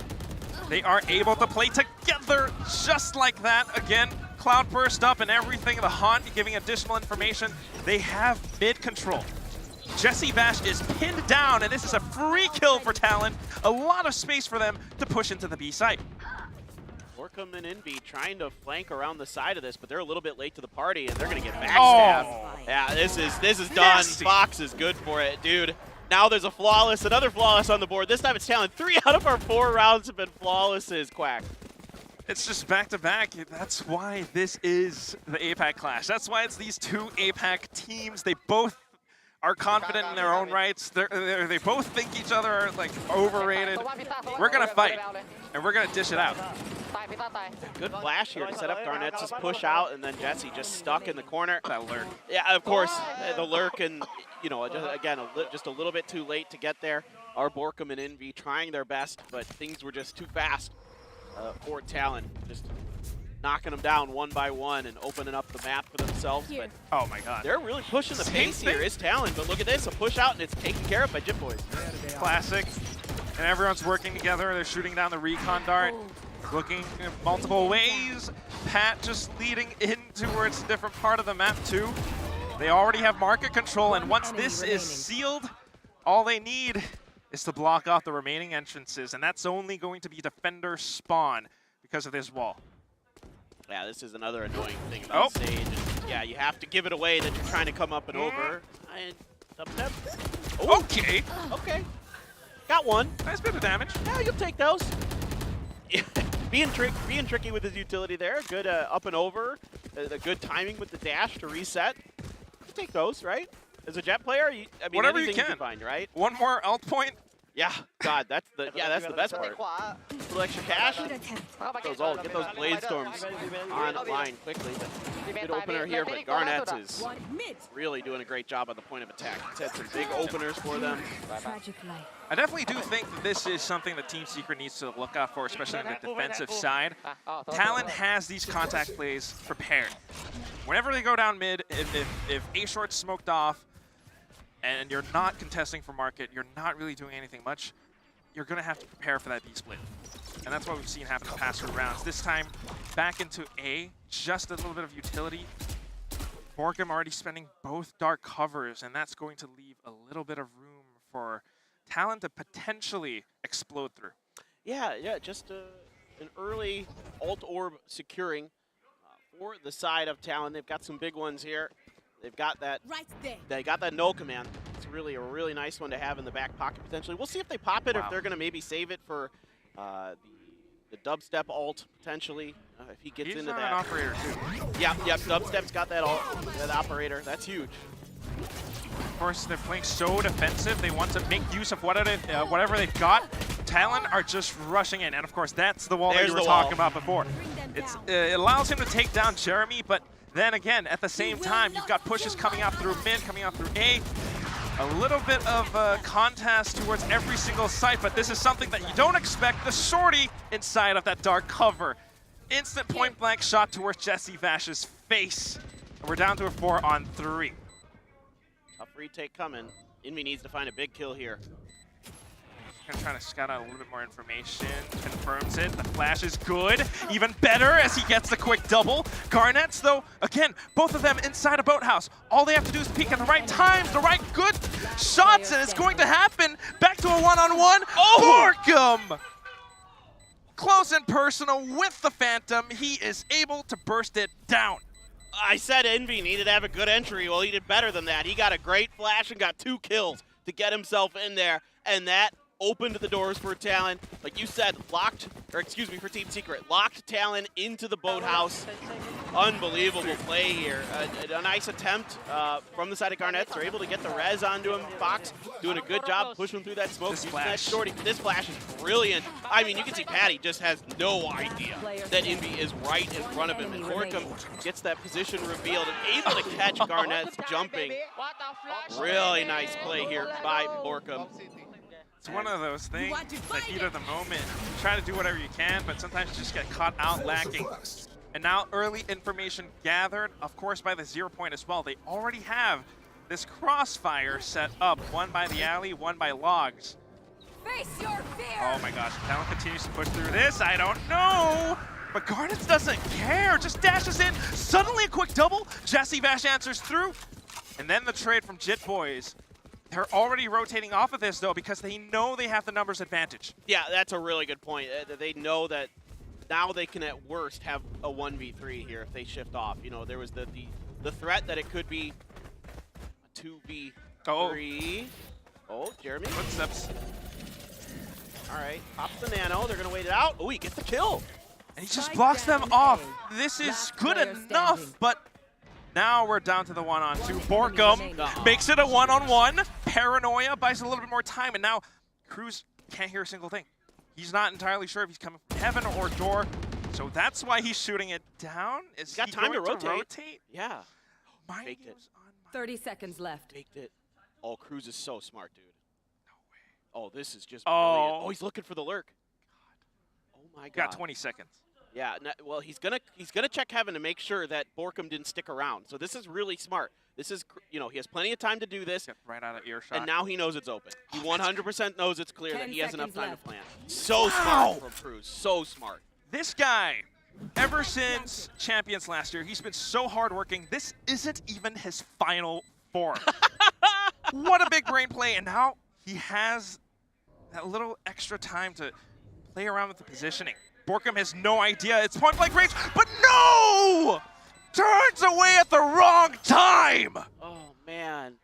I'm heartbroken. I mean, a great play by Borkum. Back-to-back clutches. for him. And what a shot of adrenaline here for Team Secret. Much needed to turn this one around, but goodness gracious, Cruz played that so well, and he just got the timing wrong. Oh man, I am blown away with what I'm seeing here from both teams. A great match already. You know, Garnett's has been beautiful on these entries. Jesse picking up right where he left off at lock-in with a big double. And then Borkum clean and crisp with this Phantom. This time, gonna see the gun. And yeah, Cruz was maybe hoping that he'd try to come from heaven, and Warbirds, a sigh of a relief and a pump there. I feel that. And I feel you too. I mean, you could just hear it in your voice, Clinton. Like, it's one of those things, those one-on-ones, you're never quite sure where your opponent's going to come from. He could come from heaven. He could come, probably not A main, I don't think, but unlucky. And Back all to the it. big ults for TS. All of them. Potential for retakes, even delays. And you don't need to save that Hunter's Fury for a lockdown. You can just let it loose. There it is. Instantly with a peak too, thanks to Borkum time. Shadows. The one-way smoke again. Talon has no idea. They feel like they cannot break through this A main defense. It's tough. It's tough for anybody. You almost have to come from a couple different angles unless you really have some amazing trades there at the front door of A main, and then maybe you're able to take out the Heaven player as well. Alarm bot. They're exploring though. Yeah, needs to be cleared. They're going to get the confirmation that Patty was over by short A. Now Cruz is going to set up the smokes, and away we go. He's saving that recon for a retake too. 30 so I'm seconds considering left. it. And here it is, the ult that you're talking about. A bit of a wall from Patty, but I don't know how much that's going to do. The pressure is on, and here comes Jesse as they try to push past the smoke. At the same time, Jeremy's just waiting for them. Jit Boys finds a little bit of space. He finds that quick double too, but 10 seconds remaining now. No chance in hell, no shot. It's going to be Envy instead for that 5-3. Yeah, great timing here from Jeremy on that lockdown. They know it's coming. They get the info. They have the sound cues, and he's able to force Talon back into the open arms of Jesse Vash and company for Team Secret, and they're able to just cut Talon up, just absolutely cut him down. This is a great setup here for Borkum. The flash as well with that Hunter's Fury. What a combo from Team Secret. If anything, the only thing that I'm thinking about is this wall. He broke down one panel, and they felt that pressure from the lockdown, and I think they needed a little bit of space. They didn't want to go towards Boathouse even further, and that's why they went to defender spawn, and unfortunately, Jesse just happened to be there. That's a really good point. That wall almost hurts him in that situation, where you think you can get in there a little bit faster, but because it's there, they don't have an escape valve. And it kind of opens up an extra flank angle. Yeah. It opens up an extra flank angle as well for Team Secret, so that's a really good point. Well thought out here from Team Secret that round. A lot of really good plays. Timeout being called the first one that we're seeing from this series, at the very least. I mean, you really have to take into consideration the ultimates and the potential plays that Team Secret could pull off with the way that, we talked about this. Everyone talks about this. Ascent is so defender-sided. You need to find these little gaps. Earlier on, they managed to find it through middle. I guess they just don't want to do it too often. Yeah, that time they tried to kind of dip back into that well, and Team Secret was fully prepared. So now you got to start finding ways to, push and pull the map a little bit, maybe open up some space, keep Team Secret from being able to collapse on you like that. We saw it the pistol round, we saw it here again, where they find these phenomenal timings and angles together, and they're getting frisky. Frisky indeed. The way that they're just walking out of A main, and it's a cloud burst just to back off. Garnett's saving his teammates' life and his own as well. But what is this? A short already granted? Look at where they are. They're going to spawn. So deep, Clinton. I don't know how this is going to shape up, but Jesse Vash is in the prime position. The off angle, a bit of a dig too, but Cruz just down to 70 HP. Not too bad, not too shabby. Talon still can recover off of this. Maybe, again, that B-split push that worked out so well. Now look at the map control. Dubstep though, able to hold it down. Cruz there, not able to find a better of that trade. So now they have to clear out this quickly, and they do. Just enough for them to get that spike down. Fox able to hold off market, potentially defender spawn too, but dubstep, Borkum, They're all waking up, firing on these cylinders. NB2, one for everyone. And that puts them at a 6-3. Like you said, they're firing on cylinders, and now the engine's running very, very nicely for Team Secret here. I'm just going to send one over to Borkum. Interesting. They want to give him the priority. The ult orb. Kind of interesting. Maybe because he's closer, but, you know, still, normally, more value, right? Out of another ultimate. I wonder what they have in store. Now I'm really going to keep my eyes on Borkum. See what he's going to maybe do with that ult. See if they've got some trick play up their sleeve. Dubstep was crisp this round. You can see he's got some confidence flowing now that he's back on that duelist, back on the Jet. Guy who has primarily been on that role. We didn't see it at lock-in, but they're back, and listen to him. Listen to him. They're fired up, Quack. Feeling it. And it's the same thing, like what Achilles was saying about the press conference face-off. The videos that they did, Patty talking about age. Like, yeah, it's just a number. Clearly, Dubby still has it in him. And right now, Garnet's trying to prove that his younger age can give him the zoomies to find what he can. I don't know if it's going to be enough, though. Look at this. 2 Cloudbursts, NB pushing out. They're aggressive with it. They're feeling themselves. They know that they can go for these duels. Oh my God, trying to wall himself off, but it's not gonna happen today, Patty. I'm so sorry. Tried to get the wall, just couldn't do it. Jesse, got some damage. Last player standing. Got the finish. Only one left here, and he's got the spike though. Can he get around this backside? You've got Dubstep watching this angle. Just walking straight into it. An easy way for Team Secret to collect on that 7. Well, there's still hope here for Talon. If they can get 1 or 2 more, you feel pretty good about this half, actually. Like you were saying, it is a very defender-sided map. So those 3 rounds they're able to put together in a row, they're already pretty important. Now if they can find 1 or 2 more, that'd be pretty darn good. I'd say 1 is good, 2 is great. If they can get it going here, it is going to be interesting. They're going to invest in this one, though. Yeah. Right, look at the economy here. It's half armors and vandals. If so Talon loses this, yeah, next round's not going to be fun. And it's already 7-3. Team Secret has been winning 5 rounds in a row. I knew that Talon were going to try to play a little bit fast and loose with this, but when Team Secret does the same thing, you just have so many micro fights happening all across the map that as Team Secret, even as Talon, you can't really quite read what's going on. And because of how the map is laid out, it just happens to favor Team Secret. Yeah, totally. And you know, they did a good job at that round again, playing off of each other. That teamwork for Team Secret as well was really, really good in that previous round. You know, they knew they lit. Garnet's up. There was a shock dart immediately from Jesse Vash to try to see if he could get it. Didn't happen. Then they start pressing. They know they've got him pinned in. You know, and then they spot Patty out. Dubstep doesn't give him any time to put that wall up to try to get any safety. He just pounces on top of him and takes him out. So Team Secret here feeling confident, and they're playing together really well. And that's the thing they mentioned to me before this was teamwork. That was their key for today. Everyone's doing their job, if you think about it. Yeah. They haven't really swapped up positions since, but now perhaps it's going to be that set play from Talon. Garnet's rushing straight in. Got KO with the null command too, but Borkum's already in position from heaven.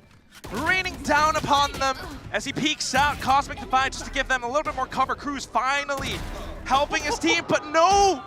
Again, Fox peeking. It's going to be Cruz with Guardian trying to do what he can, but he delays the inevitable.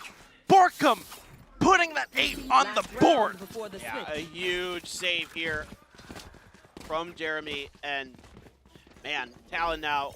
Money is tragic. I'm seeing a Judge. I'm seeing a Spectre. It is going to be... It is going to be, yeah, it's a Swiss Army knife trying to get things going here. You know, trying to pull out everything you can. You got the corkscrew, you got the little knife, you got the toothpick. I mean, everything in the kitchen sink here.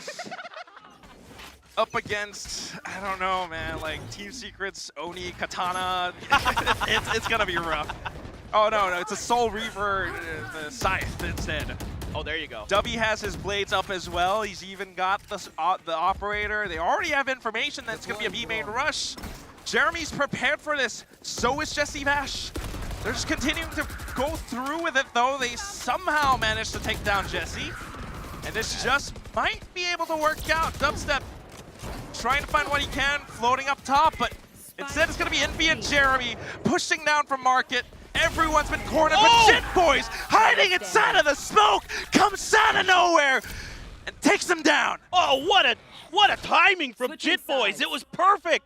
Completely bamboozled his Team Secret here. They are tunneled on the position of the Jet on the site of Garnets.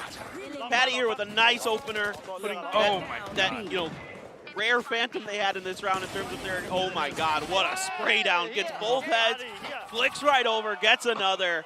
That's a highlight reel play from Jit Boys. We're talking about it, you know, age, yeah, makes you more experienced, more clever. Just a number. Sometimes, yeah, it's just a number. These young guns, they have the game sense. They know, okay, if everyone's going to go forward, sometimes I could just hide inside of this dark cover.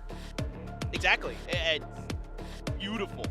Just the sense that he had there. Yeah, as good as, Team Secret is, as good as that half went for them. 8-4 is okay. That's an acceptable half. I mean, to be frank, this is one where I start thinking about overtime potentially, with the way that this map typically plays out. But maybe if it's just like a slightly better half here for Talon, they can get it done. So Team Secret with their more standard comp, I'd say if they potentially have a little bit more interesting utility here to make their attacker side a little bit easier for themselves with the Sova to get that information, with the recon darts, with the drone, the lockdown with the Killjoy as well, a big piece of this puzzle that could get them a couple rounds that there isn't great answers for on the side of Talon's comp. So that lockdown is going to be super valuable, super key here, I think, for the side of Team Secret. It's going to be able to give them a lot to work with. On the other hand, though, this is, again, where I'm thinking about Talon's composition. You don't pick this unless you have a specific plan. And on the defensive side, I just don't know if Sage's utilities, the slow is only going to last that long. The wall, unless you're going to get that creative with it, I don't think it's going to help you that much. They need to show us that they have some kind of a strategy, some kind of a plan to dismantle Team Secret's composition. Yeah, I really like what you're saying, and I'm really curious about that wall that you mentioned. That's kind of the biggest piece of the puzzle here for me. The rest of it, the Astra, the Fade, the KO, you kind of have a pretty good idea of how they're going to operate that on Ascent. So many teams have played it before. There isn't often too much trickery there. It's all about that Sage. That's the one that crops up from time to time on Ascent, and the biggest piece of that on the defender side, of course, is the wall. So what is that going to look like here? The pistol round is great because you can just knock out, this angle here on A main and force him into a different direction or force him to wait things out, give you that time to take more space on the map, to get more information early. That's where the wall has a ton of value, but if he did catch Patty out, Patty's got to go. Well, there you go. It's easily broken. They can still push past this. Thankfully, it's going to be Jit Boys here with a 0 point just to block them off for a second. Team Secret are reconsidering this. Yeah, Patty, fortunately, is a Sage, so he can heal himself even. Great value in the pistol round. Though, now. Yeah. Sage is great in the pistol round, I'll say that. Not the way that Patty probably, wanted that to go. Possibly not expecting Team Secret to be there, but at least they gathered that information. But still, this is only 2 players towards the A side. The star is not set up towards A main. And this means it's going to be easy for Team Secret to actually push past this. Jit Boys trying to stay alive too. The site already pushed on over, and this is a full-on 5-on-5 pistol round retake scenario. I'm not a fan of this, Clint. It's going to be tough for Talon, I think. Team Secret here, though, has a lurker. See Jeremy already out in spawn. That's going to play a huge part of this round. Envy is low, and there is that perfect seize. They have to peek into it. Here comes Fox, here comes Jit Boys! They're able to go in together, trapping Dubstep inside of Hell, but this frenzy! Jeremy from above! Heaven and Hell working in tandem to leave Cruz alone. I don't know if this is going to be enough. Even the Nano Swarm narrowly avoiding it down to 22 HP. He no longer has time. And it comes down. Oh my god! The Samurai Chop! This is Tondo Gaming! Tondo Gaming, I like that. We've leveled up from Adobo Gaming to Tondo Gaming. Oh, Jeremy, you got to do him like that. I love it. And he knew that there was no more time, so we can go for it. A great seize from Fox, first of all. That gives them 2 huge kills, but this lurk is so deep and so long from Jeremy. Catches him just off guard, and what a knife. You love to see it. You absolutely love it. God. I mean, certainly, like, oh, God. Oh, just don't expect it. Now, on to the next round. Talon setting up for an interesting A main push, but oh, God. Instantly met with the Spectres. The flash just somehow did not quite connect.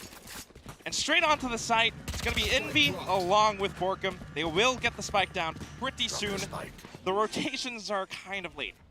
Yeah, a push out here from Talon. You know, we saw the other teams previously with Paper Rex and stuff that they try to get aggressive on these ecos, and that doesn't fool many teams these days. Team Secret, no fools themselves.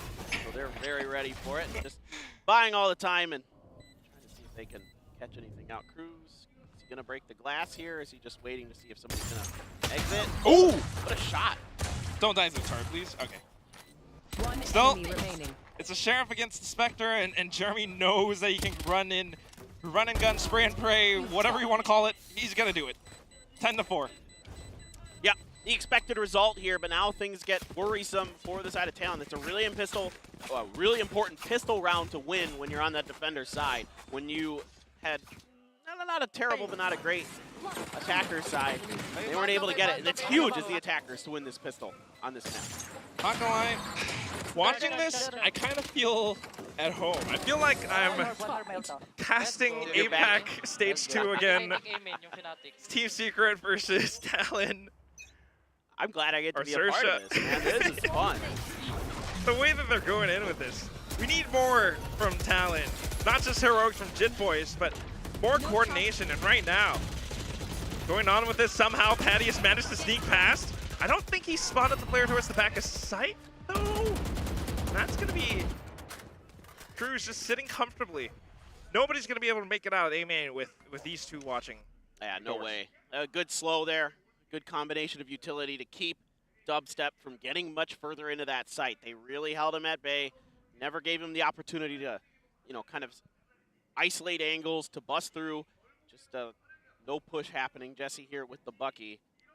That's one of my favorite guns, just to lull on people with. All right, so let's see what they're going to dial up on this one. The smoke up front, on information. TP inside.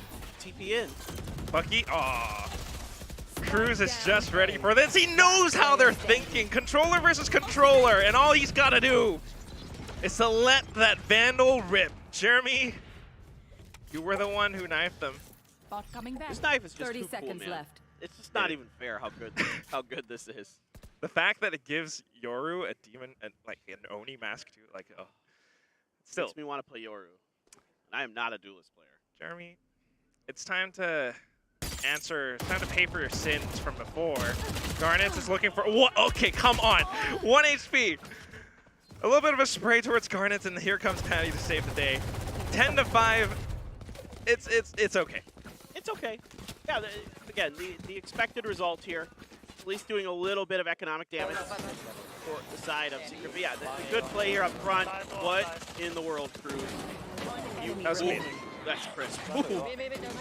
Absolutely, again, he's looking so good right now. Patty to find that finish. And now things get interesting. Now things are all squared up.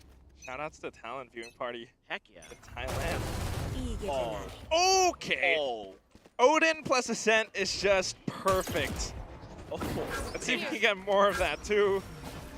Getting reconned, but they're falling back. Just kind of trying to relay off of this. A bit of a flash from Jit Voice. Doesn't quite connect, but it does put Dubstep out of position. Allows for a further trade, and this gives Talon the numbers advantage. Yep, good job here from Talon. Only Dubstep able to find much out of this. Borkum waiting to see if anyone's going to push that angle. He's sitting with the spike there as well. Fox, of course, with that opening Odin kill. He's doing some jump peeking. See if anybody's going to come on through. They're going to send a fake smoke over to the other side. Try to bait some attention away from this B site. Try Try to get in. Still plenty of utility here for this entry. You got the paranoia, you've got the flashes, you've got the recon, you got everything you need to clear open this space.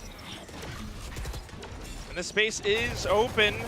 Just Fox trying to clip them as they try to jump past that alley. They managed to make it through. The spike will be planted, but now they have to worry about the post-plant positions. This will be tough for Talon to break, even with a 4v3. Look at how stacked up on the southern side of the B site they are.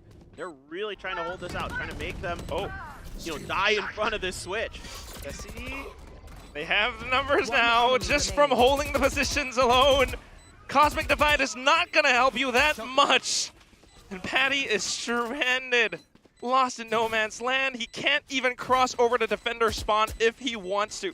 Well, okay, they kind of let him have that one. No exit frags for you though. And this is gonna put Team Secret on that 11. Love the way they set up their posts. The stack, one in main, two in the alley on the bottom side there, and everybody just waiting for the market and the push from the spawn. And it's just a collapse. They just rip them apart here. This is what has been really impressing me with Secret. It plays like this. That's just unfortunate. That's just one of those lineups you just know, all right. Right by the lobster. I know. Right on the tail. I call it pin the tail on the donkey when you do that. Fox, you expect sometimes that Killjoy wants to get aggressive at that angle with that turret and try to gain a little bit of extra space, maybe win a trade. Sometimes you'll see, the Killjoys try to play off that turret a little bit when the opponent is going to take that initial shot at it. If the turret, pings itself, activates, try to play off of it. But in this case, there was no opportunity for that. None whatsoever. And this is something that really stings for Talon because this was their map pick, Clinton. Yeah. You would have expected so much more from them, especially with this Asian comp that we were hyping up, but I don't know, something's lacking. It feels like it might be just the initiator somehow. Every single time that they try to explode or try to go in for that bit of a push, somehow it just doesn't quite flash them on the other side. And when Team Secret are just holding those angles, it's easy for them to just spray through, mow them down. No one gets across. No, yeah. No, I think you really, really nailed that. It's coordination from the side of Team Secret. It's just slightly better than Talon's. And so Talon, they're, having a tough time breaking through when Team Secret is given the opportunity to set up defenses. The retakes have been really, really difficult for Talon to do anything about. So Talon maybe might change up their game plan. You can see they're really aggressive at every point of the map, at every focus point. They're at B main with Patty. They've got two pushed up towards the arch. They've got one in tree, one at the door. So no long defenses just yet. Patty probably going to put up his wall in just a moment. Do it. He's got to be... If you're late on it, that's... Right. Oh, God. You should run. So risky. Oh, what is he no? doing? Oh, no. He puts it up, but Envy just so happens to be on that other side. He thought it might have been clear so that he could sneak behind the wall, and it just doesn't work out. Fox, though, pushing down mid, just might be able to set a bit of a flank, but Team Secret doesn't care. They already have the site. They're pushing in to set up those same post-plant positions. I understand what Patty wants to do there. It just is a bit unfortunate that you had a player that had already snuck into that position, so didn't come through. Let's see if this retake can be a little bit better. This time, Team Secret much deeper in the site. So much util still available. It comes down to those minute timings. Talon trying to set up for that coordinated push, and it works out for the time being. But what is this? Envy! A turret kill from Jeremy too! Dubstep with the Blade Storm just pushes them even further back and claims that match point. Economy for Talon is terrible now. Yeah, again, not the way you want to try to close out a round and a half. Now, we'll remember back to the first half where they were able to close that round even with a battered economy, but I already saw some stingers falling through for Talon. Jim Boyce is a good flash here, it's a good entry, but there's just too many players. You can hide behind these boxes, you can hide in both, so that entry flash is only good for the players closest to that stairwell. Other than that, most of the other, the other opponents aren't going to get flashed by that. So, tough position for Talon to be in, and Team Secret's post-plant defense continues to be near immaculate. They're just going to do it again. They know that Talon are on an eco. once they get that spike down, it might as well be game over, and I just hope it's not going to happen so easily. But looking at how this plays out, we just might have that 13-5, not unless Patty can do something about this. Slow orb over onto B main, picks up the Phantom. He's getting tagged up, but that's not too big of a deal. Just has to work with his teammates. A bit of a flank on a flank, though, and I'm not sure if Cruz spotted him out. But here comes Jeremy, all the way from stairs. Yeah, from the site, yeah. Cruz. Ugh. Trying to play around the turret. A bit of a stinger kill. No spray transfer. It's too darn hard to control that recoil, and it's going to be a 4K for Jeremy to close this out 13-5. What a way for Team Secret to show up and kind of upset match predictions. This looked pretty clean from Team Secret. They were really well oiled here, really well drilled. The teamwork, the focus for them looked quite good. I have very few complaints about how Team Secret played that map, and now they walk away with a very comfortable victory going into their next map pick of Icebox, which was very, very powerful for them at lock-in. They looked really, really good on that. That was one of the maps where Jesse in particular was really popping off. Just going back to like whatever's comfortable, right? The way that they're playing right now, is, again, with these compositions, maybe Talon were trying to experiment and do something a little bit different. I don't recall seeing them play this during lock-in, but on the other hand, for Team Secret, they're not messing around with anything. It's just whatever works. If it ain't broke, don't fix it. Yeah, Talon played against DRX on Icebox. It was the decider in that best of 3. They lost 13-10. They looked good. They ran that kind of Viper, Harbor comp. They had some good reads on how DRX was playing it based on what they had saw previously. They made a pretty good run of it, so I imagine Talon probably feels pretty comfortable. However, Team Secret has been really, really strong on Icebox, so it's been really good for them overall. So I think this should be a good map. I think it should be a very hotly contested map. At the very least, certainly should be a lot closer. Talon does have that experience on Icebox, but once again, not to be like a huge naysayer, but this was Talon's map pick. I expected so much more, and I hope to see more from them on Icebox. Me too. Me too. I think they will. I think they'll rebound nicely. Would love to get a third map here. We've already gotten, no matter what, we don't see the same map twice today, so that's pretty exciting for me. And if we go to that last map of Fracture, then we get to see 5 different maps. And for me, that's pretty ideal. I like that. It's a big win, but at the very least, we're going to have to toss it to a break before Talon and Team Secret come back for another clash off on Icebox.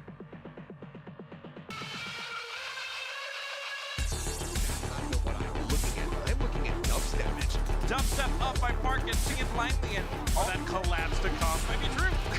They do have the rifles, they're trying wild for my taste, and of course, they're gonna get back. Yeah, this is done. Contest towards every single. All they have to do is peek at the right time, the right good shot. Chris doesn't care, just dashes in. Suddenly the one on Borkum. Borkum has no idea. It's one by Rick. Let it loose. How much that's gonna do. The pressure is all they try to push past the smoke.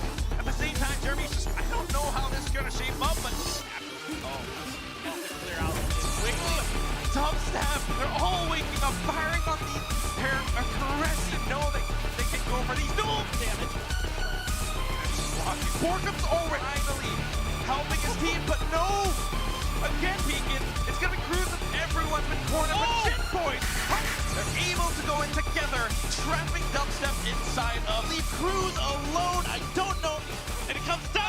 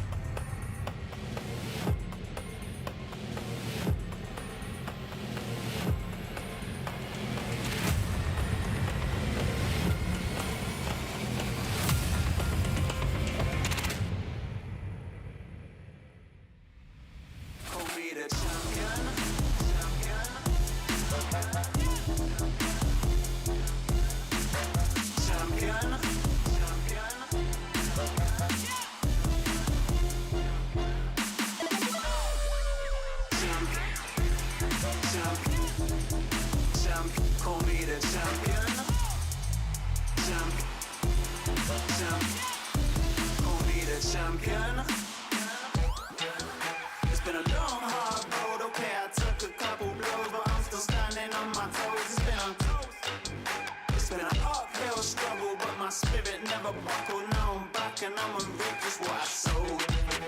It's been a long, hard road, okay, I took a couple blows, but I'm still standing on my toes. It's been an uphill struggle, but my spirit never buckled. Now I'm back and I'ma reap just what I sowed. Call me the champion, welcome to my kingdom.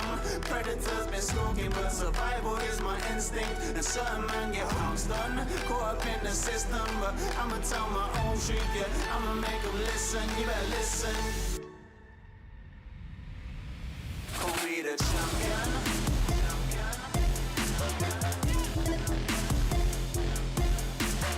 Champion.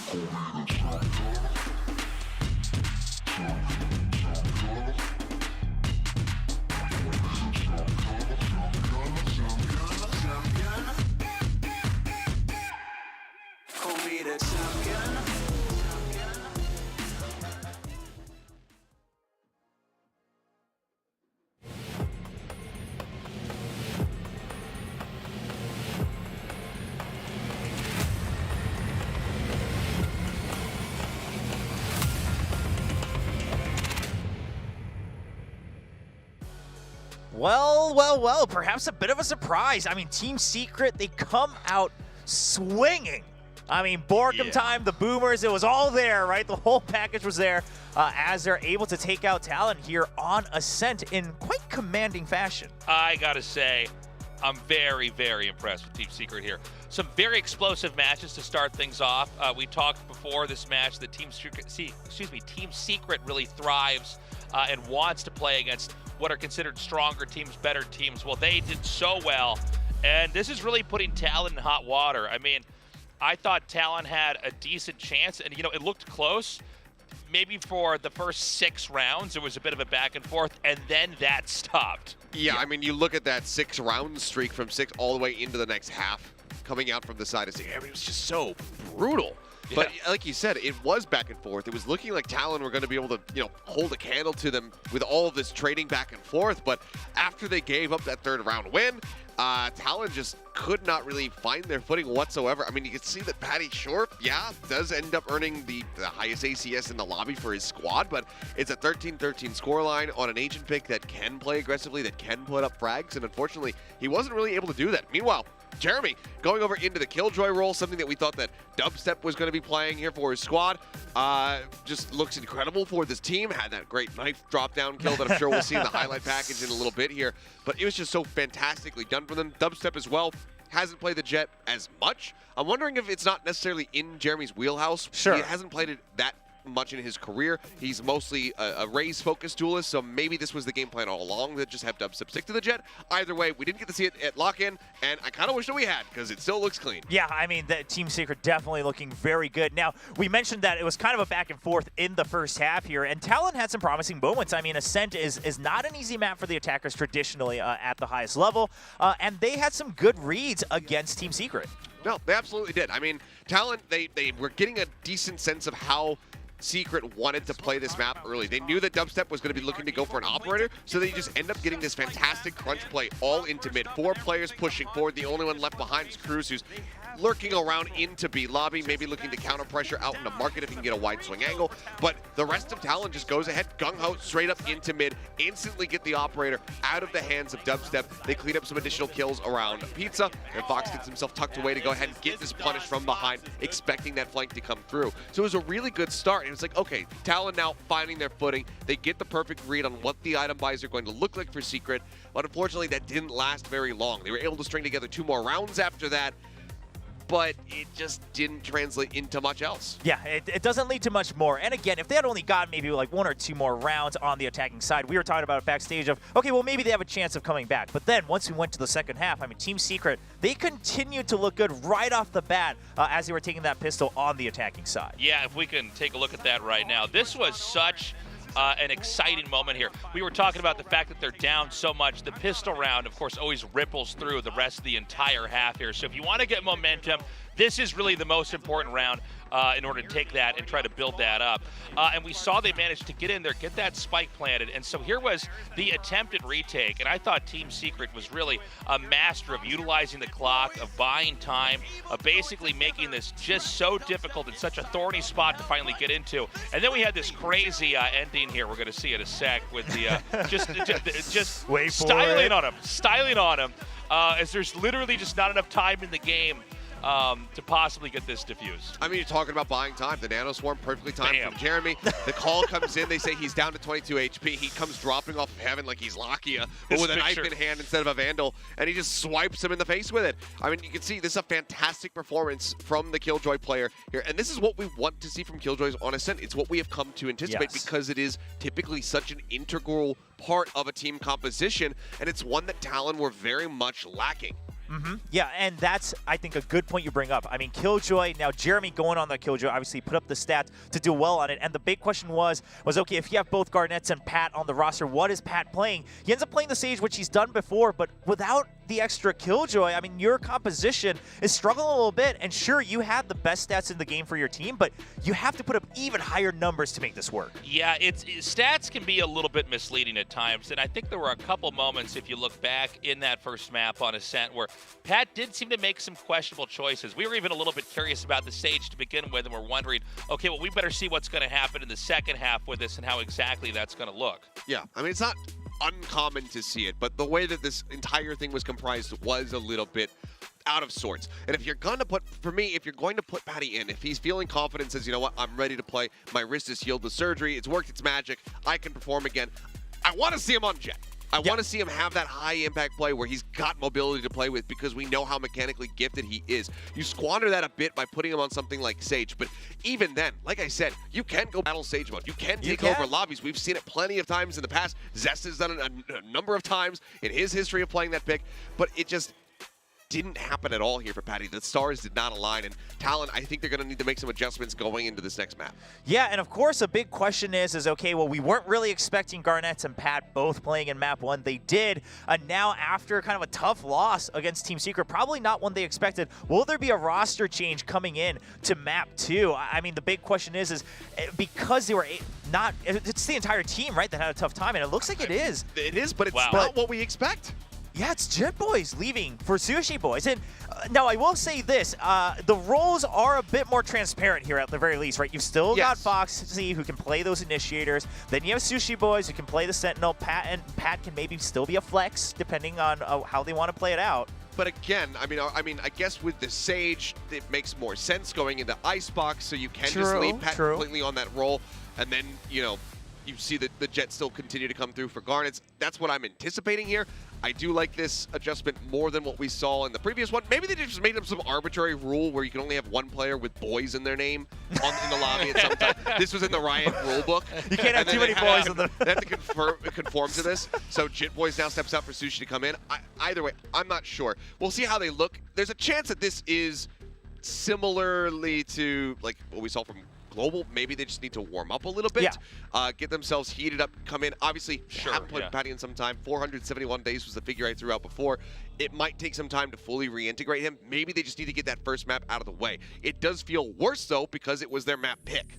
True, yeah. And now we're going over to Team Secrets. Yeah, I want to point out here, you know, if Team Secret wins, this is going to be kind of the first upset. Not the craziest upset, but this would be, compared to all the other games we've had, which have been, you know, I think not the most shocking results. This would be pretty big. I think you can make a slight argument for T1 taking a little down bit. Global. Yeah.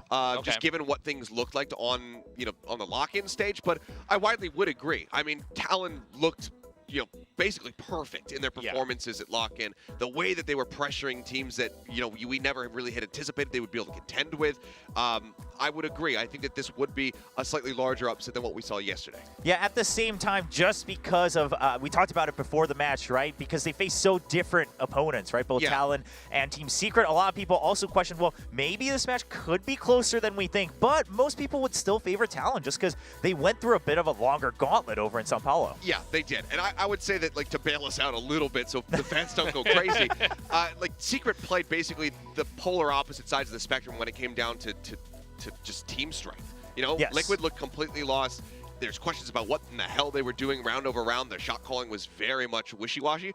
Whereas you had Na'Vi, which was just like pinnacle of EMEA team, very dangerous, very strong squad. So getting a solid read on what the actual power level of Secret is proved to be difficult. And right now, it's seeming like we have maybe underestimated them slightly and maybe also overrated Talon just a little bit, because with the swaps coming through, they don't look nearly as cohesive right now. I think it's important to remember, like, you know, what we saw earlier with Paper Rex, they proved that they're a good transplant team. You pick them up, you drop them off here in Seoul, and they seem to operate just fine. Maybe we need to have, you know, a little bit more time here for Talon, and maybe that time is in this game now. They're going to adapt, they're going to adjust, kind of like we saw GE Global Esports do just the other day, or maybe they're going to need a week or two from now. Yeah, and of course, now going to Icebox, we talked about, okay, it makes a little bit more sense. You could still see the stage here for Pat. Of course, you want a little bit more defender-heavy composition, so Sushi Boys coming in makes sense. But the big questions are, of course, we also saw the rise of Harbor here on Icebox, right? The Harbor comps coming in, or the Harbor plus Sage comps sometimes, to really make sure you're able to force those plants down, even on the attacking side, and secure those wins. Meanwhile, I mean, this was one of those maps where even though their opponents looked weaker than most people expected, Team Secret was showing that they had good discipline. They had some good utility being chained. The timings were good to take control of space, especially on the A side of the map, both on attack and defense. So I can't wait to see what the Asian picks are going to look like as we get ready to see the lineups here. It does look like we're predicting a Harbor pickup here for Talon. It's actually going to be Pat, so continue to play that flex role if this goes down the road. This is going to be fun to see how exactly Pat plays Harbor. Harbor is obviously one of the newer agents that we've got here. We got Borkum locking in over here with the Viper, and Jeremy actually is going to be taking that Sage. Yeah, so where the big difference is, of course, is Garnett's still playing that Jet, so we have an entry, the Duelist on one side, but then it's Talon going for the Viper Harbor, whereas Team Secret's going with the classical Viper plus Sage to make sure that they're able to control the site even on the attacking side. All right, well, pressure up right now here for the side of Talon. I'm Patty going over to the Harbor, not what I had anticipated whatsoever, but they're taking a leap out of that DRX book, trying to really rely on the Cobes to be able to get these plants down.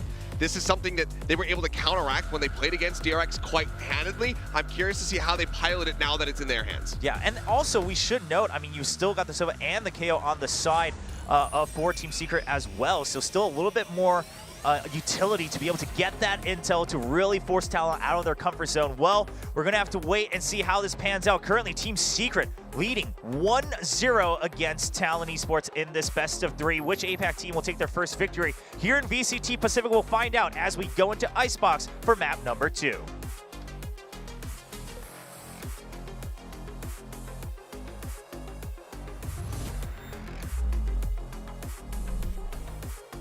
Thank you very much, William. Is it going to be more Borkum time or Talon Superfly, it's Soren time?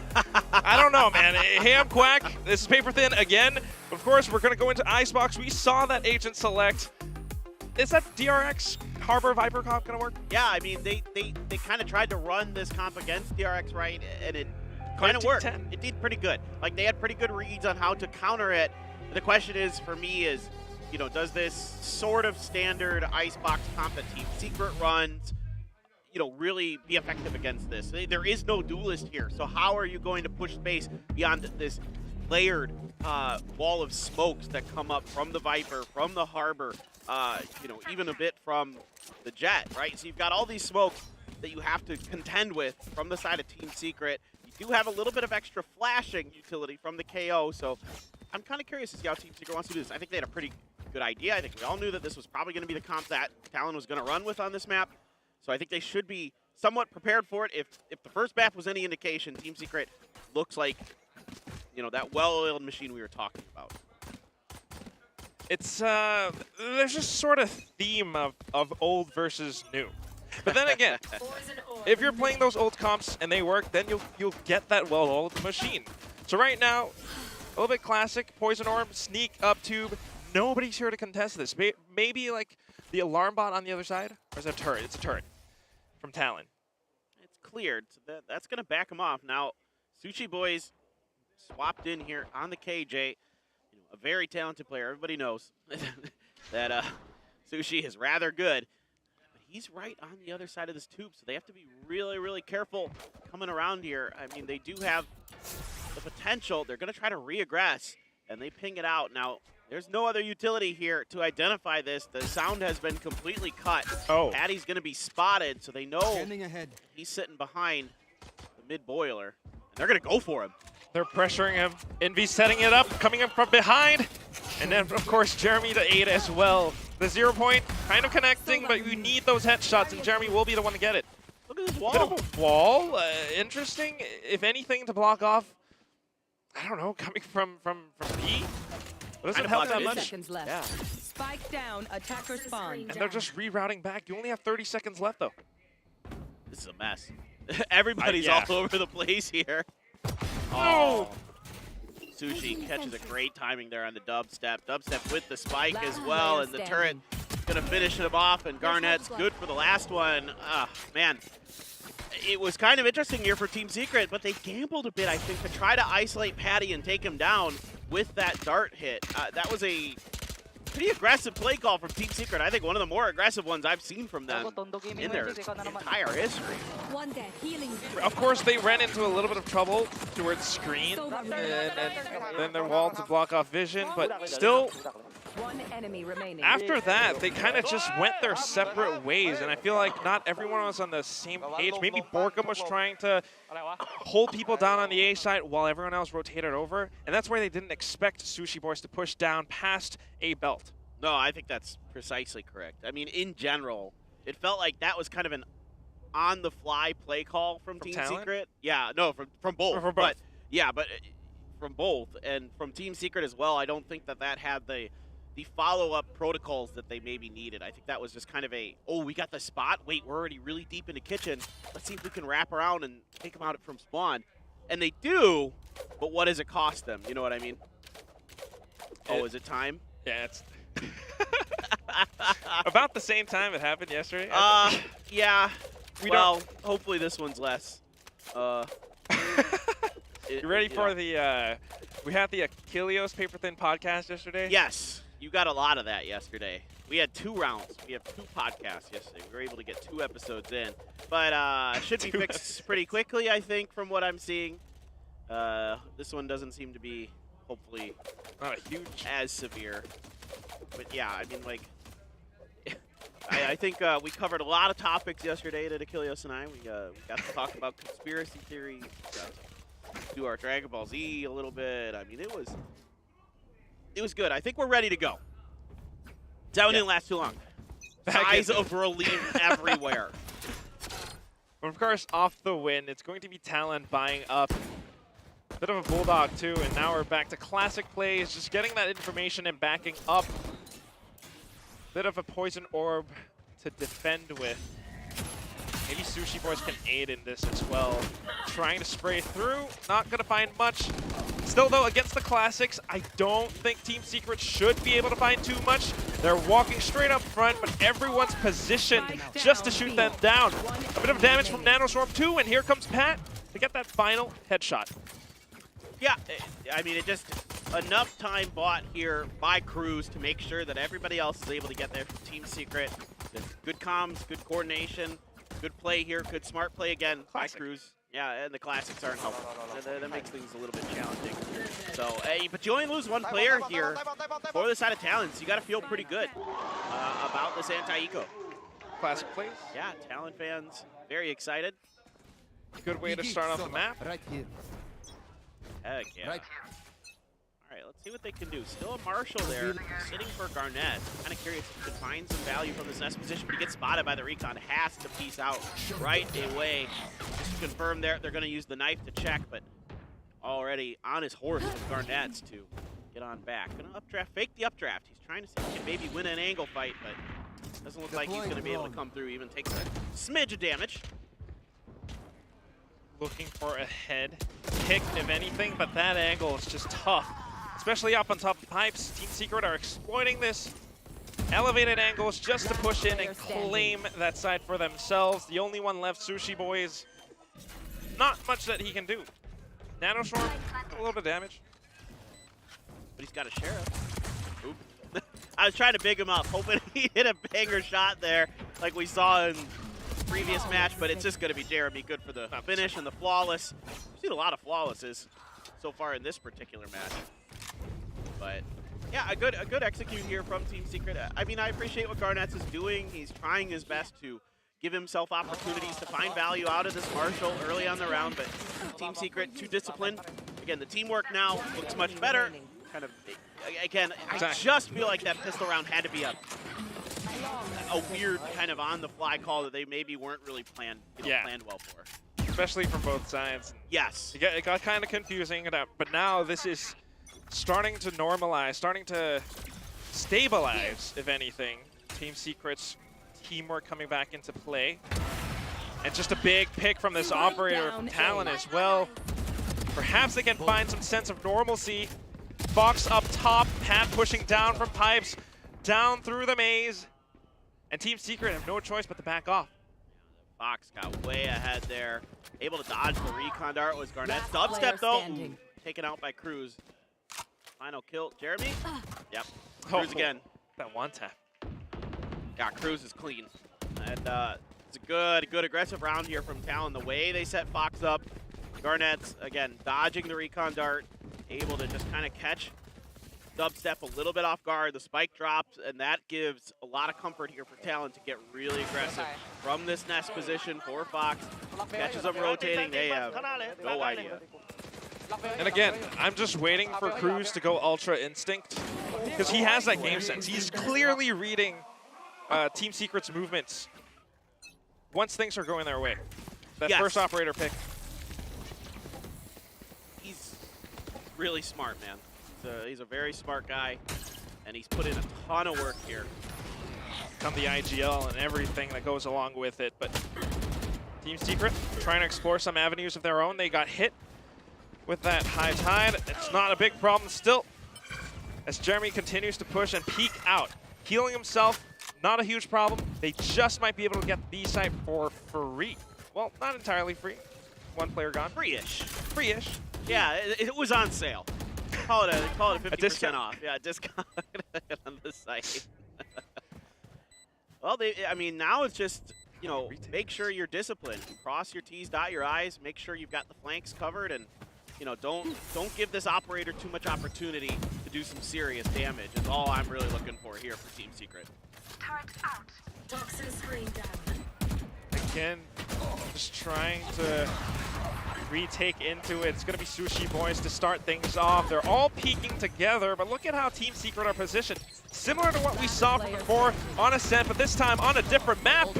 The way they're able to peek and push together at the same time. Too many targets for Team Secret to deal with, but does he have the time? Yes, he does. Talon on that 4-1.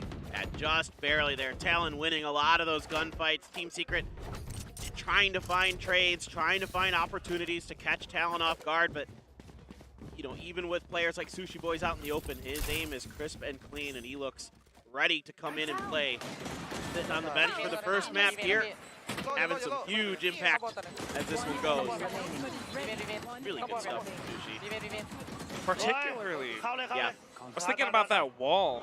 It kind of blocked off any angle coming from green or towards garage on the B site, and that allowed them to isolate those angles on towards yellow as well. Right. So really useful, but now Team Secret just aggressively going into this eco onto the A site. I don't know if they're able to deal with this operator that Garnets is holding. Nope. There's your answer. But they're still going in with it though, Jesse. Envy, they're finding some kills of their own. That's the operator gone. Trying to pick it up. Oh god, it's just a little inch further away. Finally able to get it. And maybe the spike plant too, but do they expect Cruz to come up from behind?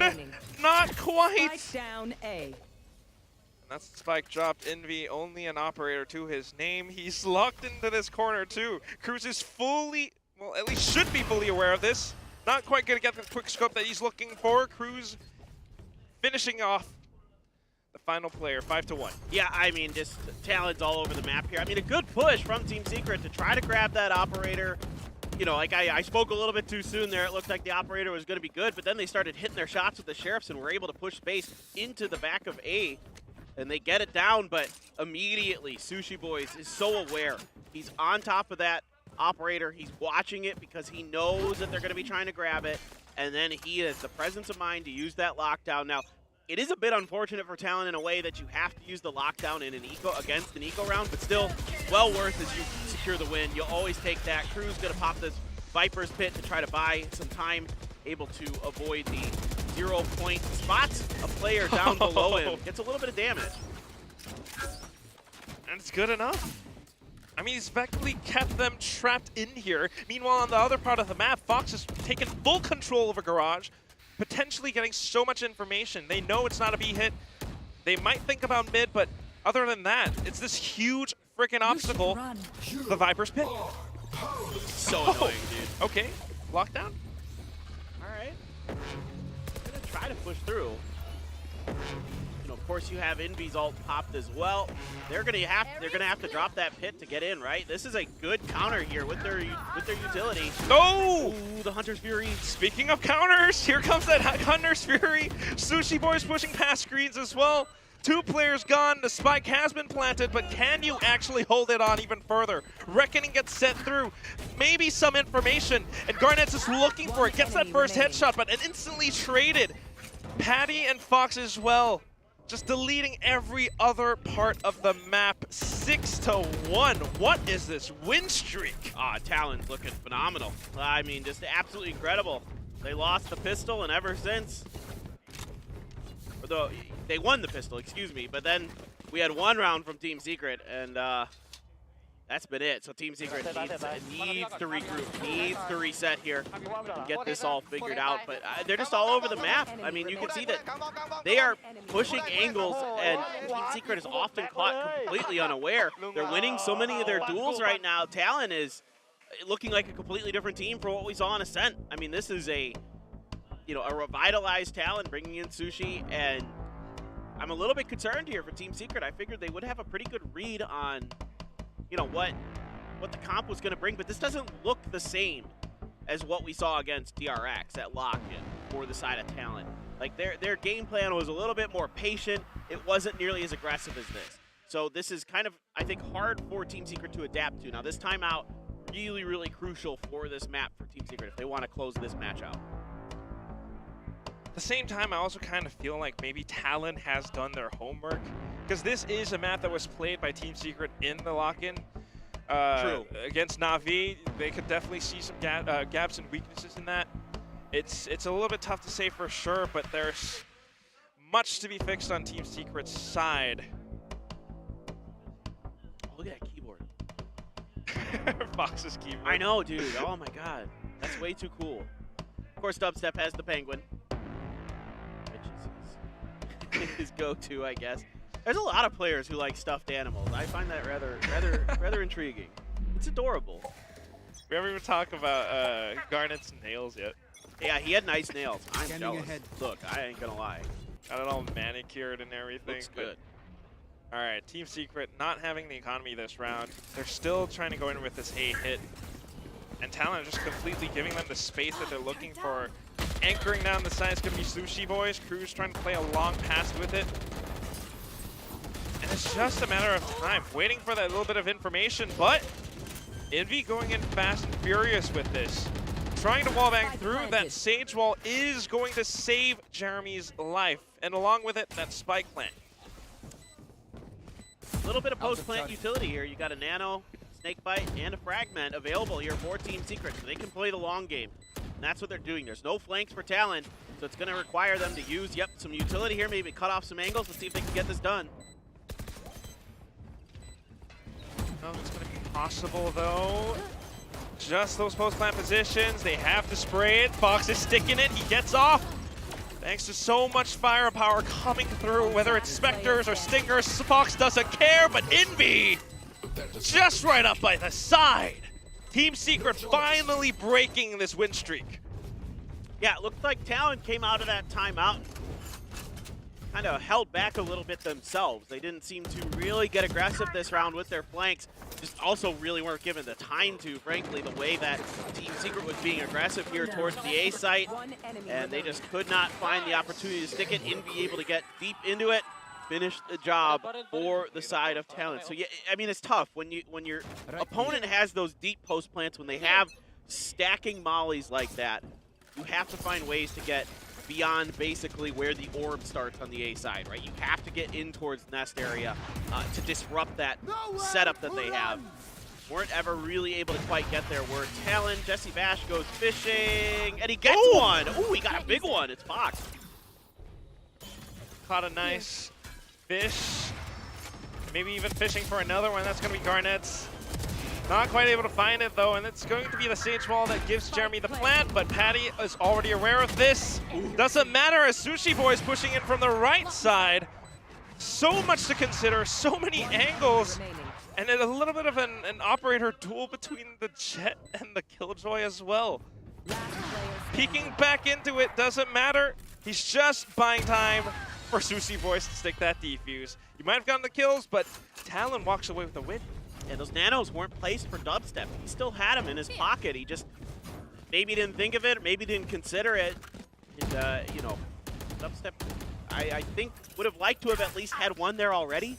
You know, at the plant, I don't know. I didn't quite see on the map if he just didn't get the opportunity to put it down or if it just escaped his mind. You know, still recovers the op, still gets some kills. But at the end of the day, that's the 7th round, a guaranteed positive half for the side of Talon versus Team Secret on this attacker side. Oh, Fox trying to get in that nest again. This time around, Team Secret not having it. But we keep seeing this push from Team Secret, and now Talon are trying to get experimentative with it.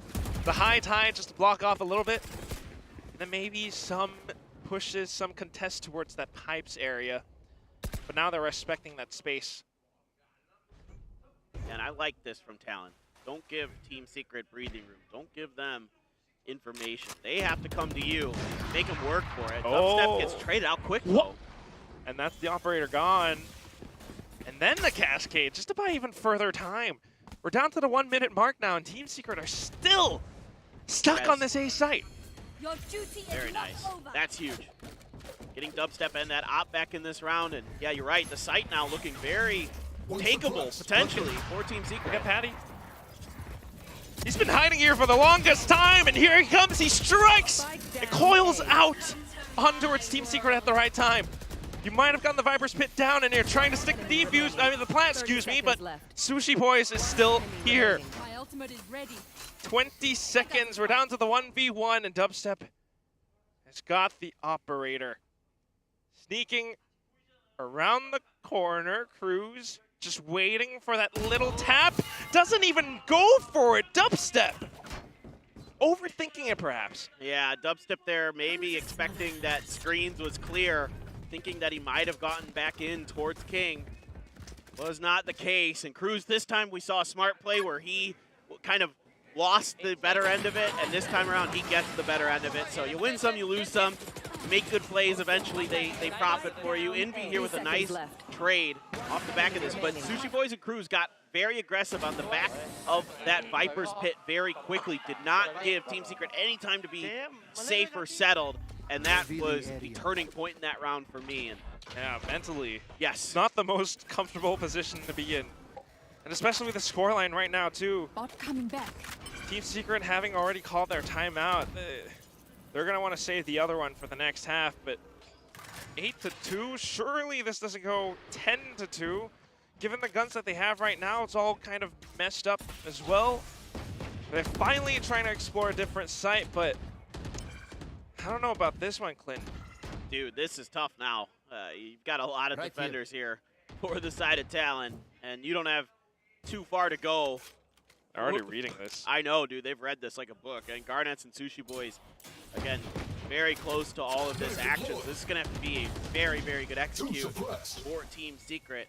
Some space given, but again, just on the other side of this is danger zone. Oh, they tried to boost it. It doesn't matter. They still get the kill. Close range, those firefights. It's kind of helping both sides. Maybe a little bit more for Team Secret because they have the Spectres, but this spike plan, unfortunately, it's just going to be a little bit easier for Sushi Boys. Dubstep, he's got the Vandal, but he has to respect this space. And if anything, he pulls out his own lockdown as well, just to push them even further back. Spike ticking away. We're down to about maybe 25, 30 seconds left, and Sushi Boys finally pushes in. They can definitely hear Dubstep's position now, but I don't know if this Nanoswarm is not going to do that much. Just sticking it all the way through Clinton. Well, that wall kind of works against Secret there, right? Like, they plant on the other side of it, and then Dubstep's angle, it cuts him off from being able to deal with it. So a little bit of miscommunication here from the side of Team Secret, I feel like. They had a good opportunity at the start of this. They made a good play. They got a favorable trade, but I don't like this plant spot from Jeremy. I would have rather have seen it closer towards yellow or in that nook underneath the rope or something. That spot right there, I just feel like puts them at a disadvantage. Maybe they just didn't think that. So okay, wait, we're getting really aggressive with Dom. I'm holding my thought because this is spicy. One click, gets it, tailwinds away, and that's a free kill. Maybe a second, pops the Blade Storm. Oh my god, Garnets, this guy doesn't back off in the face of danger. Of course, Patty trying to help this as well, but Team Secret are just continuing to barge through. It's the final round of the first half, and they are not backing down. The spike has been planted. And it's going to have to be this 2-on-3 retake. A head has been spotted. Make that a 1-on-3 now. Cruz, can you do this? Being so careful. The toxic screen, but playing off of contact. Oh my god. So close. It's just the third one that he did not quite expect. All the way towards the back of sight.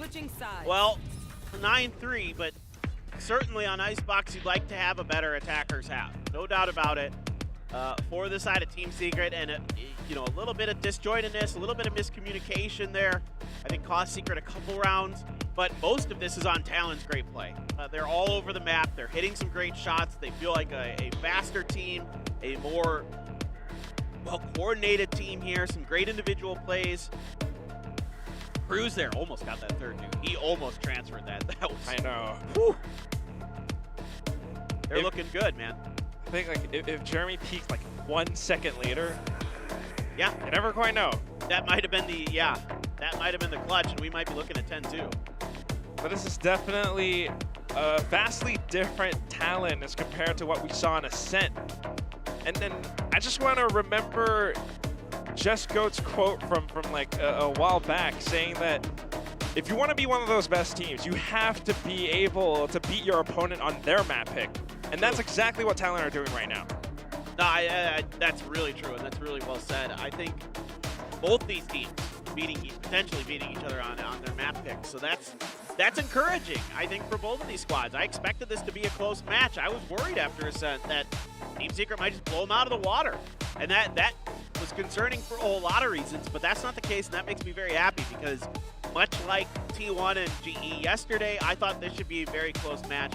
Now we're starting to get it. Now we're starting to see the real potential from both of these squads. And yeah, Cruz seems to have maybe found that Ultra Instinct form. He's had some nasty ones today. He's playing smart, and that's encouraging. Waking up a little bit. His hair's starting to change color. Oh, yeah. Well, he dyed it, and now it's kind of starting to fade. I think just, you know, a little bit of confidence here for Cruz, and you know, had a late arrival due to his medical issue, which is now, you know, fortunately mostly cleared up for him. You know, again, he's feeling much better today, which makes me so happy. Love to hear that. But yeah. If anything, I mean, this just speaks to the potential that the entire VCT Pacific teams, all these teams, what they have to offer. Dude, it's really encouraging how deep already we're seeing these teams. You know, teams are improving since lock-in, like we saw at Detonation earlier today. Right here. A lot of things to be excited about for this league already. We're only, you know, on the second day. Here we go. Speaking of second day, it's the second half. Team Secret trying to contest against this, but how do you deal with these walls? There's smokes upon smokes. Garnets just playing around that cove will be able to find Jesse Vash's face. Envy pushing forward now. It's all down to this timing. But then again, this is that double controller. A high tide gone, a toxic screen comes up, and Patty continues to find heads. He's going full turret mode. Off of that classic, Envy is the only one left alive. A simple peek and Cruz instantly flicks over. I mean, that's what you're looking for from That Patty. instinct. Woo!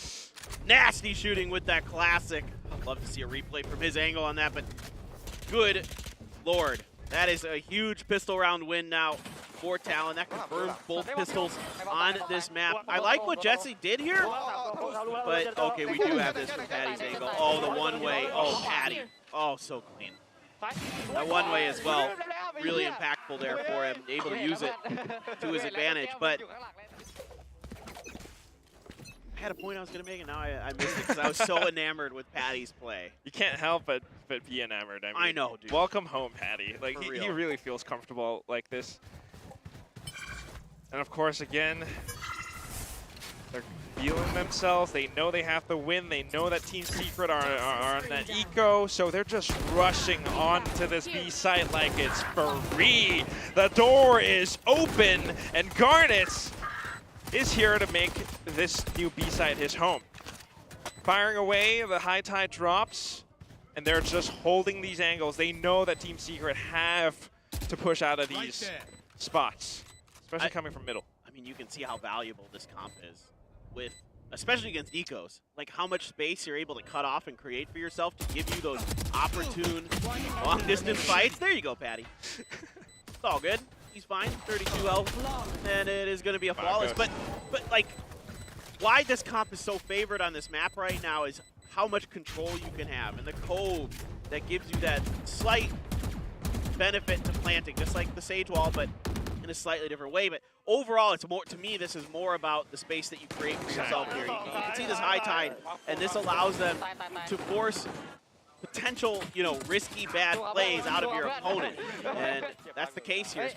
Again, it was an eco, but I'm not getting too crazy about that. Oh, I remember what I want to say. I was impressed with the way that Talon used the cove but didn't plant in it, and it baited Jesse out, and he came through. Yeah, in the pistol round. But now I remember that. I thought that was cool. But that's why it's just so much potential that you can play off of, especially with like mental conditioning, like where you're talking about.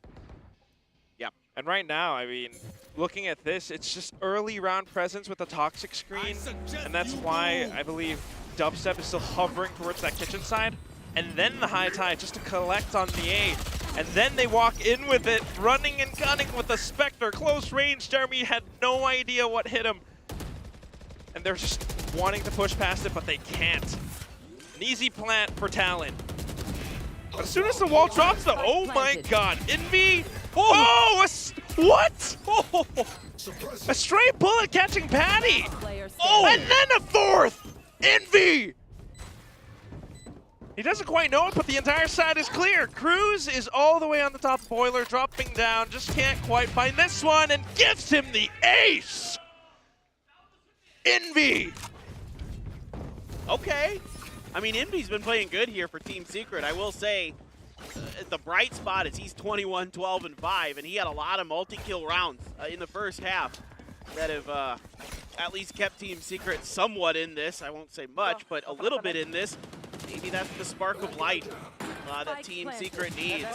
That spray right there just gets a little bit lucky, but still able to, have the timing there, watching that rope diligently, knowing the escape route of his opponent, perfectly prepared. Now Talon, everybody's got rifles. Jeremy, though, with the Bulldog. Half armor for Envy, though. After that ace, that's gotta... he's got his null command. Yeah. So he's down, it's all good. That's just true. To stay alive long enough to make that work. Look at how much space they're giving to Talon, though. Everyone's playing so defensively. Especially on B, look at this. I mean, they're so far back. Snowman, just finally now you're starting to push in back towards the site. Envy here. Yeah, they knew. Once that toxic screen came up, it was Nano Swarm and pre-fire to prevent that. Now the shift comes back over to A. You see the pings going down. Talon readjusting, rethinking. You do have the toxic screen available on the other side for Team Secret to try to slow this up a bit, but that can be tricky because the extra layer is there for Talon with the Harbor to create that extra space that they need on the other side of Team Secret's toxic screen.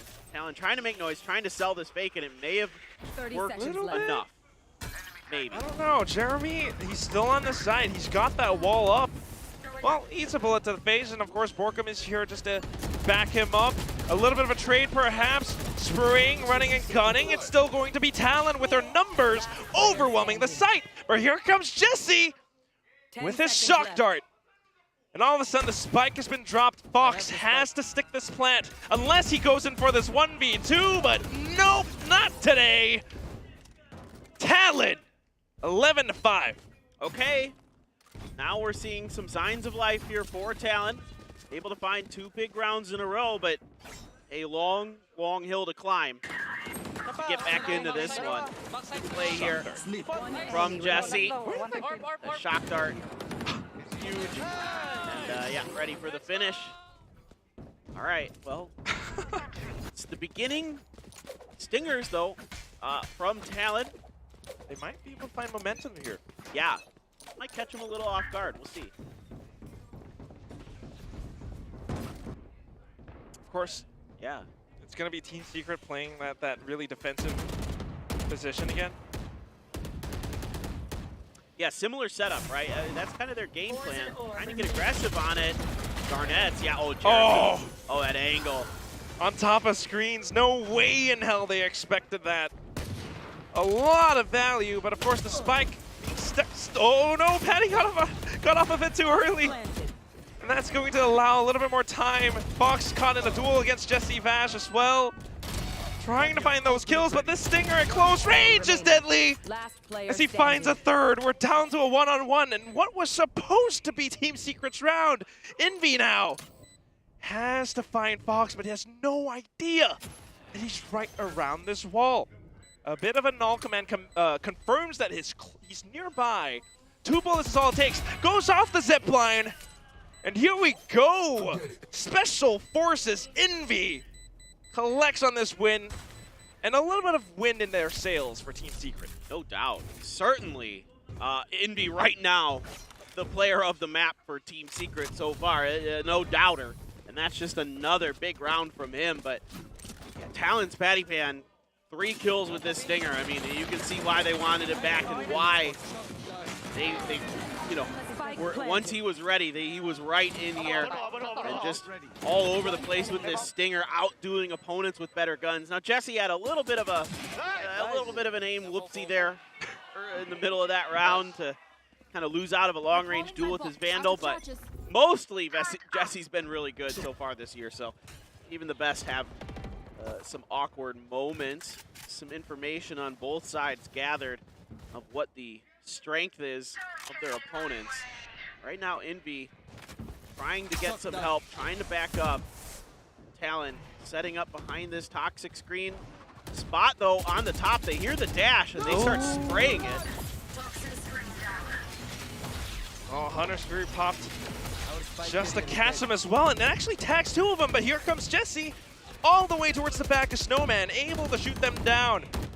Jeremy, a little bit of an interesting wall, but whatever it is, Talon comes out of this one with the spike planted, and that's the major thing. Cruz even has his Viper Spit, just saving it for a future round, I believe, because he doesn't need, or doesn't have the position to deploy it right now. In fact, Team Secret has to go in for these peaks. Team Secret trying to flush them out, and then here comes out the Viper Spit, giving them a little bit of a breathing room, and here comes Fox 2 off of the other side of yellow. A triple kill off of the Chaos from Cruz. Match point. I think Cruz regrets putting that Viper Spit down. Maybe not. It might have caused enough distraction to set Fox up there, but still, really, really nicely handled here by Talon on this post plant. I mean, you know, you can see that Jesse. Come on, man. That's just mean. But oh my God. Oh, what crisp shooting. What a flick there. The adjustment on the aim is great from Fox. And yeah, map point now. Garnett's just going to pop the blades off the rip. Getting pretty aggressive. You're going to have that suppress, take the blades out momentarily, but that just tells Talon they have time to readjust, regroup, and the economy was bad. And oh my God! Woo! A quick 180. Oh my God, Clint, my jaw is on the ground, and now here is that code plant. Dubstep knowing not to overextend, but still the damage taken. It's going to be tough for Team Secret to recover off of this, but here comes Borkum. Borkum time? Maybe. Picks up the Vandal, has to deal with Garnets first. He has his teammates available to help him out. Of course, Garnet's trying to do what he can too. The Cloudburst able to save him for the time being. Right here comes Patty! Oh my god! Microflakes back to back! And it's out to the 1v1. Borkum time indeed! Attaboy, Borkum, nicely done. Good to see him come up big here for the side of Team Secret. Patty almost clutching one out. Patty has had a bunch of multi-kill rounds himself. It's like Envy on the other side. Patty here, 20, 16, and 7. Great round here for Cruz, though. Those 2 shots with that Vandal. Oh, boy. This is absolutely nuts. Look at this. Oh, so fast. Last player standing. He's just so ready. It's Patty as well along with it. And then Borkum just to check off of the spike. We managed to go in halfway. We found a little bit of momentum, but it's still match point, and Team Secret has more to climb. 5 rounds just to make it overtime, right? This is nasty difficult for Team Secret. A lot more defenses here at B, as this has kind of been the pressure point that Talon is trying to use to end this map. So far, it's been kind of back and forth. A flash up and over. Jeremy's going to peek off of it. Got a kill, too. That's nice. Good bit of value. Still controlling yellow somewhat.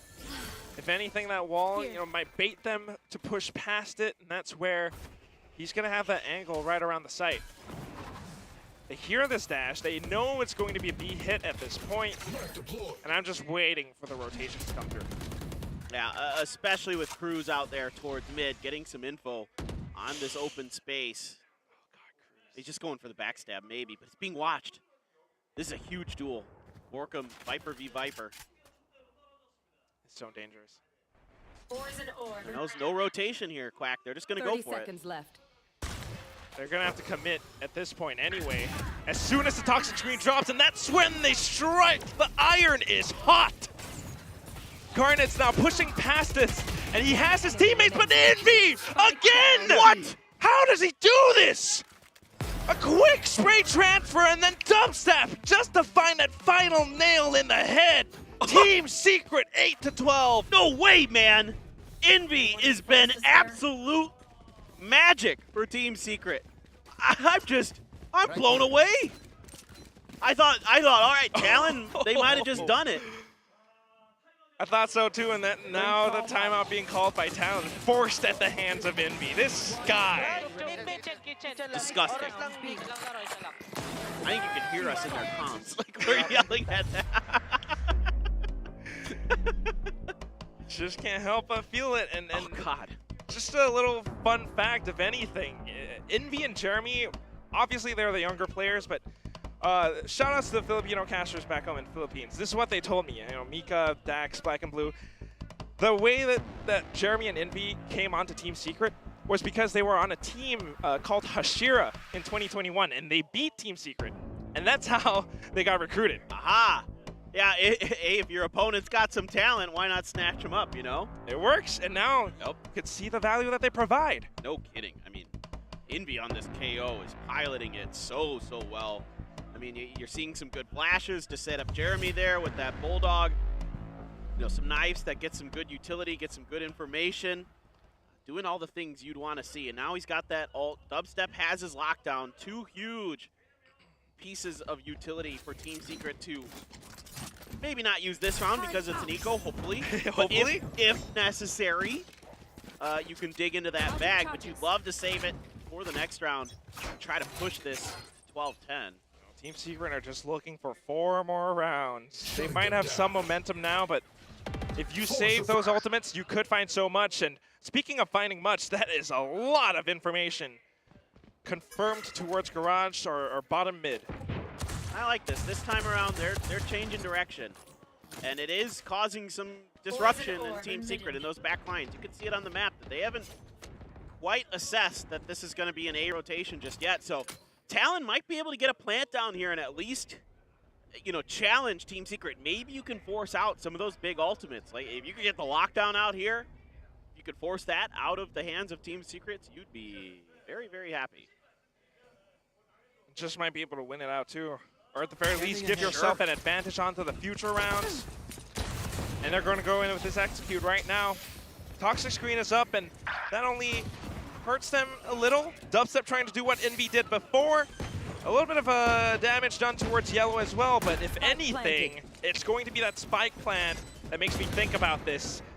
They've all backed up behind 410, and there's so much cover. There is that reckoning that you're talking about, and that's going to be so annoying for Dubstep to work with. And then the lockdown. Is this going to be it, Clinton? They're trying to push up, but they can't do it. Jeremy caught alone, eating a shock dart right at his feet. 13-8 for Talon. You pretty much nailed it, dude. Sorry to cut you off there, but I mean, you were just like, well, maybe they'll just get it. Talon will just get it done here. Yeah, they didn't even give Team Secret the opportunity to use any of their ults. They just took them out. Unbelievable play there from Talon in that last round. And Team Secret, the comeback is cut short. The overtime averted, crisis averted for Talon, and they do force that map 3. They do force Fracture. I think it's going to be a fantastic map. I'm excited to get to see it for the first time here in VCT Pacific. Personally, maybe my favorite map in the pool right now. I think this is a really dynamic, really interesting map. You can bring so many different options in terms of agents and those kind of things. Yeah, duelist, what do you want to run? You want a 2 duelist? You want to run a neon? Do you not? Yeah, there's some people use Fade to good effect, some don't. You know, Brimstone sometimes, Omen, Viper.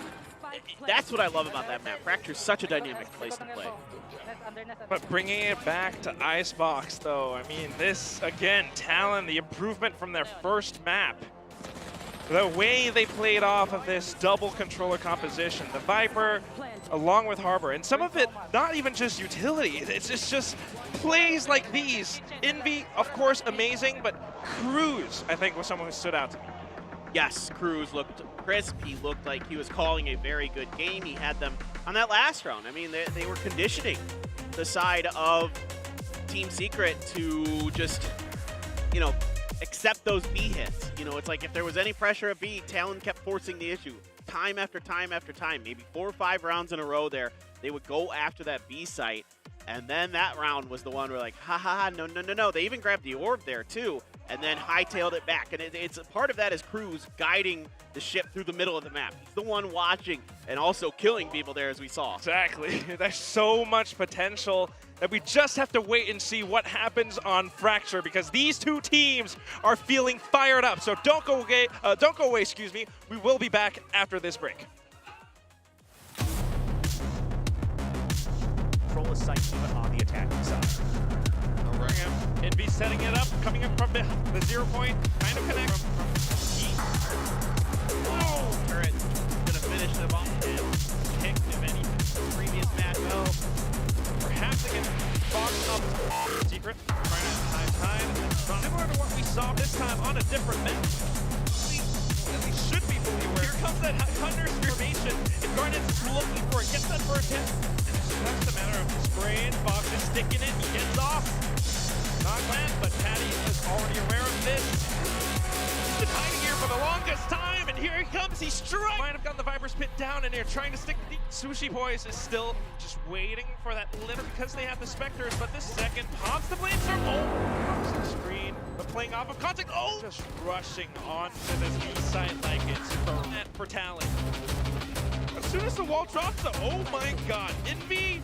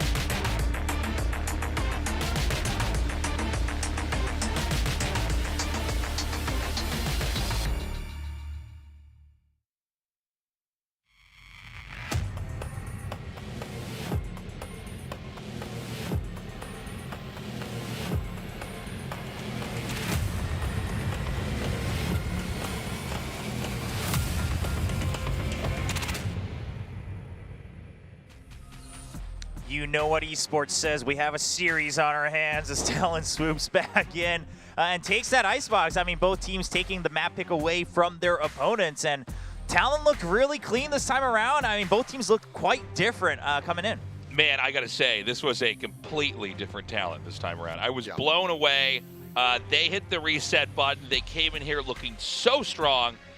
It was also exciting to see that Team Secret was able to up their game there at the end. For a little bit, I was telling you, William, I'm like, I think we're going to go to overtime. And it did look like it, right? I mean, Team Secret, they were still fragging out whenever they could, but at the end of the day, Talon now with Sushi Boys coming back to help fill that Sentinel role here in Icebox, the composition looked a lot sturdier as well, and overall just better performance. Yeah, I mean, like we kind of teed it up right at the end when we were a little bit concerned for Talon. We put the question out there, we offered it up, we spawned it into the universe. We said, is this just a warm-up game? Have they finally now woken up? And it does seem to be the case. I mean, losing on your map pick, always not going to feel good, but it does feel damn good to go ahead and win on your opponents. So Talon now giving Secret a taste of their own medicine, which means that it's all going to end up coming down to Fracture to decide it. So we're going to get our first look on that map here in Pacific on this new patch and see what these teams do have prepared for us. Yeah, and obviously we saw from the stats there as well. Cruz once again continuing to prove that the improvements he showed at lock-in were no fluke. I mean, he's holding the sights well, he's getting those lyrics, and he's winning a ton of these duels, putting up crazy numbers. And Pat looks just as well on the Harbor. His aim really coming back to warm up in play here for map 2. Yeah, Harbor was completely playing out of his mind. I was really happy to see this, when he came back in the series, because we were talking about this from game 1. It did look a little bit lackluster. It was a little bit concerning, but it does seem like for some of our teams that have been transplanted over here into Korea, they're getting acclimated pretty quickly. Maybe it's a bumpy ride for the first map or so, but we've already had an insane game from these two teams that have been produced. And by the way, this whole best of 3, nothing but surprises. Yeah, I mean, but this is what we wanted. We wanted to and expected this to be a closer series. Initially, it was like, oh, are they just going to get blown out of the water? Are Talon not as strong as we had anticipated? We come in expecting that maybe they're going to be the second strongest team that we have here in the region. And now they're starting to get back into that groove. They're starting to prove that once more. We were anticipating this was going to end up going to 3, and I'm happy that it is. Yeah, and let's talk about Pat just a little bit more. I mean, I will say the utility on Harbor, maybe not the cleanest that we've seen on Icebox in terms of the lineups and everything. Sure. But the aim really coming back, and of course still playing the role to the maximum, getting those safe plants in, and able to prove that he deserves that spot on this team. He still has that value that everyone kind of hoped he would. Yeah, I mean, obviously Pat was already legendary over in the Thai region, but the fact that he's able to play a new agent, this, how many days was it you were saying earlier? 471. 471 days since this guy had played in a major match like the one that we're casting right now. Comes in here with a new agent, looks modern, looks good. I think you were right. The util could have been a little bit more crisp there, but overall the gunplay was incredible. Yeah, it really was, and you could see just this upward trajectory here from him compared to that first map on Ascent coming out with the Sage, was able to find some value, was top fragging in the lobby for the rest of his team, but now he shifts over to the Harbor, finds himself just increasing those stats, having way more impact throughout the rounds. Multiple multi-kills coming out here from Patty, and this is exactly what we expect from him. And I gotta say, even though he's not playing a duelist, he's still putting up numbers and having performances as if he were playing a duelist. Obviously, the first blood percentage, not that surprising. He's not really going to be the one who's playing in a spot where you're going to be making first contact. As that Harbor, you're going to be lingering in behind the rest of your team, getting ready to set up those cascades, getting ready to set up those high tides.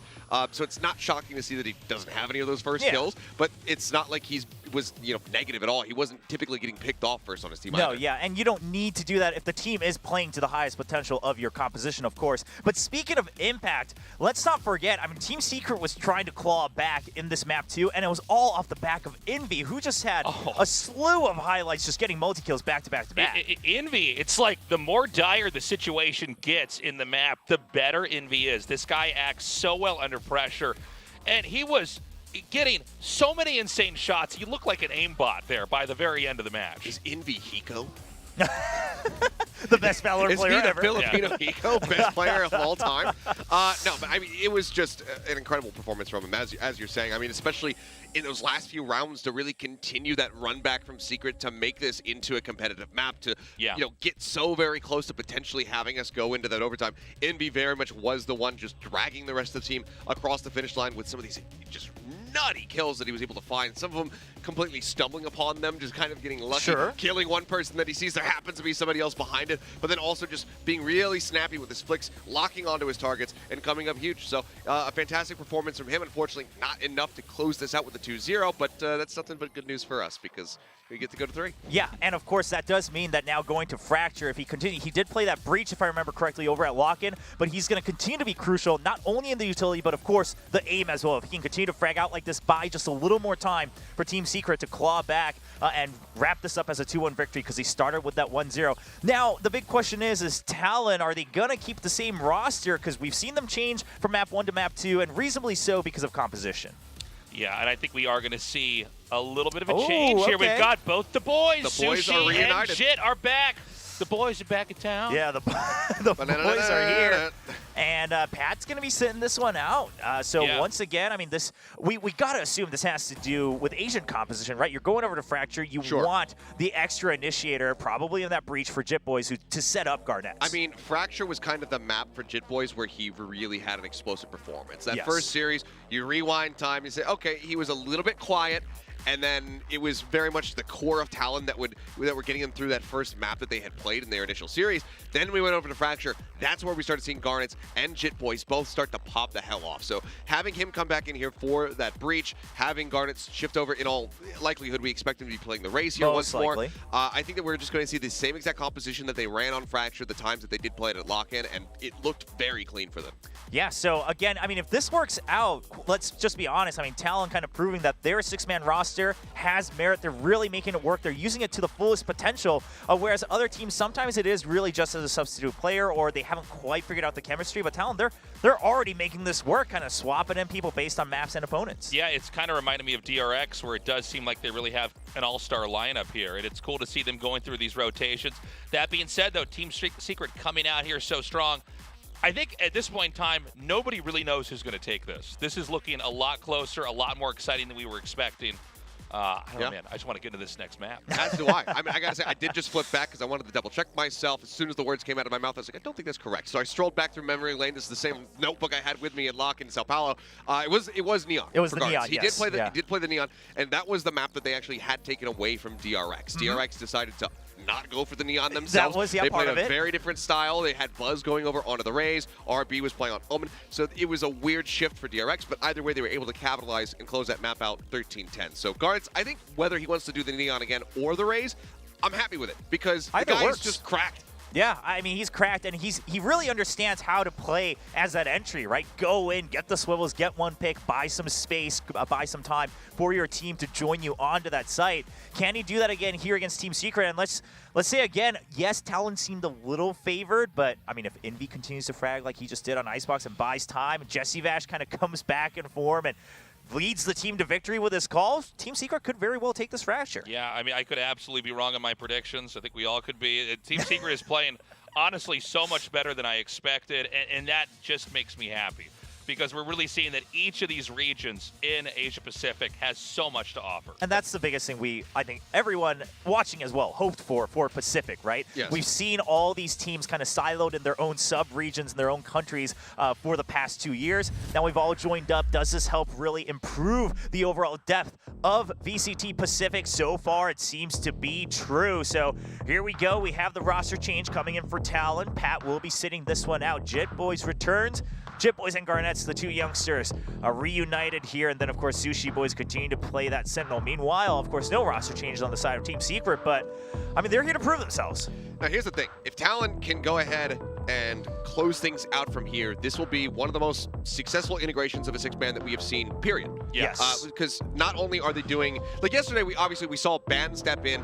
Intro, he played the first map. He looked incredible playing that Viper. He steps away. Ban closes out the rest of the series. But this is the first time that we're seeing this now 3-way swap with Pat coming in. Sushi Boys was out. Now, Jit Boys is in. Pat is out. So we've been seeing them rotate around a lot more. So this is a lot more depth than we're used to seeing when it does come down to roster changes. So if they can get this win, I think that really sets the stage for an immense amount of flexibility that they have in their arsenal. Yeah, I think it's a really good point. You know, sometimes you'll have, two players that are swapped in and out. It's like you're changing a tire or something like that. But here, we're seeing really these full rotations, which requires totally different teamwork and different skill sets that are going to come in here.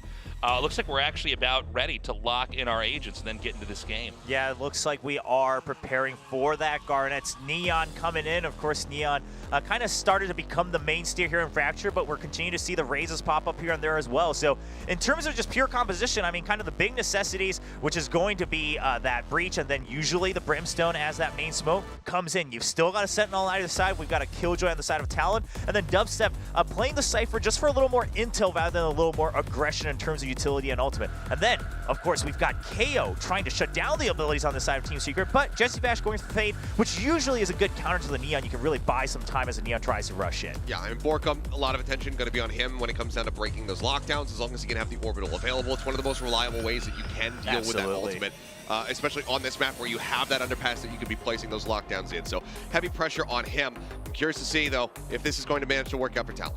Well, 1-1 scoreline between Talon and Team Secret. Whoever takes it does get their first victory here in VCT Pacific. Gets to start on the first half, the top half of that scoreboard as we try to go through this round robin. We're going to be going to Fracture as the decider map. We're going to head right into the game with the casters.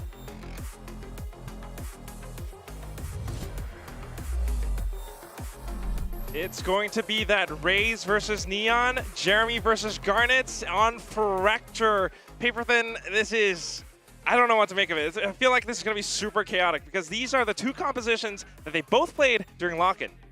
What's so funny is you and I are sitting here discussing this during the break like, well, I don't know. I don't know who's going to win this one at this point. It's been so back and forth between these two teams. You know, both pretty one-sided affairs on their opponent's map picks. You know, just pretty funny about it. But I could see this going either way, truly. I think both of these teams are playing at pretty similar levels. Talon, like the desk is talking about, a lot of player swaps. Team Secret kind of sticking with what has worked. But, you know, pretty big differentiations in their comps. It's different Sentinels. You know, the only things that remain the same are one of the initiators and your controller. So otherwise, they are very different. One thing I am a little bit worried about is the Cypher sometimes against the Neons, it can be really valuable, but you have to gamble correctly on where the Neons are going to go. Yeah, with the trapwire, yeah. I'm so with you on this. It really does feel a little bit like Alpha versus Omega Valorant, you know, because those were the two different brackets that they both played in lock-in as well. But we're starting things off already kind of spicy, pushing into defender spawn. Nobody's on this side, though. They're all on the other side of the map. There's something poetic about how this accumulates onto this final and third map. Still, okay, it's just going to be Team Secret getting all that A main control. They push past it, they climb up the ropes, and Talon is none the wiser. They still will be able to do a little bit of damage, though, off of drop, off of site itself. Jitboy is coming back up from the top of the rafters and finding Jesse Bash from A main. The spike might be down, but he knows where Jesse Bash is going to be. Oh, Prowler right in front of him. All he needs is one crisp headshot. But Jesse Bash is playing so safe with this. Look at how he ducks in and out of cover. That's that veteran experience you're looking for from Jesse. He had just enough time to let the haunt loose to give him a bunch of damage done. And then he finds the great timing, tries to spam some shots through the wall, see if he gets lucky, see if he gets his opponent peeking out a little bit too wide, waits patiently, gets to that point where he's low on bullets, and that's when he's got to make his move. Wide swings, gets the job done. And just looking at how the round started as well, you know, we were kind of talking about talking about it before. It really does feel like it's again these two APAC flavors. It's the whole melting pot of APAC.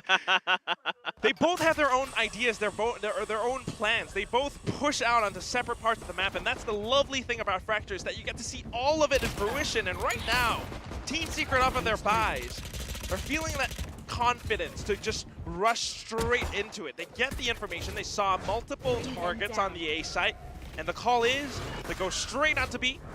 Cruz is the only one here. If he's gone, B is completely open.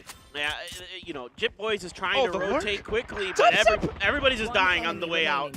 Just Dubstep's just waiting. It's a flawless there. Jesse able to find the shots. It's just, I mean, Team Secret read that like a book. They knew exactly where everybody was going to be rotating from and when, and we're just in the right places at the right time. I like the way you put it, the melting pot. You know, it's a melting pot. To me, it's a hot pot. You know, here. Everybody loves hot pot out here, and I am no exception to that. is one of my favorite foods to go get, but One enemy it's so remaining. spicy. I love the way everybody plays. You know, a lot of aggression. Teams read each other very well. They're decently well versed with each other. I mean, like the desk was talking about, sometimes you're siloed to your own region, but you know there were times where they didn't get to meet outside of that in some of the bigger events. Now I'm just starting to think of food. Like I know, I'm sorry. no, it's I'm all getting good. hungry, yeah. It's a good thing. Yeah, like Bicol Express on one side is a Filipino dish versus like Thai green curry or something. I love Oh, these. there you go. There you go. But back into it, right? This is the round where Talon has to put the brakes on for Team Secret. Otherwise, you get the bonus, it just might be game over. Team Secret finding the momentum is a very, very scary thing because they are a momentum-based team. Once they feel it, they can go ham. Getting that control over bench and arcade now, they continue to push in and gaining tower control. It's going to be Borkum, and that's why he gets to shine because he has that Spectre, Envy, coming out on top. This is site open now, and you've got a 4v2. Yeah, guns are just dropping. Players are dropping as well for Talon. This is devastating. I don't know if it's like wrong reads or just not being able to react in time to what Team Secret throws, but that's the thing about Fracture again. So many different spots to look out for, and of course, just the final kill easily gained. Of course, he's going to be by attacker spawn. But Team Secret off the rip here does a really good job of isolating the angle outside of arcade, not giving themselves that opportunity for the headshot. They throw a boom bot there, throw a smoke, force their opponent back, and that allows Borkum to step up here through his own utility to get some big damage, get some big kills, and we're back to Borkum time, just like we were at the end of Icebox there, which is everybody in the Philippines, their favorite time is Borkum time. And now you're back to Sheriffs here for the side of Talon. Now, we have seen those work very well for them. They've been having some decent success with those, so maybe they can convert a cheeky eco here. Careful here. Maybe. But look at how Jesse Vash just hops off of that zipline. Taking a couple of shots, but still okay. Good to go onto the A site, and everyone is prepared for this. Jit Boys getting that first dink in the head. Sushi up top, tries to flick back and forth. It's going to be a little bit of an awkward angle too, but they managed to go in with a little bit more damage. Main thing is that Team Secret has the guns in this round, so playing the positions right, they will be able to clean up easy with this 4-0 clean. Yeah, I mean, Jesse barely able to get to the other side of that rope. I heard you gritting your teeth there, and I was like, oh, flashbacks, Boom Esports. Yeah, right, exactly, dude. But just barely. Jesse gets back, gets his gun down, and right on the head. Great precision on the back of that. This is a great flash here from Jip Boys, excuse me. I just kind of blanked. I'm like, wait, he came back in and played Jip Boys through that breach wall to set up his teammate to at least get a kill. So you're seeing a little bit of coordination here from Talon, of course, with the gun disadvantage, but now Garnett's with the op here on the Neon. Orbital Strike and Rolling Thunder as well for Talon. A lot of really big ult, a lot of really big investment. Just outside of this Sky Smoke, just shy of it. He's able to find frags. Just the one, though, but it certainly does block off A main. If you're Talon, you're happy. If you're Team Secret, you're not quite sure how you want to approach this, because A side doesn't seem so viable anymore. Yeah, precisely. And you can see they're rotating away because they don't want to deal with that op. They don't feel like, I think right now maybe they don't have a plan for that. You don't see a lot of ops in the hands of Neons on this map too often. So that definitely was a nice kind of curveball here that Talon is throwing that has caught Team Secret a little bit off guard, forced out a rotation. Still, though, the numbers are pretty even because I can see now that Talon's floating around there. Sushi Boys was flirting with the idea of cutting through spawn. Talon are kind of reading this as well, though. They know it's possibly going to be a B hit, so 30 seconds 3 left. players hovering around this one spot by defender spawn. But look at how Jeremy deals with this, just pushing past the Sky Smoke, finding Fox, dealing with that anti-plant utility. And then the Orbital Strike from above. Spike still planted, so that's good. You got Dubstep trying to do what he can all the way up by Arcade, but I don't know if that's going to be enough. The rest of them starting to push on through now. As soon as they get control over the site, it's going to be high time for Dubstep and Borkum to wake up. An orbital strike of his own. He sends it down, buys time for his teammate to get into position too. Garnet's forced to take the duel. It's down to 1v2, Dubstep. He is able to buy time. He's able to dance back and forth all over his grave. Jit Boys going to stick it because that's the only thing he can do, but an easy headshot and an easy 5-round win streak. So even though there's some unique approaches to this round from Talon with that operator out the rip, and kind of have a pretty good idea that this is going to be a B hit, still, you know, you've got this rolling thunder for the side of Team Secret that kind of opens up some space for them. Sure, you take Jesse down, but you can see here, it's just all hands on deck. Jeremy catches a player down in the sewers, and Dubstep all over this round. Borkum doing a great job buying some time for Garnets, but yeah, Dubstep, that wily veteran, able to play that to near perfection for his team, and this is going to force a quick timeout as it is fast so far into the 5-0, into the losing scenario here. Just a little bit unfortunate, I think. You know, it's these tiny things that happen with how Talon are trying to play off this defense. It is Fracture after all, so there's so many points on the map to look out for that sometimes off of that operator play, you're thinking, okay, I'm reading this right, I can rotate onto B, but the timing at which Team Secret actually shows up on the B side is something that they weren't quite expecting, and I think that's something that caught Fox off guard, especially with that Sky Smoke and the way that Jeremy pushed past it. Team Secret are surprising Talon. Yeah, no, you're absolutely right. And to make matters worse, you invested some big ults yourself as Talon into that round. You used that orbital strike, and you still couldn't get the job done. Of course, Dubstep having that neural theft was huge at the end of that. He was able to really keep track of his opponents, force that ult, proving some value. Now they're going to get really aggressive. Oh, God. Oh, God. Well, you're right. Oh, God. I'm out of words, Clint. I know it's my job. It's our job, but look at how this is just playing out. They're peeking into each other. And, of course, Team Secret with the firepower are able to just, I mean, chop them up, put them in the stew, chew it in your mouth. 6-0. Jit Boys able to find one frag, but that's all he gets. Yeah, pretty expected stuff there in a way. You know, teams get aggressive on the ecos, you know, and so it didn't fool Borkum or Jeremy too much at all, and they're able to just kind of shut this round down. Some good really happy. Good energy. Dude, Yeah, I'm 6-0. Yeah.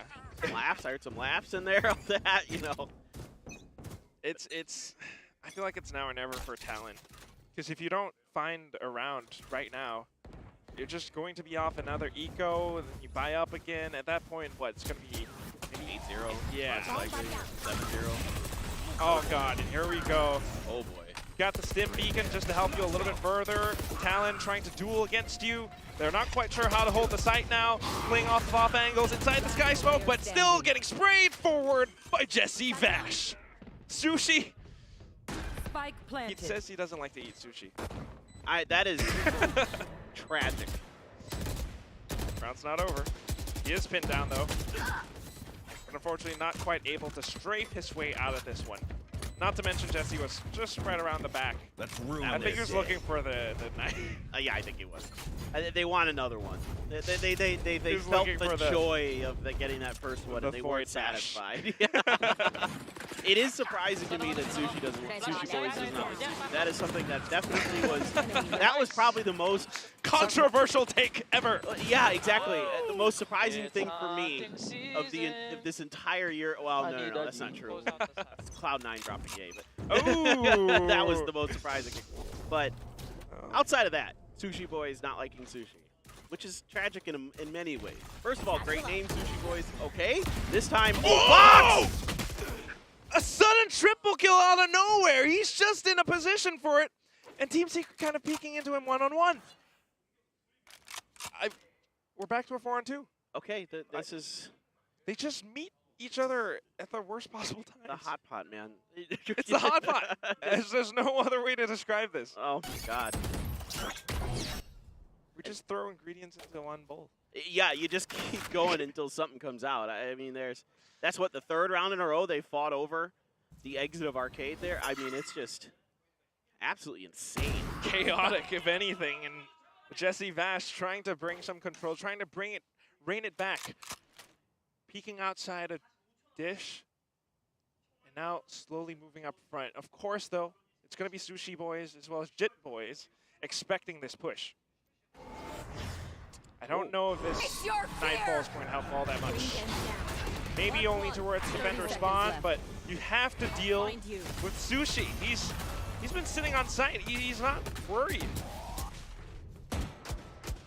Look at how he's jumping around the stairs, going back and forth. Just at the right time now, 15 seconds remaining. You have to stick the plant. I don't know if Jesse can hold this on his own.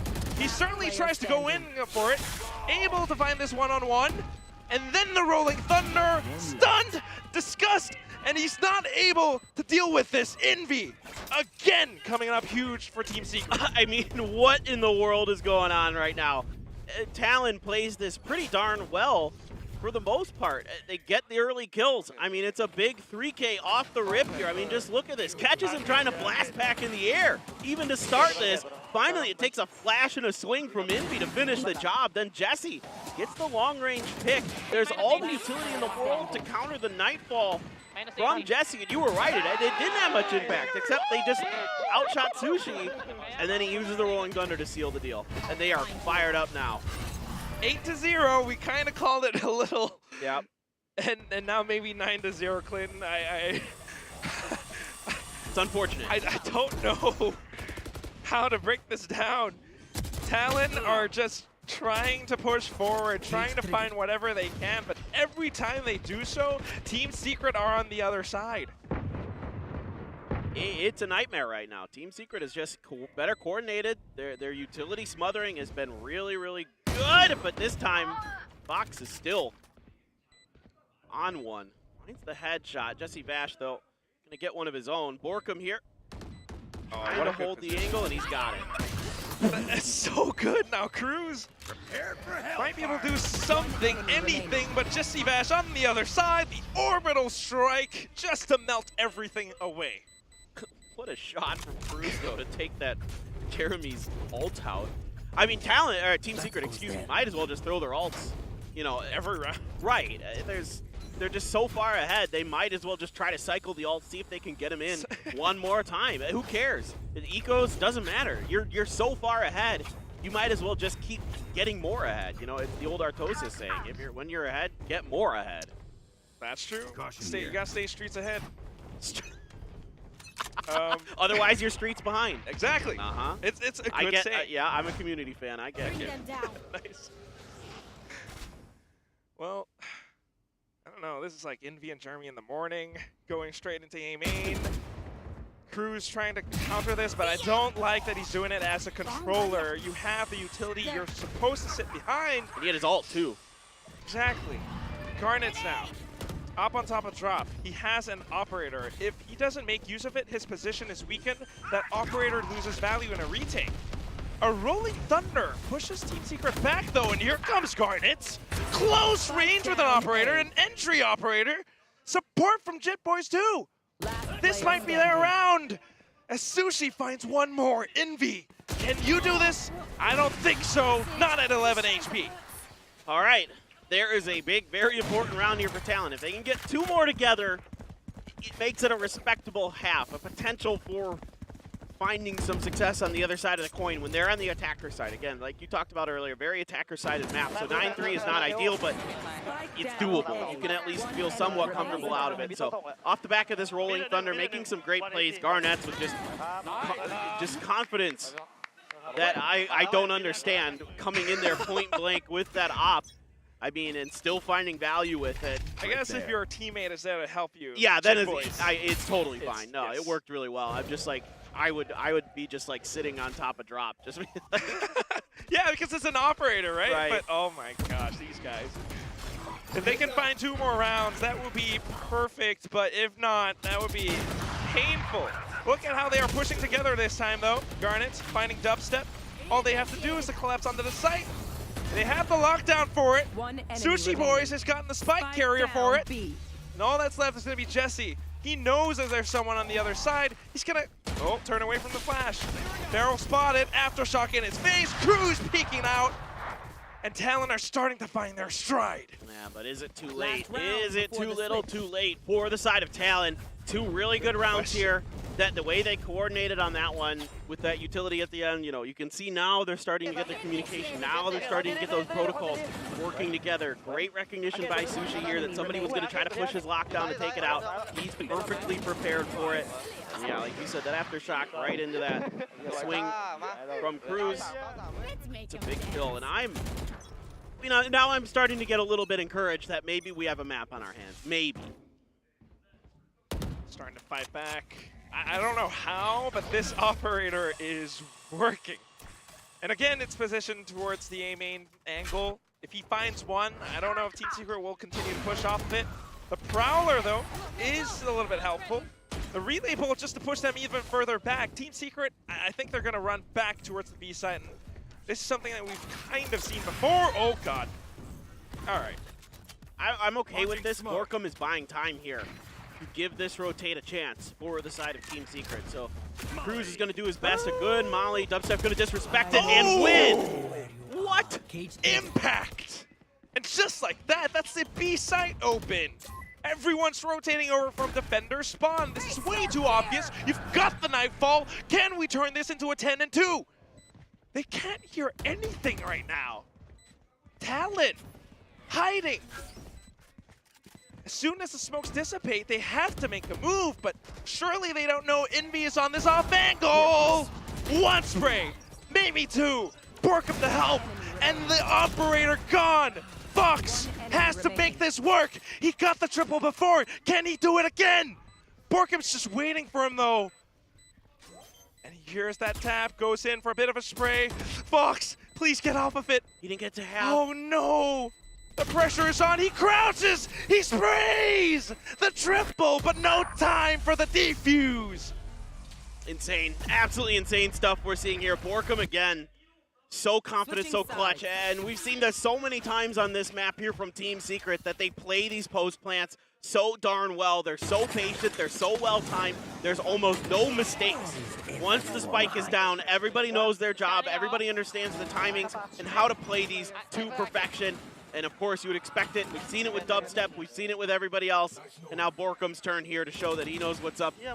Incredible stuff. I mean, Fox is doing all he can. He's put up some big multi-kill rounds, dude, but it's just not enough. I don't know that 10-2 is enough? Yeah, I don't know that 2 rounds is enough here for Talon. I'm concerned. I would have liked to have seen Garnet's pop his ult. Sorry to. It just hit me that Garnet's had his ult in that last round and he never got a chance to pop it. I would have liked to have at least seen him maybe try the overdrive and see if he could find some value. People, yeah, man. It worked forever for Palpatine. I don't know. Do it. Do it. But, I mean, no, you said it before. I'm going to say it again. It's Team Secret. Maybe it's Warbird's working wonders for the team, but this is a well-oiled machine. Yeah. Everyone's doing their job. Talon, on the other hand, somehow, they managed to find a little bit, but towards this last round, when everyone from Team Secret knows their job and they're doing it perfectly, it's just so tough for Talon, to retake. Yeah, no, it is. You're absolutely correct. I mean, you can see that when there's confidence flowing for Team Secret, it looks like that it's hard to do anything against them because everybody's in the right place at the right time. Everybody's doing their job. Everybody knows how to play these situations to near perfection, and it's making it really, really difficult for Talon.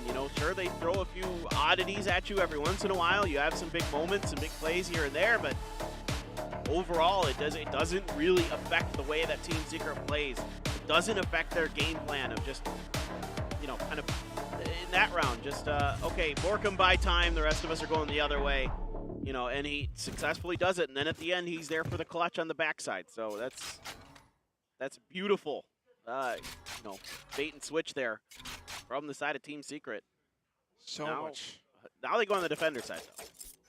This is where Talon potentially has a chance. Yeah. If not, though, I mean, this pistol round is so crucial. If they lose it, I feel like... Then it's done. So many people are going to be upset with their match predictions. I'm not. Yeah, me too. I'm feeling good about my map prediction now. Same, buddy.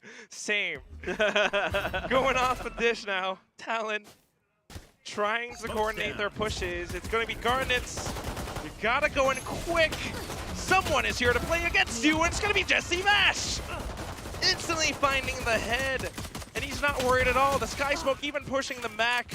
Jit Boy's trying to push outside of A main, but I think he's discouraged now. There's just so many rotations onto the A side already.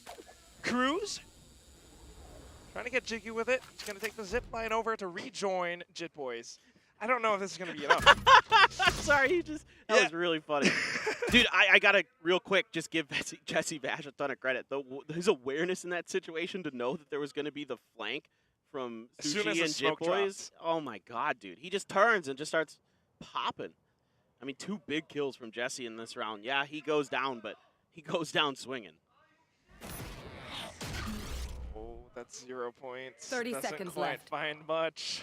And look at the positioning from Team Secret. As soon as they drop, there's gonna be hell to pay. Envy, Jeremy, 1 more left to go. Jit Boys flash backwards, and it's gonna be an easy headshot from Dubstep and his Ghost. This is devastating. No doubt. No doubt. That very well may be the map for certain now. It is a lot of nails that are aligned along the coffin. We've got the hammer in the hand, man. We're ready to seal the deal. I don't even know, like, do you force? Do you Yes. like, say You have it's going to be match point? No, you have to force. You have to force here. Oh, no. 100%. I don't see any other way. There it is. Yep. Yeah. Absolutely right. But what kind of strat are you going to go for?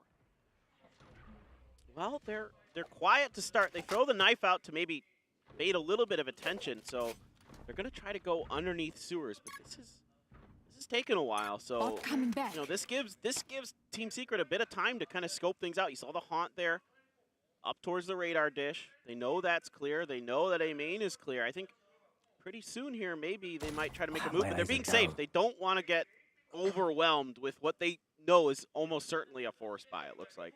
W and Borkum. Yeah, like you talked about it, they had that intel, so they were prepared for this. That's why they're watching these angles specifically, and all it takes is a spray through the smoke. Her duel is gone.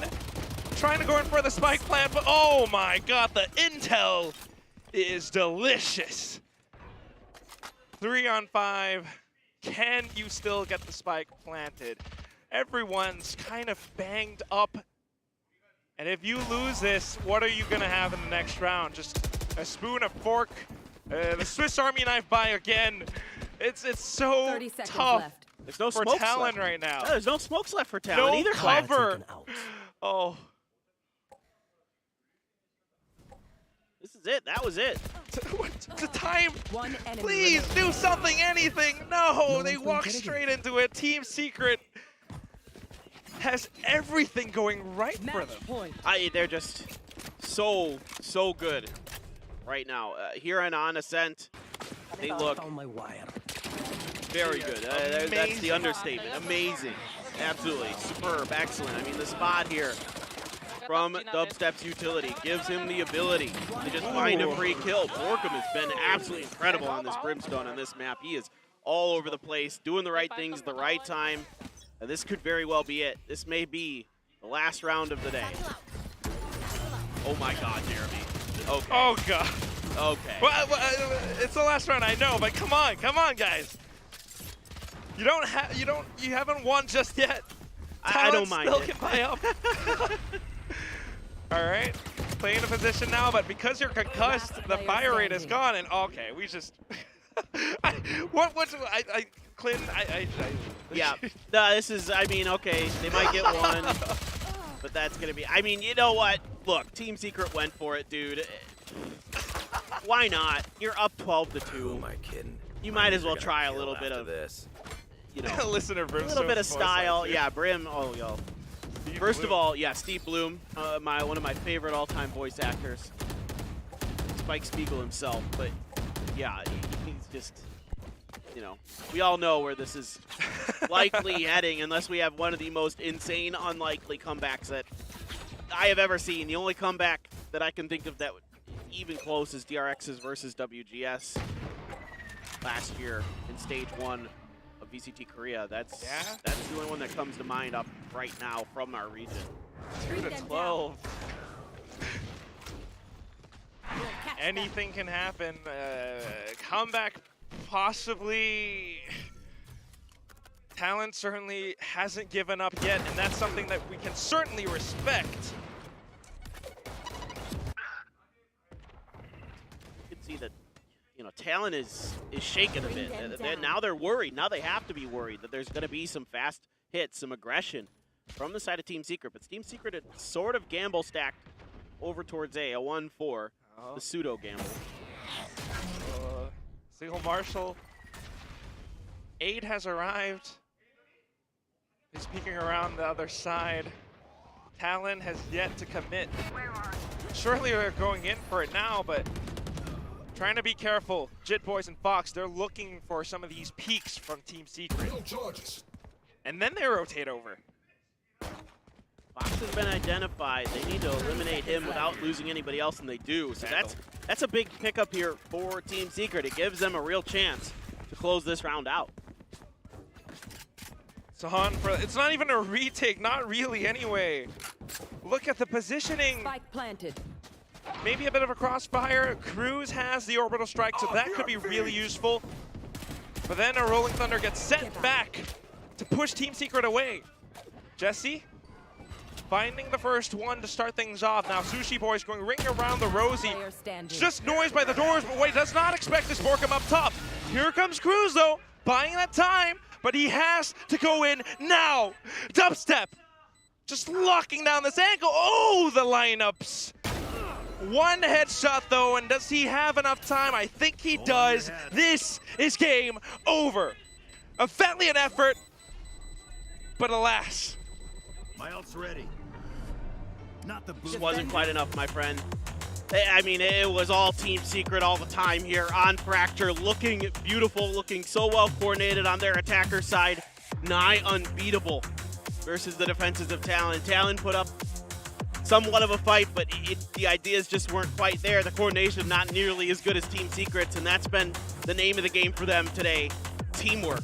And certainly we saw that on both, particularly Ascent and Fracture. We saw it on Icebox as well a little bit, but I think Talon's comp giving them the advantage on the second map brought us to the third map.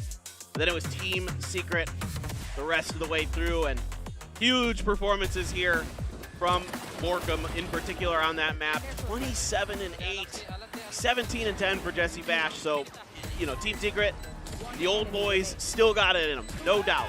No doubt. I mean, Shake Sin is going to be happy with that. I know he is. I'm happy. The Dex as well. Yeah, okay, I don't want to say Age is just a number. Yeah, look, they're the only, you know, team with the players in their 30s, and I'm in my 30s, so we gotta root for them, you know? They're representing. Yes. We're in the same tribe. We gotta, you know. I mean, if anything, you know, I don't think your reaction's really dull as time goes on. Jesse Bash is proof of that. Right on from the pistol round. As soon as the Sky Smokes dropped, he instantly knew how to position himself.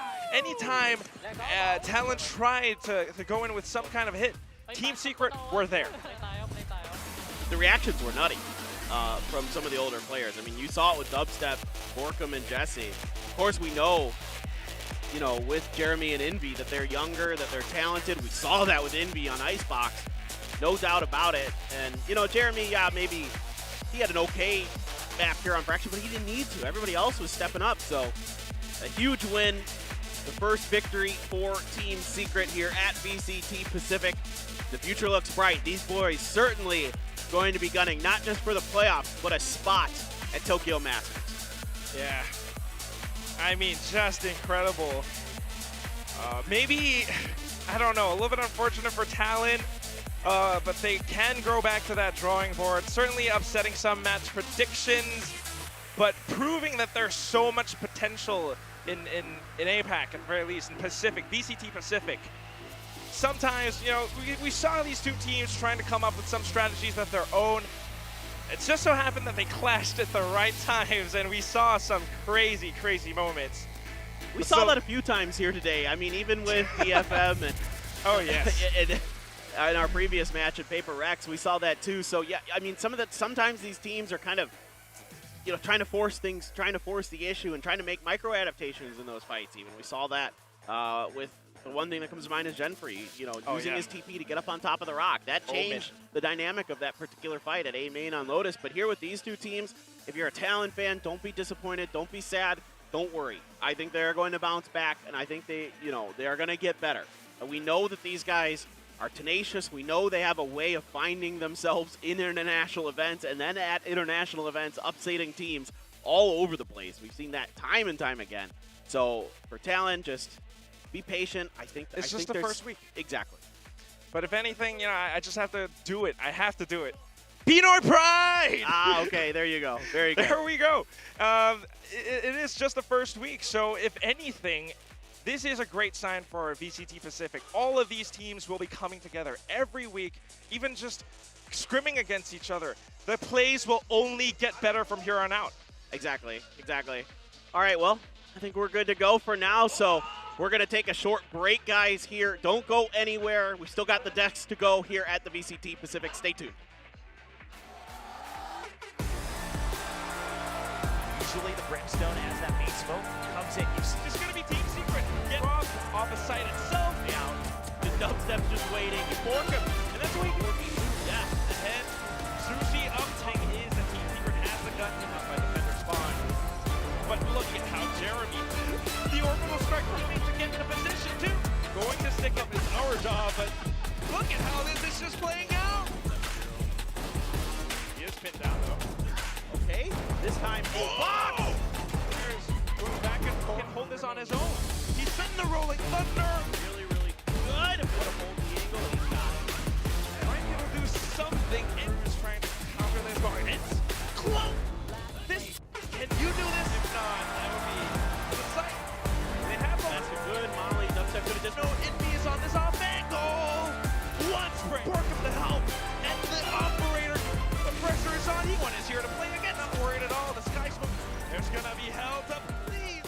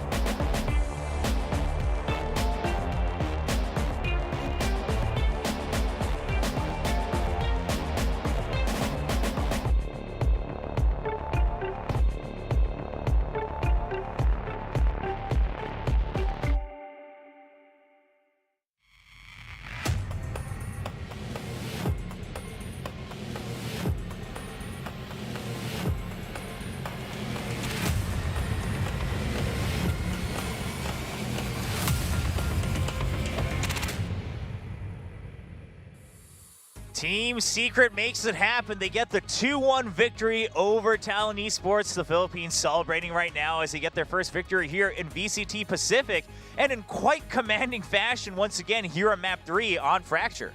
I mean, not what we expected. We're talking about it, right? Getting ready to go into that map. We're like, here we go, Map 3. This is what we wanted to see. This is what we expected. But the way that this played out was anything but a 13-3 complete and utter dominant win at the hands of Team Secret. Talon, I mean, we were giving them praises for how they looked on this map, being able to best DRX with this same composition back at lock-in, but something's gone wrong because they looked completely and utterly lost in this. I mean, you can see 10 out of 10 post plants successfully there for the side of Team Secret. Team Secret, I don't know what these guys had for breakfast, but they brought it today. I'm Jolly blown Bee. away. I'm on Jolly Bee, yeah. I'm inspired, honestly. I mean, they played so well. They seemed so in sync. Kudos. You look at Talon, they really started to come back in that second game. It seems like they found their footing, but Team Secret so clutch there at the end. I mean, what a shutdown. Yeah, and we just saw it on the score lines as well, right? I mean, no one able to go positive in terms of just straight KDs over on the side of Talon, and you pointed out the 10 out of 10 post plants. I mean, that just shows that Team Secret was winning on all fronts, right? Their executes were just better. Their aim just seems to have been better. They were just winning all their duels as well. I mean, we're getting ready to go into that second half, the 10-2 setup there, on the horizon, and it's like, okay, let me go back and look and see, what both teams, how they performed on this map, what was their more dominant side, and unfortunately, it was the defending side. Was the more dominant one. So starting off and having that deficit already for the side of Talon, it just was not boding well. Yeah, and there were some of these moments as well, if we can go back and look at one of these highlights where, I mean, it looked like Talon had a good chance, right? They were up in numbers. They even had some of that utility. And yet again, Team Secret is able to find the right duels to get them the win in this round. It's wild, man. Look, 0-7 is bad, but we do see teams begin to come back. And one of the reasons why we picked this round here is this was probably the round where if there was going to be the beginnings of a comeback, it should have been here. This was probably the most significant and important round right at the start here. We've got Team Secret down to just the 2 players over here. Spike is about to get into this area and get planted. We're seeing Jesse Foss try to come down up from heaven. Yeah, and there's not much time left on the clock, so Talon's trying to work around that, but they can't make it happen. Yeah, and meanwhile, Sushi Boy, he's holding on to that ultimate. Could have used it potentially right there on the site to just try to flush Secret away, force him to go for that 2-person save. Instead, holds it, swings out on top of heaven, and then just ends up getting clipped. Then you get Envy into this position. The plant gives him the ult. The Rolling Thunder catches Garnets, and it's one of those situations where unless you're going to get that insta headshot, you're not going to be able to win that duel. We've seen players do it at lock-in, but unfortunately for Garnets, it does not come to fruition. He dies. The round goes away, but a big player here. As we often see on Fracture, the Brimstone's ever so important. We praise Mako time and time again for his performance, so now we can go ahead and praise Borkum as well because he was huge. Yeah, and if he's getting, a fair amount of first bloods as well as the controller, starting on the attacker side, this is big credit for Borkum. He's proving once again why he's also one of those strong veterans here for Team Secret who can really hold a solid foundation for the rest of the team to work off of. Borkum time, man. It's here. He is on top of his game, and my big takeaway from today is we need to watch Team Secret very closely. If they can play this well against a team like Talon, what about the rest of these teams that we have high expectations for? We could see some major upsets continuing to come to the point where they're not upsets anymore. Maybe we're just going to see Team Secret on a level that we really have to respect. I mean, this was all 3 of us. I think the majority of the casting team probably expecting that Talon was going to be able to get the win. Again, we had to just give credit to Talon and what they were able to achieve at lock-in. Yes. The eye test looked much better for them. There was a lot of questions surrounding Secret. But I'm happy to see this result because at the end of the day, we want more competition. We don't want to have teams where you're like, oh, well, they're going to lose to that one. You always want it to be a question mark. The fact that this ended up going to 3, I think is good perseverance overall from the side of Talon, being able to take that second map, but Secret as well, pushing back, not allowing them to, get frazzled by that tied up set. It's really great to see. And one of the things that we kept mentioning as we were kicking off this week, right, with the whole VCT Pacific is, well, who's able to improve in the limited amount of time that everyone's going to have? Everyone has the same amount of time. Everyone had the same amount of time coming in from lock-in. And that was a big question. Team Secret, can you kind of polish up what you have? And also, can your rookies now shake off those jitters that we saw a little bit from Sao Paulo? They're making it happen, right? They're they're just improving just a bit faster than Talon did so far. Frankly, this is the most interesting result I think we've had here for the tournament. We had a lot of games that were close, but the expected team did come out on top. But this series, it's incredible to see with a shaky start, especially for moments there with Team Secret, that they really pulled it together, came through, and then crushed. And the question is, how much farther can they keep that going? Yeah, I mean, right now, it's looking like they could have a very nice long road ahead of them, yes. Into the playoffs and whatnot. I think the stage is set. One of the things that we were praising them for out of lock-in, even though it was hard to get a grasp of their power level, was the fundamentals, was the aim from all of these players, and clearly they have just expounded upon that. This was just a damn near flawless final map to close out this series. It was just beautiful to watch. I mean, even when they did get pushed on their pick of Icebox, yes, they lose that map, they still didn't give up, despite how one-sided it was initially. They were able to fight back and make it look like a potential, overtime run for them, racking up those final 8 rounds. Yeah, I love that you mentioned the fundamentals, because if we kind of think back, we had moments where we wanted to praise all 5 players of Team Secret, right? Whether it's just because of their utility usage, their aim, I mean, just winning duels, winning some of these crazy clutches as well. So clearly this roster has that potential, and they're continuing to prove it. If they can continue to kind of grow as we go through this round robin, I mean, they very well could not only make it into the playoffs, but potentially take one of those 3 slots that gets to go to Masters Tokyo. Well, once again, a well-deserved victory for Team Secret as they win 2-1 against Talon. We're actually going to have a brief chance to hear from one of the players. It's going to be Jesse Vash with the interview.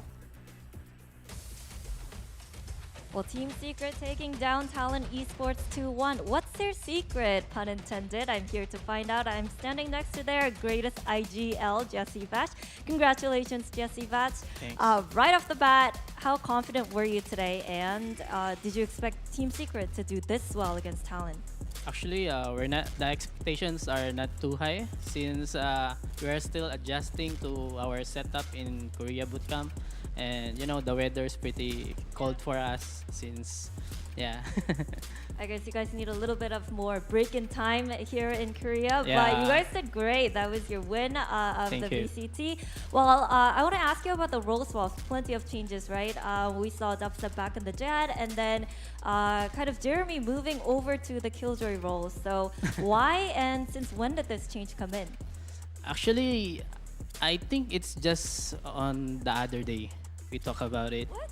Yeah. Because I think we have the problem of when Jeremy use Jet, he cannot use operator. He don't play operator much compared to Dubstep. So we're thinking the operator meta is coming back. So we need to switch out the roles just to have the operator pressure for the enemy.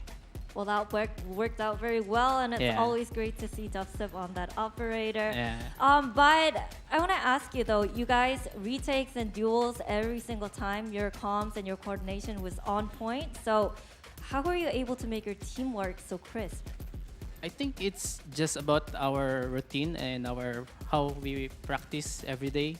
Normally in scrims, it's okay for us to lose. We always practice our retake, our maximizing, utilizing our utilities for retake. We always give side like intentionally for our scrim opponent. They don't know if we are trying hard, but for us, we're just practicing what our things to do in a tournament. Yeah, those retakes were amazing tonight. But on the other side, the Team Talon, they had all 6 players perform today. So did it make it tougher for you to read the opponents, and how were you trying to navigate the whole team through the series? Actually, we don't actually care much since I feel like maybe just they just miss one player that we don't know what's his like what he like to do, like. So yeah, I don't think it takes it what is this it affects so much the game. So yeah, for us it's just the same result what happened if even they play with the 5-man. Interesting. Well, your next opponent will be Paper X. I don't know if you got to watch their game earlier during the day, but your expectations for the matchup? Yeah, actually, we're very excited to play Paper X. They are like our opponent always in the Southeast Asia. They're the team to beat in Southeast Asia without DRX. So yeah, we're very excited, and I think we're getting better with our setup in Korea bootcamp. So yeah, we're gonna be more better next week for sure. I like the confidence oozing out of you. Congratulations once again. Well, that Thank you. was Jesse Vash giving us a little insight into Team Secret. What did you think, William? 감사합니다. Well, first of all, Yeah, I think, William. Yeah, Jesse Vash. Listen, my name. I'm scolding you every I time. just want to say my name is William Cho, Yeah, so yeah. there's nothing wrong with that. But first of all, Jesse Vash is Korean, pretty good. Also interesting to hear that they feel the operator meta is going to kind of have a stronger resurgence, so they wanted to make sure they have that availability with dubstep on the Jet. I mean, we were talking about it, once we saw dubstep coming out with that one, maybe Jeremy just doesn't feel as comfortable on the Jet, and that's kind of a proponent of it, because obviously when you're playing Jet, you're kind of going to be expected to use the operator. So I'm happy to see them make those adjustments rather than put the operator on their smokes player or on their Killjoy, like some other teams at Lock-In were doing the entire time and driving us all crazy. Shout out to you, Carbine Corp. Anyway. Oh, you just went out and said it. Okay. So, yeah, I'm happy to see these adjustments if they continue to work. Yeah. It's funny to hear that's actually how the adjustment went, was just, well, he's not actually that good with the operator. Yeah, so and it was just a couple days ago there. It's just, and when you hear it, you go, well, yeah, I mean, I guess that does make sense. Okay, well, Very logical. Very logical, very simple solution, and hey, it works. Here they are, winning 2-1. Yeah, well, they get that first victory on the board. And, of course, we're going to be going through that round robin. We heard that they will be playing against Paper Rex up next, and they're actually getting comfortable with their boot camp as well. So they feel pretty confident moving forward. But right now, they are starting in the top half of the standings here. And Team Secret, if they can keep that, they'll be moving on to the playoffs and maybe even get a slot to go to Masters. Yeah, I mean, again, it's going to be the top 6 to make it into the playoffs. So already, this is a very great result for them, just considering the strength that we were attributing over to Talon. Being able to take them down, especially with relative ease in that final map, is definitely a damn good sign. I mean, both maps that they took away from them, very one-sided. A 13-5 and then a 13-3. That's a very good sign here for Secret. So I am already feeling incredibly confident about them making it into the top 6. But, from there, getting that top 3 to be able to go to Tokyo, it's a completely other question. We have a very long season, several weeks of play, so plenty of things can develop during that time. Yeah, and quite frankly, I mean, we used to think, okay, well, Talon's probably also making it to Masters along with DRX, and then, maybe it's Gen G, maybe it's Paper Rex, maybe it's Team Secret, but now, I think the top 3, it's still a toss-up. I mean, we really don't know until we're kind of halfway through the season. Yeah, this is looking like it's going to be such an exciting 2 months of Valorant matches here. Everybody's looking strong. People seem to be adapting so quickly here to the new setting.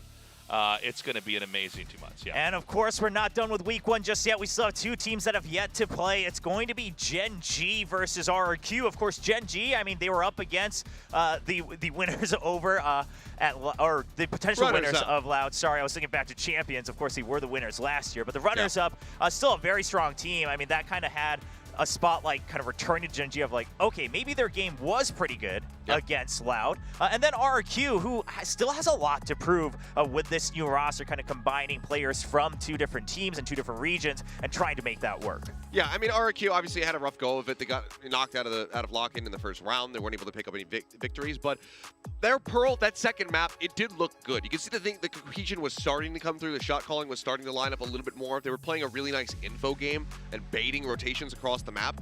I want to see more of that. Obviously, again, with all these teams, they've had so much time to get ready and prep. We saw, DFM come in here, have a really impressive Lotus game. I'm looking for similar development here from the side of RRQ. Yeah, so I'm waiting to see. I mean, just once again, win or lose, are we going to continue seeing these improvements from these 10 teams here in VCT Pacific? Again, we have a long road ahead of us, but don't go anywhere. Please come back tomorrow as we wrap up week 1. It's going to be the final 2 teams out of the 10s, Gen G versus RRQ. We'll see you then, same time tomorrow.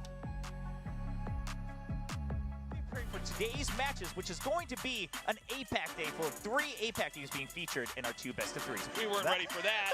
Now we're getting ready for the first match of day 2 here at VCT Pacific. It's going to be Paper Rex going up against Detonation Focus Me.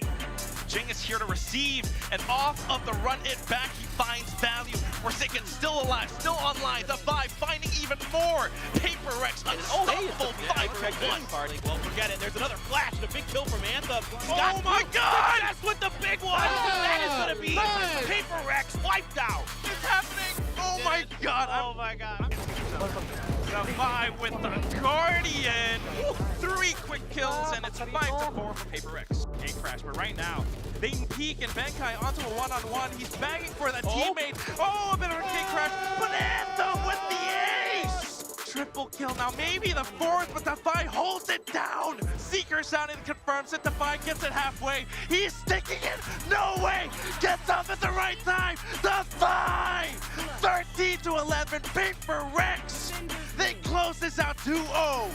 Ladies and gentlemen, it's time to meet the players as they get onto the stage. It's going to be match number 2. Here in D2 of VCT Pacific, it's an APAC show-off between 2 teams. It's Talon going up against Team Secret. Dubstep up by Market 2. They are just holding it down blindly, and all it takes is a few more clicks for that flawless pistol win. Then it's going to be Envy and Jeremy. Everyone's been cornered, but Jit Boys hiding inside of the smoke. Here comes Fox. Here comes Jit Boys. And it comes down. Oh my god! The Samurai Chop! Everyone's positioned just to shoot them down. A bit of damage from Nanostorm 2, and here comes Pat, get that final headshot. And then here comes out the Viper's Pit, giving them a little bit of a breathing room, and here comes Fox 2 off of the other side of Yellow. 1 headshot though, and does he have enough time? I think he does. This is game over. A valiant effort, but alas,